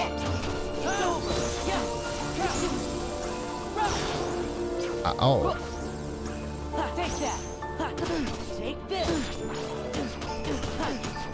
Combo, okay.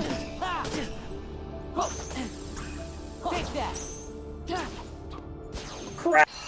You. Alright. Alright, flying.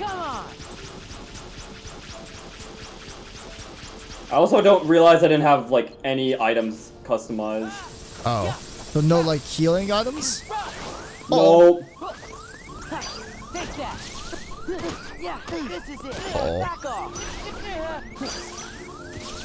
Surprise Boy in chat for context negative comment comes up best in Sephiroth, Sykes, as well as Lexaeus and Demix, sometimes all times, okay. With Roxas, you're abusing his DV in a complete different way to make him predictable, so Netcom isn't your go-to, just more monitoring hits, okay. Alright. I kind of messed up. So Roxas has one attack that's like, if he starts doing it, it's really hard to avoid, and he sucks for doing it, and I hate him. And he started doing it. Wait, which attack is that? He like starts spamming this attack actually. Oh, the fucking Beyblade! Oh, his little Beyblade attack. I remember that shit. That shit was a pain in the ass. That attack is actually just like, it is really hard to avoid, and it is just never a good time, honestly. And like you can't recuperate very easily from it too, because he like literally does it so fast. He does it so fast, it kind of just combos you into death a lot of the time. It is not a fun time. Yeah, I think my final win against Roxas literally was just me beating him before he was able to do that. He just didn't Beyblade, and I just got lucky for that. That's a good run when he doesn't do that. It is definitely preferred. Do you know what the trigger is for him to start Beyblading, or is it just random? It's normally like when he's lower on health. I don't know the exact though, like terms and conditions, but okay. He should never do it like early in the fight, like here. Yeah, it's usually around like halfway, I feel. Because we're to see someone who can actually bet on playing this fight. What do you mean by that, huh? What do you mean by that? Neat. Oh shoot, I did not mean to do that.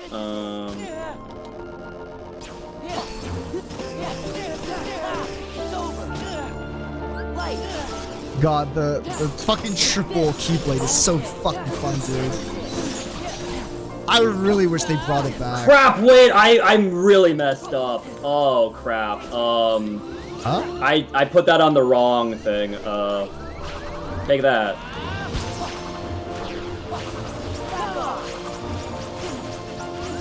Uh-oh.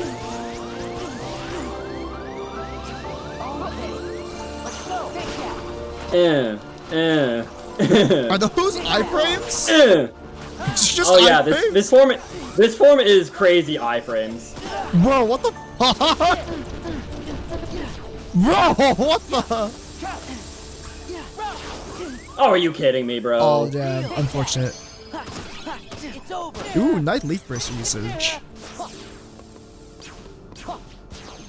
Alright. Alright, So, I've been spamming elixirs accidentally because I wanted to use Ars Arcanum. And it's normally shortcutted to triangle. But because I shortcutted my item to triangle instead, I didn't get to use Ars Arcanum. You got this. Look, you got a full MP bar now.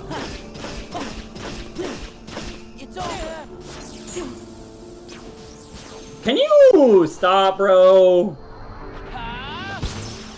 Okay, well, watch this, bro. No, Manny! Oh, he did. He's doing it. He's doing it. No, he's doing it. Holy shit! You dodged that? Oh my god. Oh no. Oh, nice. Good shit. Limit form's a little nice. Oh, not again, bro. He's gonna spam this. I'm gonna spam this. Heck you. Wait, you don't die there? Wait, how'd you get health back? What the fuck? Second chance once more. Oh, okay.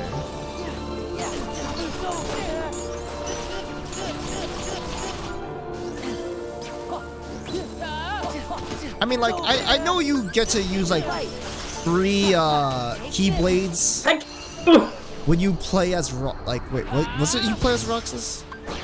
When you get 3 Keyblades again? What was that form? When you do his reaction command and you No, steal not in his this Keyblade. fight. It was like a... There's like a form, like, not valid form, right? Which form was it? Oh, are you talking about the wing blade with Ventus? Yeah, I think so, yeah. Hello, F the killer. Oh, shoot. Crap, He's won, Manny! He's won! No, Manny is won! I'm confused because I thought I did a combo finisher. And he was at 1. I'm actually really confused. I'm like, wait, how did I was like ready to be done. I'm like, wait, what happened there? You needed to literally Did I not do a breathe on him. combo finisher? Did my combo finisher bring him to 1 HP? I think my finisher brought him to 1 HP. I think like so, that was too. insane. My finisher whiffed? I don't think it did.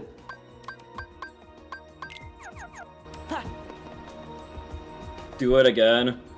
We will see. I mean, that's what Eros wants. Again! And again! And well. again! Take that. It's over. Ooh. Classic start. The reflect. Take that. Reflex spam. Is reflex spam just like really fucking good? Yes. Okay. Oh heck.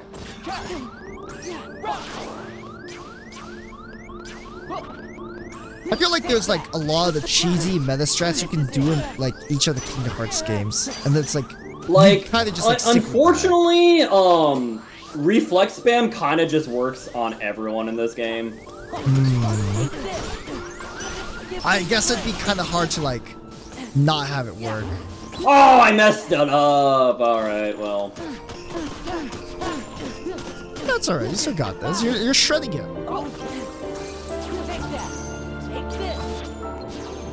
Okay, I swear to God, every time I'm in limit form, he's like, "Yo, what if though I stall out your limit form?" What if I stall out your limit form? You know, I'm like, it's a you know valid what? strategy. Yeah. Oh?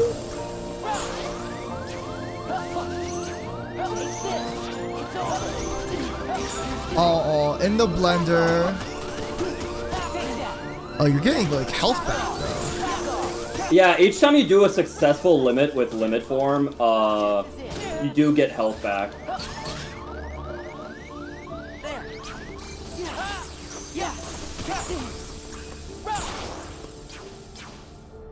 Okay, bro. Well, another time. Come on. Catch me if you can, bro. Take that. Nice. I feel like whenever I was fighting him for that part where he follows up his big blue balls attack, I'm always at a loss as to what to do. It's over. It's either I get really lucky and I'm away from him, or he's up my ass.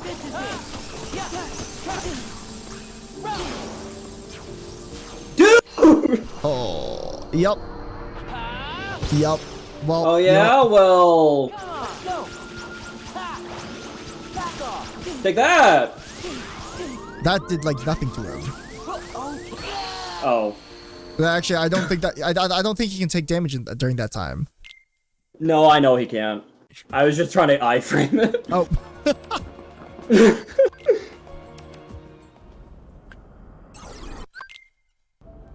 Yeah, it is later into the night, but Eros wants me to beat Roxas, and and I suck at this game, so. We can call it after this if you want to. No, this isn't even the fun fight. Which of the 13 org members do you think is the more fun fight? I mean, it's probably this one, but there's nothing cheesy you can do, And Yeah, I that's think true. chat wanted to see some of the cheese. Okay, that's fair. I'm back with pancakes. Yo, welcome back, Booger. I love pancakes. It's over. Back off. Back off.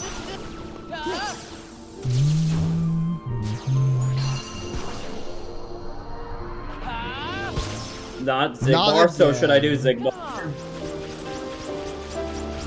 Marluxia or Alexius? Those guys are kind of funny.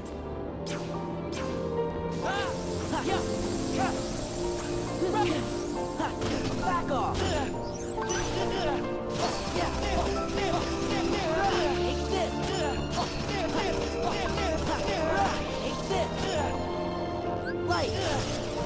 Nice.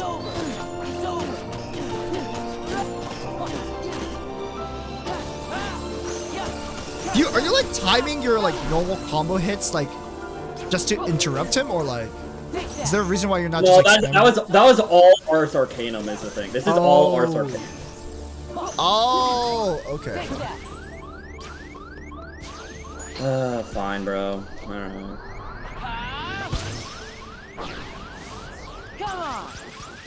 Ah, yes. We go round and round, right round, right round. This is it. Nice. Oh, Beyblades. Let's go. Take that. It's over. Take this. Oh, you can't do that! You were spamming Beyblades! Come on. You know, I feel like he has a lot of the cheese moves, honestly. If anything, he definitely has a lot of cheese moves. It's mostly just Beyblades and 10-minute long no!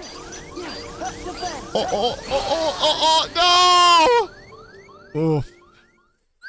Rough. Well, I got him to 1 HP. You screw This is you, true. Eros. I hate you. You want to do the other one then? Which one? I guess. You can do Sykes's. You can do Larzine. Yeah, looks like Deck Devil really wants Larzine. Larxene. Hmm.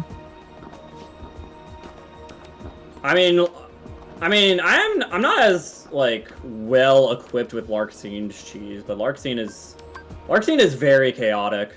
All right, Donald, I'm taking your stuff. So, fun fact, she does a lot of electric damage. So technically, what if I just get a lot of thunder resistance? This could work. 83 thunder resistance, yo. Do I know about the Larxene cheese? Remind me.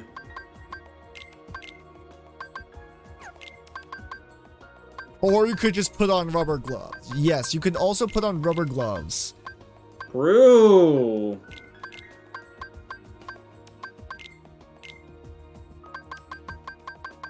I'm gonna go take a quick piss. I'll be right back. Oggy. Alright, I'm actually properly equipped now, which is fun.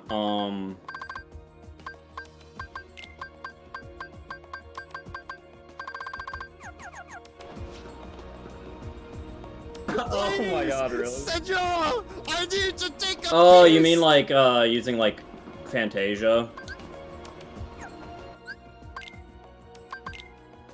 Is that what you mean?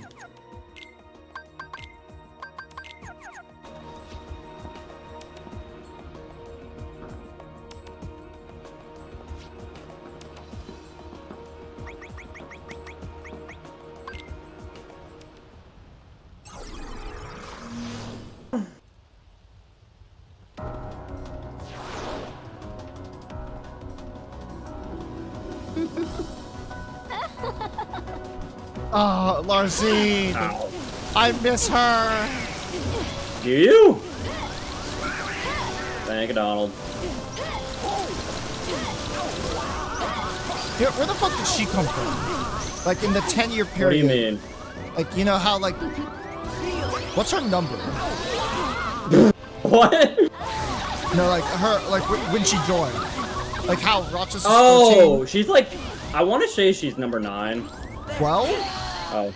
So she was like 12? right before Roxas. Oh yeah, she's not 9. No, never mind. No, yeah, it was Luxord's 10, Marluxia's 11, Larxine's 12. Yeah. Okay. Actually. Wait, number doesn't dictate when they join. Sykes is 3. What? No. Sax is 8. Okay. Oh, I messed up again. What if I just... Oh wait, Donald's dead, heck. Typical Donald. And then I'm out of MP. Okay, what if I go like this real quick? It's hard to get her into like a state.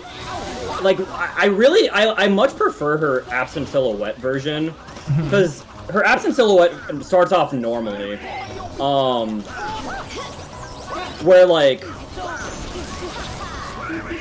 Where this one starts off with her just like infinitely comboing you, and if you don't like react as essentially immediately, you just get kind of wombo comboed a little bit.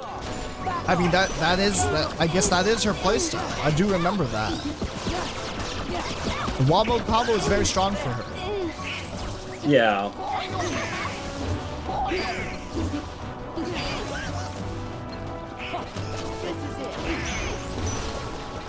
I think Larzine was another one that I like struggled with in Chain of Memories.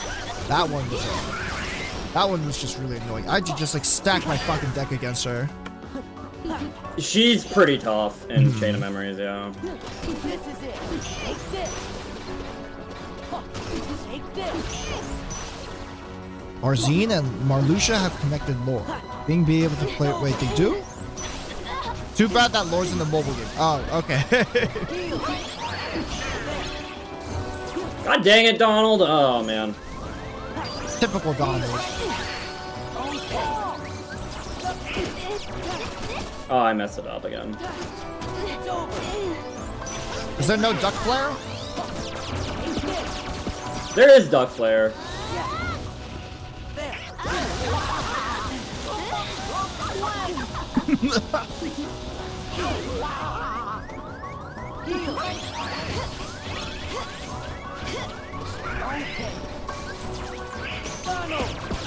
Alright, here we go.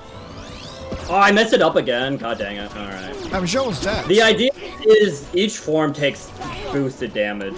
So if you time it right, you can get the the comet to hit all the forms simultaneously and kill them all in like a hit. So it does like 4 times damage because of that? What? Is it like each one takes the same amount of damage, so you can hit like 2 at the same time and they take double damage? Pretty much, yeah. Okay. And her DM, if you notice, some of her attacks have her like sending out like 6 at a time. Yeah. So I've never been super good at that, but that's the idea. Is you can like her speedrun is very funny because you just like wait for her to do an attack like that. You Comet Rain, and you will do like 8 bars in like 5 seconds. Oh. Like it is the quickest you'll ever see any Kingdom Hearts boss probably like have their HP deplete. That's kind of funny. It is very funny, but I will admit I'm not great at doing it because it's like I'm honestly better at doing it against her absent silhouette, like when you fight her, like when she's like a book, if you remember that. Because the fight changes here, where here she starts off in like essentially her DM, so it's like, which is very annoying. Where in like the other one, she starts off pretty normal. Okay. Yeah, the speedrun for her is crazy fast. What be like? Lexius is kind of funny.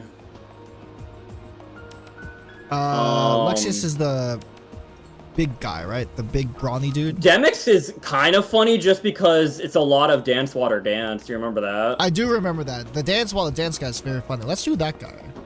All right. Dance Water Dance. Let me. Did we do the Lingering Will funny yet? We have not. I think Lingering Will is the last one for this one game. Yeah, if we want to do a Lingering Will funny, I think that sounds like a good place to end it, right? Okay, yeah. All right.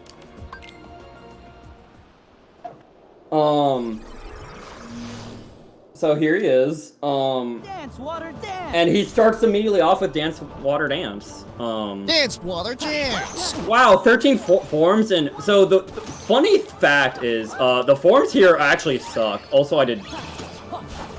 So they're not. I did not mean to do that at all.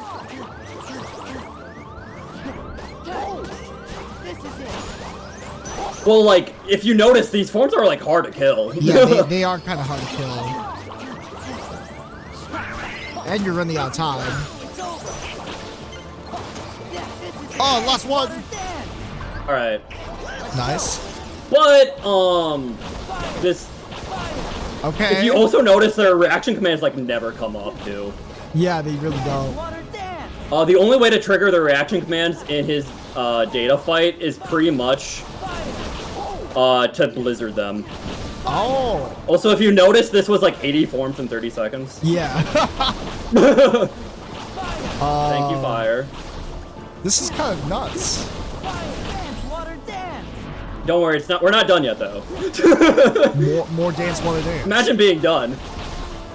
So he relies a lot more on his like small gimmick than he like actual. Yeah, pretty much. Okay. Oh. Keeps going. Keeps going. Oh, finally we can do damage.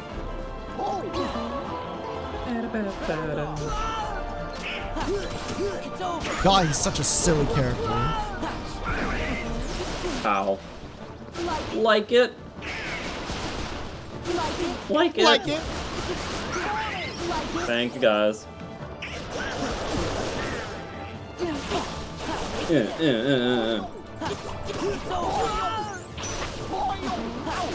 Oh. Like it. So I'm guessing it's just like you kind of wait for him to like. Oh, never mind. Oh. Ow! Like it? Come on, keep to the beat.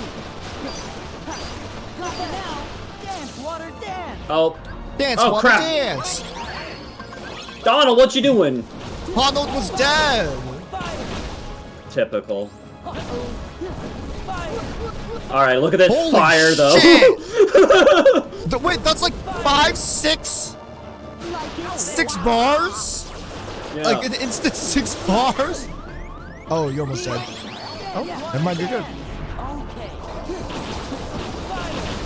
4 forms, 3, 10, 9, 8, 5, 3, 2, 1. Another Dance, Water, Dance. Goofy already ran out of ethers to give me, though, which kind of sucks. No, but he's got the spinning thing. That's all you need. Oh, true.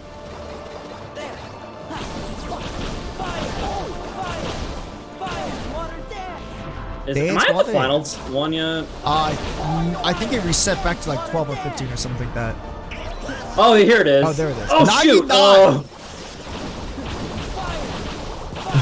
Donald almost killed you. 99 in 30 seconds. Can I do it? I started off really roughly, so I actually might die. You're halfway through with about half core, so you can do this.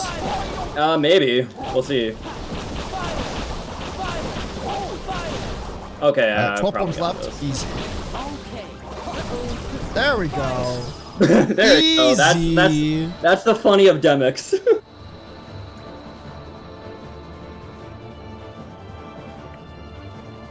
Yeah, if you can tell, he was kind of weak to fire. Why? He's like a water guy.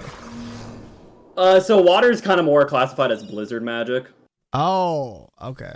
So that's why. But also Blizzard's weak to fire and fire's weak to blizzard.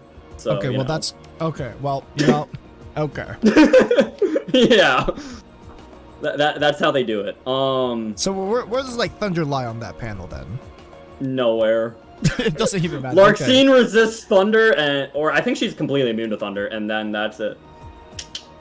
Damn. Okay. Yeah, I kind of messed up. So normally the better plan, at least when he does the 99 clones in 30 seconds, is if you push him into the corner, the forms can only come out of that one spot, right? So it's a lot easier to get all those his water clones to like if he's in blend the up. corner. Okay, yeah. Like just crowd them in. Right. But I never do that because I suck. But, I don't know. We could do like Lexaeus. We could do like Zigbar. We could do like.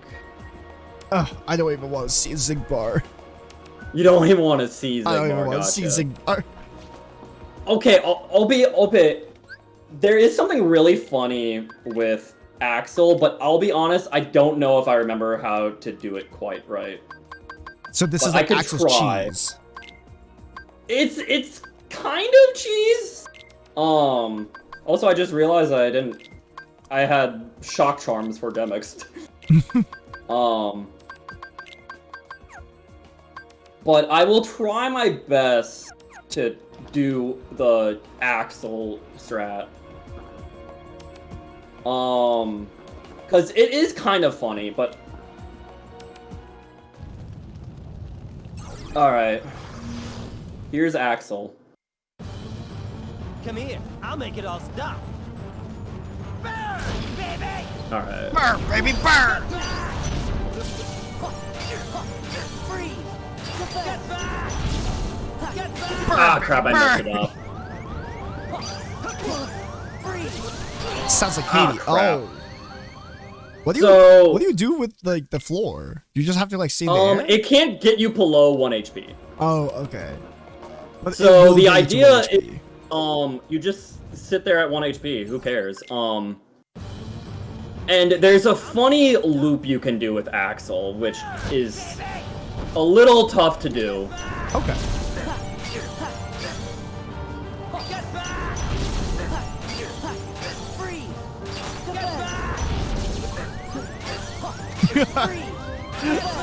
Like you kind of get the idea, right? Yeah, I kind of get the idea there. You can loop, reflect, and blizzard like repeatedly until you kill him if you do it right. Gotcha. It's just a little dangerous, yeah. It is very dangerous. You get down to 1 HP very quickly and die. So any mistake kills you. Oops.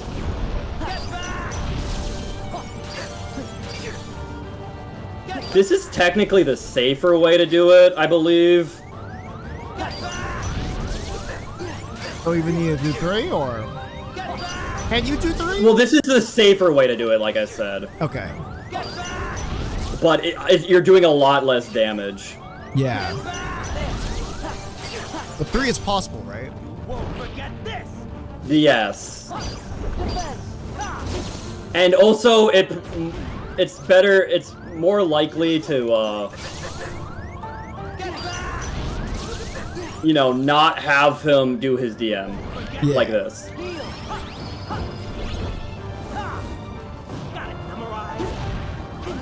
Oh. Oh, crap, yeah. Yeah.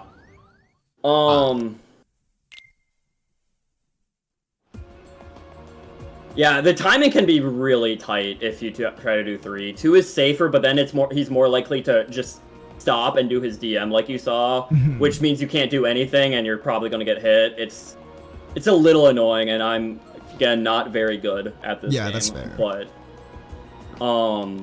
that's like the cheese with Axel, or Loop, I guess. So another thing though with Axel is you can't beat him while the floor is lava. He doesn't let you kill him. Is he like invincible? Like he just stays at 1 HP? He stays at 1 HP, so you have to do that one reaction command if you remember with Roxas. To yeah. Try hit the floor with light. Yeah. But yeah, it's still the same thing. You loop him, and then you're like, okay, you're about dead. Let me do the reaction command real quick, and then kill you. Okay. I guess I'll do Lexius just because he's big, tough, and dumb and easy. Oh, you know what? I already messed up something. I'll let him kill me. Because there is one cheese I do want to show that technically works on like everyone. Oh right, I forgot. Lexius sucks. If you notice, he's doing like no damage. Yeah, that's like chip damage. Yeah, his power meter really matters. He won't start like one-shotting me until it gets to 99,000 power. Wait, so how does his power meter go up again? He just charges up. Like right here. Oh, okay, yeah, I remember now. But when I'm trying to die to show something, it's a little annoying. Yeah. Can you kill me, bro? No, Goofy, stop healing me. Okay, he powered up again. 30,000. He slams against the wall. There we go. Let's go. Okay. Alright,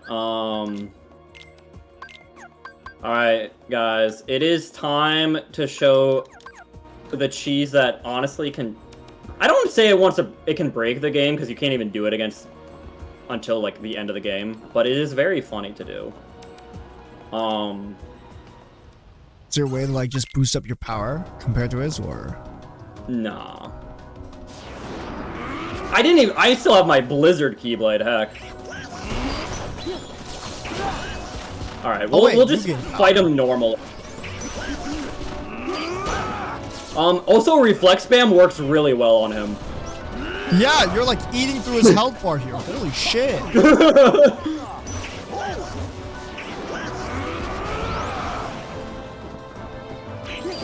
Is he like invincible while that's happening? A little bit, yeah. He just has super armor for the most part, really. Oh, gotcha, okay. And still taking damage. And reflect. And reflect. And counter. Alright, we'll start the cheese here. Whoa, wait, whoa. Whoa! Whoa, wait, what the fuck? His health is all gone. Holy. Wait, can he, is he like stun locked? Final Form Firaga, you can do this against a vast majority of bosses in this game, fun fact. It doesn't trigger their, like, revenge value. Mm-hmm. So they don't automatically retaliate.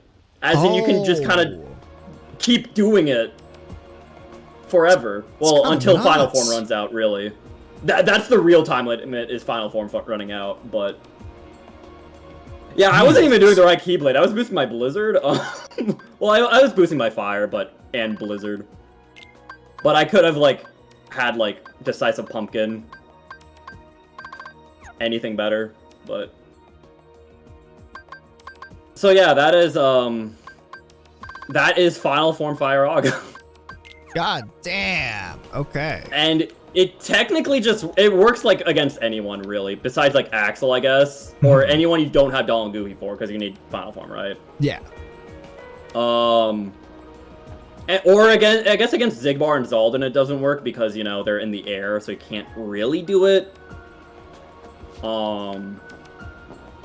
But it's really funny against Vexen, but Vexen's just an annoying fight altogether. Vexen's fight was... Vexen's not the book guy. Vexen is the shield. He's the guy who has a shield. His shield has its own health meter. Yeah. And he tries to, like, make an anti-Sora. That's right, that was his whole thing, the data thing. But Final Fire does a lot to him. That he doesn't seem like he can do anything right now.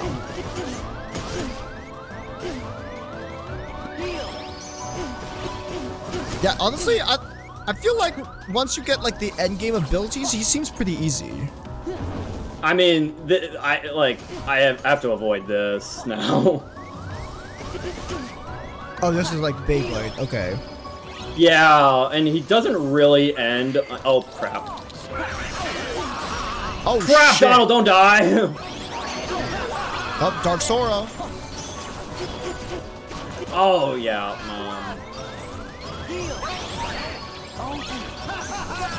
All right. I think you could do this level. That should help.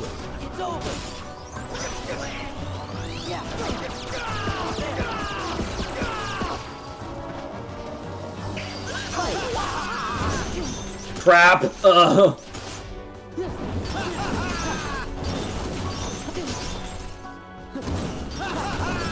Damn. Well, shield's almost dead. Ha ha ha! God, he won't fucking die! Jesus Christ! Oh, there we go. Pull him the fucking blender, the ninja blender. There we go. There we go. Half of that, you know, part of that I was just doing not even Final Form Fire, and it still did a lot.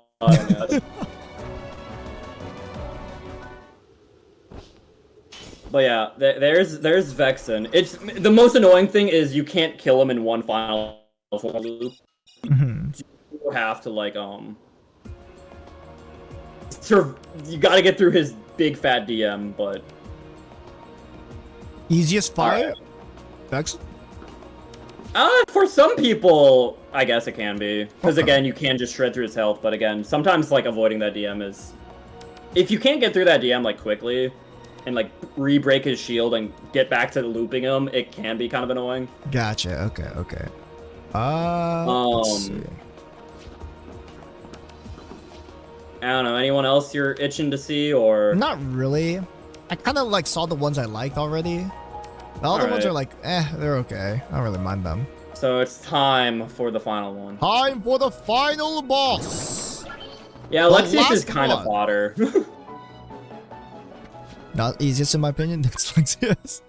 I would agree. I feel like Lexaeus is pretty heckin' easy. Especially because, you know, like, even if you do get hit by a lot of stuff, he's not hurting you until he gets to, like, 30,000 power. Yeah, I remember He does chip damage to you. Even on level 1, he's doing, like, he can't kill you, and you're like, wow. Alright, bro.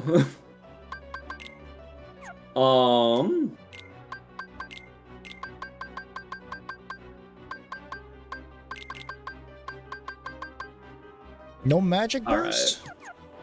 No magic burst. I need to show you what everyone wanted me to show you. We're gonna fight the Lingering Will. The cheese! The cheese. Actually, I want to do something to help me get to the point where I can cheese. Oh. I don't think I've seen you use auto limit before. Auto limit sucks, but this is a flaw with Lingering Will's fight. He can start with a variety of different actions. Yeah. However, one of those actions is literally unreactable. Oh. So, you can try to claim you're really good at reacting. You can't react to it. The game doesn't give you control fast enough. Oh. So what people do is the only way to like essentially react fast enough is auto limit. That's actually hilarious. Like right now? Yeah.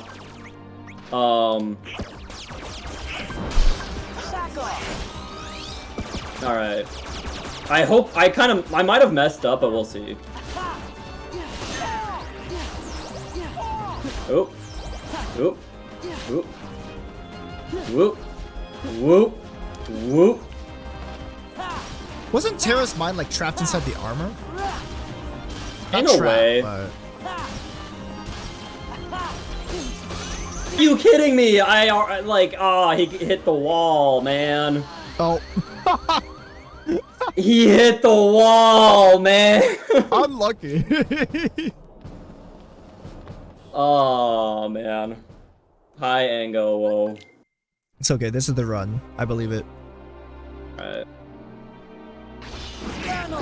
Oh, never mind. That's a big ass cannon. It's a little big. You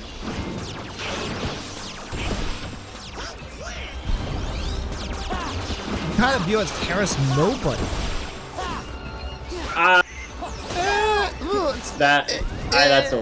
That makes things more complicated. Yeah.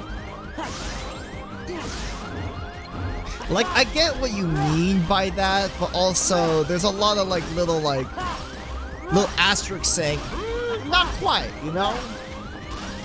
Is this a loop? Yes, but he might hit the wall again. Yeah. Oh, shit.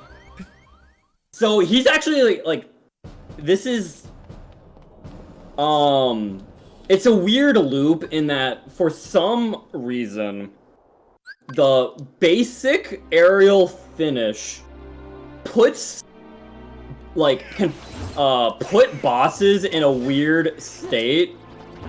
Crap.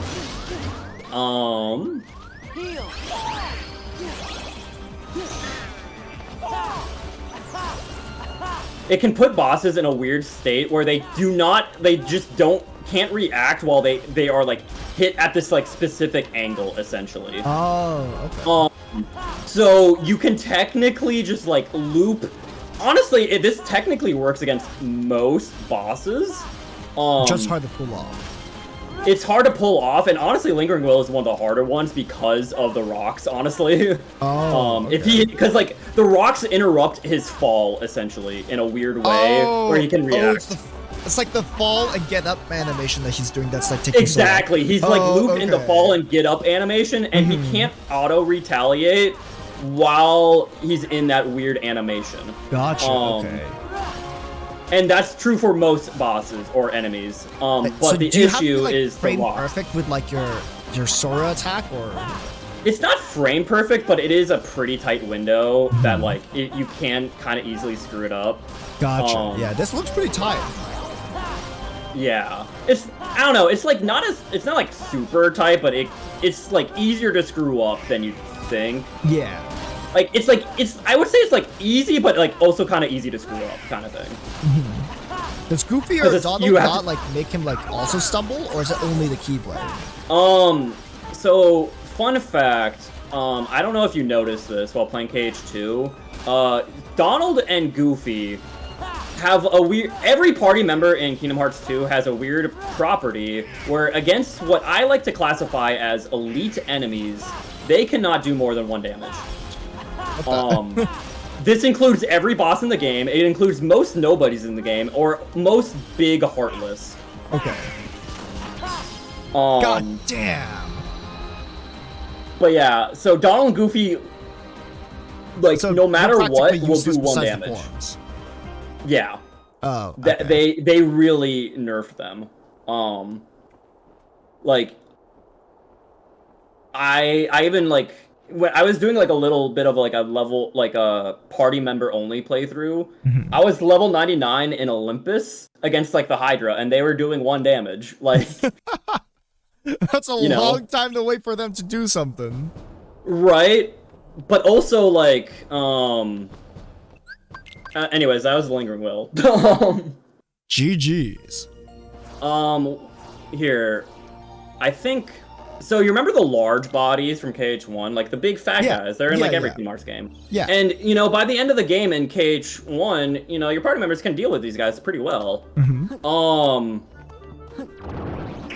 Okay, these aren't large bodies, but look at the damage they're doing. Oh yeah, like Donald's literally on tickling them. Yeah, Donald's used like 3 thunders on this guy so far. Yeah, okay, I see what you mean. Yeah, these two are classified as like elite enemies. Gotcha. And they cannot do more than 1 damage. No matter how hard they try. Except with your limits, obviously, but... Yeah. So yeah, that is unfortunate. That is interesting. I don't know if I like that mechanic. I don't, honestly. In Cage 1, they actually did damage. Yeah. They can kill people. And I guess technically, Donald, you know, your party members can kill enemies in this game, but not the ones that you should matter. Okay. Yeah. So... Don't worry, they'll get this guy eventually.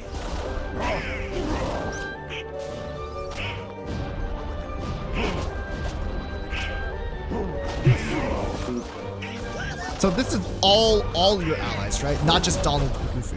It's every single ally in the game, yes. Oh my god, what a pain in the ass. And like, you know, that explains a lot, not gonna lie. That explains a whole lot. Yeah. That's why I hate Donald. However, I want to say, like, someone like this, I think, should be able to be killed. Yeah, see, Beast can, like, see, Beast did a huge chunk there.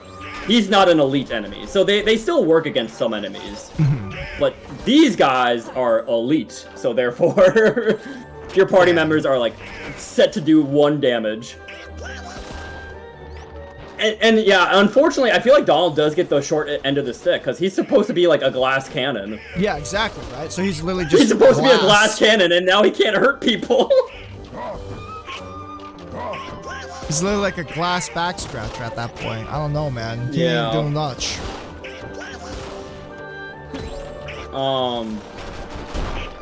Yeah, honestly, if you see a lot of, like, speed runs or like high level plays of this, that's why you'll probably see a lot of people turn your guys on to Sora attack, as in they don't attack. Yeah. Yeah. Because, I mean, I still like the idea of them hitting me. And to be fair, there is a few differences. So one thing Goofy has going for him specifically is his Goofy Tornado has, like, infinite iframes. Oh, so it's hard for him to die, yeah. Yeah, that's, like, he's not doing it to do damage. He's doing it to, like, just stay alive. I mean, honestly, I think it's a good move no matter what they do. And also, it has, like, a weird magnet property. It, like, yeah, good... it's CC. Yeah. Back off. So, Goofy has his use there in terms of just, like, not dying. And just... Tornado just has, like, infinite iframes, which is so funny. And then Donald, I guess, gets the capability of having the most powerful limits in the game. So... That is true. Alright. Do you wanna call it here, then? We... went through all of Kingdom Hearts 2's optional bosses. Yeah, we did. We did a lot of lore. We did bosses. We did a lot. Yeah. Deck Devil's asking a fun question. Yeah. Okay, what's up?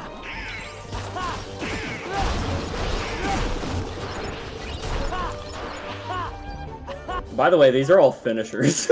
Alright. If Terra, not Terra Nort, had a nobody, would it look like Xemnas? Maybe with, like, brown hair. But, like... Would that be? I don't know, can you imagine a brown hair Xemnas? But I guess that is how the logic would follow, so yeah, I guess. Brown hair Xemnas. But, like... It's not like, Well, It's kind of hard to say, because at the point where he is Terra Nort... Terra Nort is technically, like, a lot older than Terra by the time we see him, right? So there is that. So Terra Nort does end up looking a bit different than Terra. But, like, Terra Nort is, like, literally Terra when, like... So, like, when there's Terra Nort, Terra doesn't exist, right? So, if you're talking about, like, the nobody of Terra, we're assuming that Terra doesn't have, like, a piece of Ansem or Xehanort. So I don't He know doesn't have why. Xehanort. Like, why would the nobody look like Xehanort when, at that point, when Terra is not Terranort, have Xehanort inside them? Well, I don't know. I mean, it's like weird because like I'm trying to think, but like I don't know. I guess it's just like anime logic, and it's like don't try to ignore the fact that Terra and Xehanort, you know, outside of their hair color, do have some similarities in like how they look. Yeah, one's bald. But yeah, well, yeah, he's bald, but like when he was younger, you know. All right. Next question: are you Team Fuamoko or Team Biju? Who? Hololive's having a collaboration with Yu-Gi-Oh! Master Duel, and they are having a tournament next Saturday and Sunday. I heard about that. I don't follow enough Hololive, so I don't know what team I'm on. I don't know. I might go team. I heard Ray will be on Team Fuamoko. So wait, Ray's like actually like he's not Hololive though. He's a Hololive fan. Raysian? Ray? Well, like he's a Hololive fan, but I thought this was a Hololive like the performers were doing it. Yes and no. So in Master Duel, you can they're setting up a tournament, official tournament in Master Duel, hosted by Master Duel, not by Hololive. Oh, that's crazy. And you can pick either Team Fuamoko or Team Biju, right? Okay. Isn't Ray also the world champ? Yep, Ray is the world champion. So yeah, fighting him in pools is gonna be hard. That would be difficult. You'd have to dodge him. So it's like you can like fight against a different team. You're fighting like within your team, and then the top people within your team fights against the other team. I think. Gotcha. Okay, so it's like a full Master Duel wide event, not just for Hololive people. I think so. Yeah. Oh, gotcha. Okay. Commentated by Crow. Yeah. And then they themselves are also fighting. So it's a Challenger Cup. Yeah, it's a Challenger Cup basically.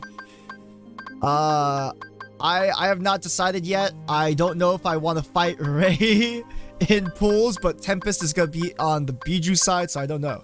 I think Jiryu also chose Fuamoko. Okay. So very funny. All right. Want to call it here? I'm ready to call when you are, yeah. Alright. Who do you guys want to get rated out to? Let's see. Are you a Kingdom Hearts expert now, Aros? I am the most Kingdom Hearts expert there ever was. I'm the most Kingdom Hearts expert. So why didn't you win in Kahoot? You know, I mistapped something, that's why. You mistapped something, gotcha. Yeah. Okay. Mistapped something. Alright, let me... Alright. Do you have any suggestions of who you want us to go to? I don't know. Any of your friends are on right now? You really shouldn't have betrayed. I have friends. Yeah. You have anyone you want to go see? Gotcha. I don't think so. No one jumps to mind. Okay. People are saying Eclipse in chat. You can go picks for the YCS? Okay. Alright. I guess we can do Eclipse. Alright. Go say hi to Eclipse chat. Bye-bye. Bye-bye, everybody. Bye-bye. Good night.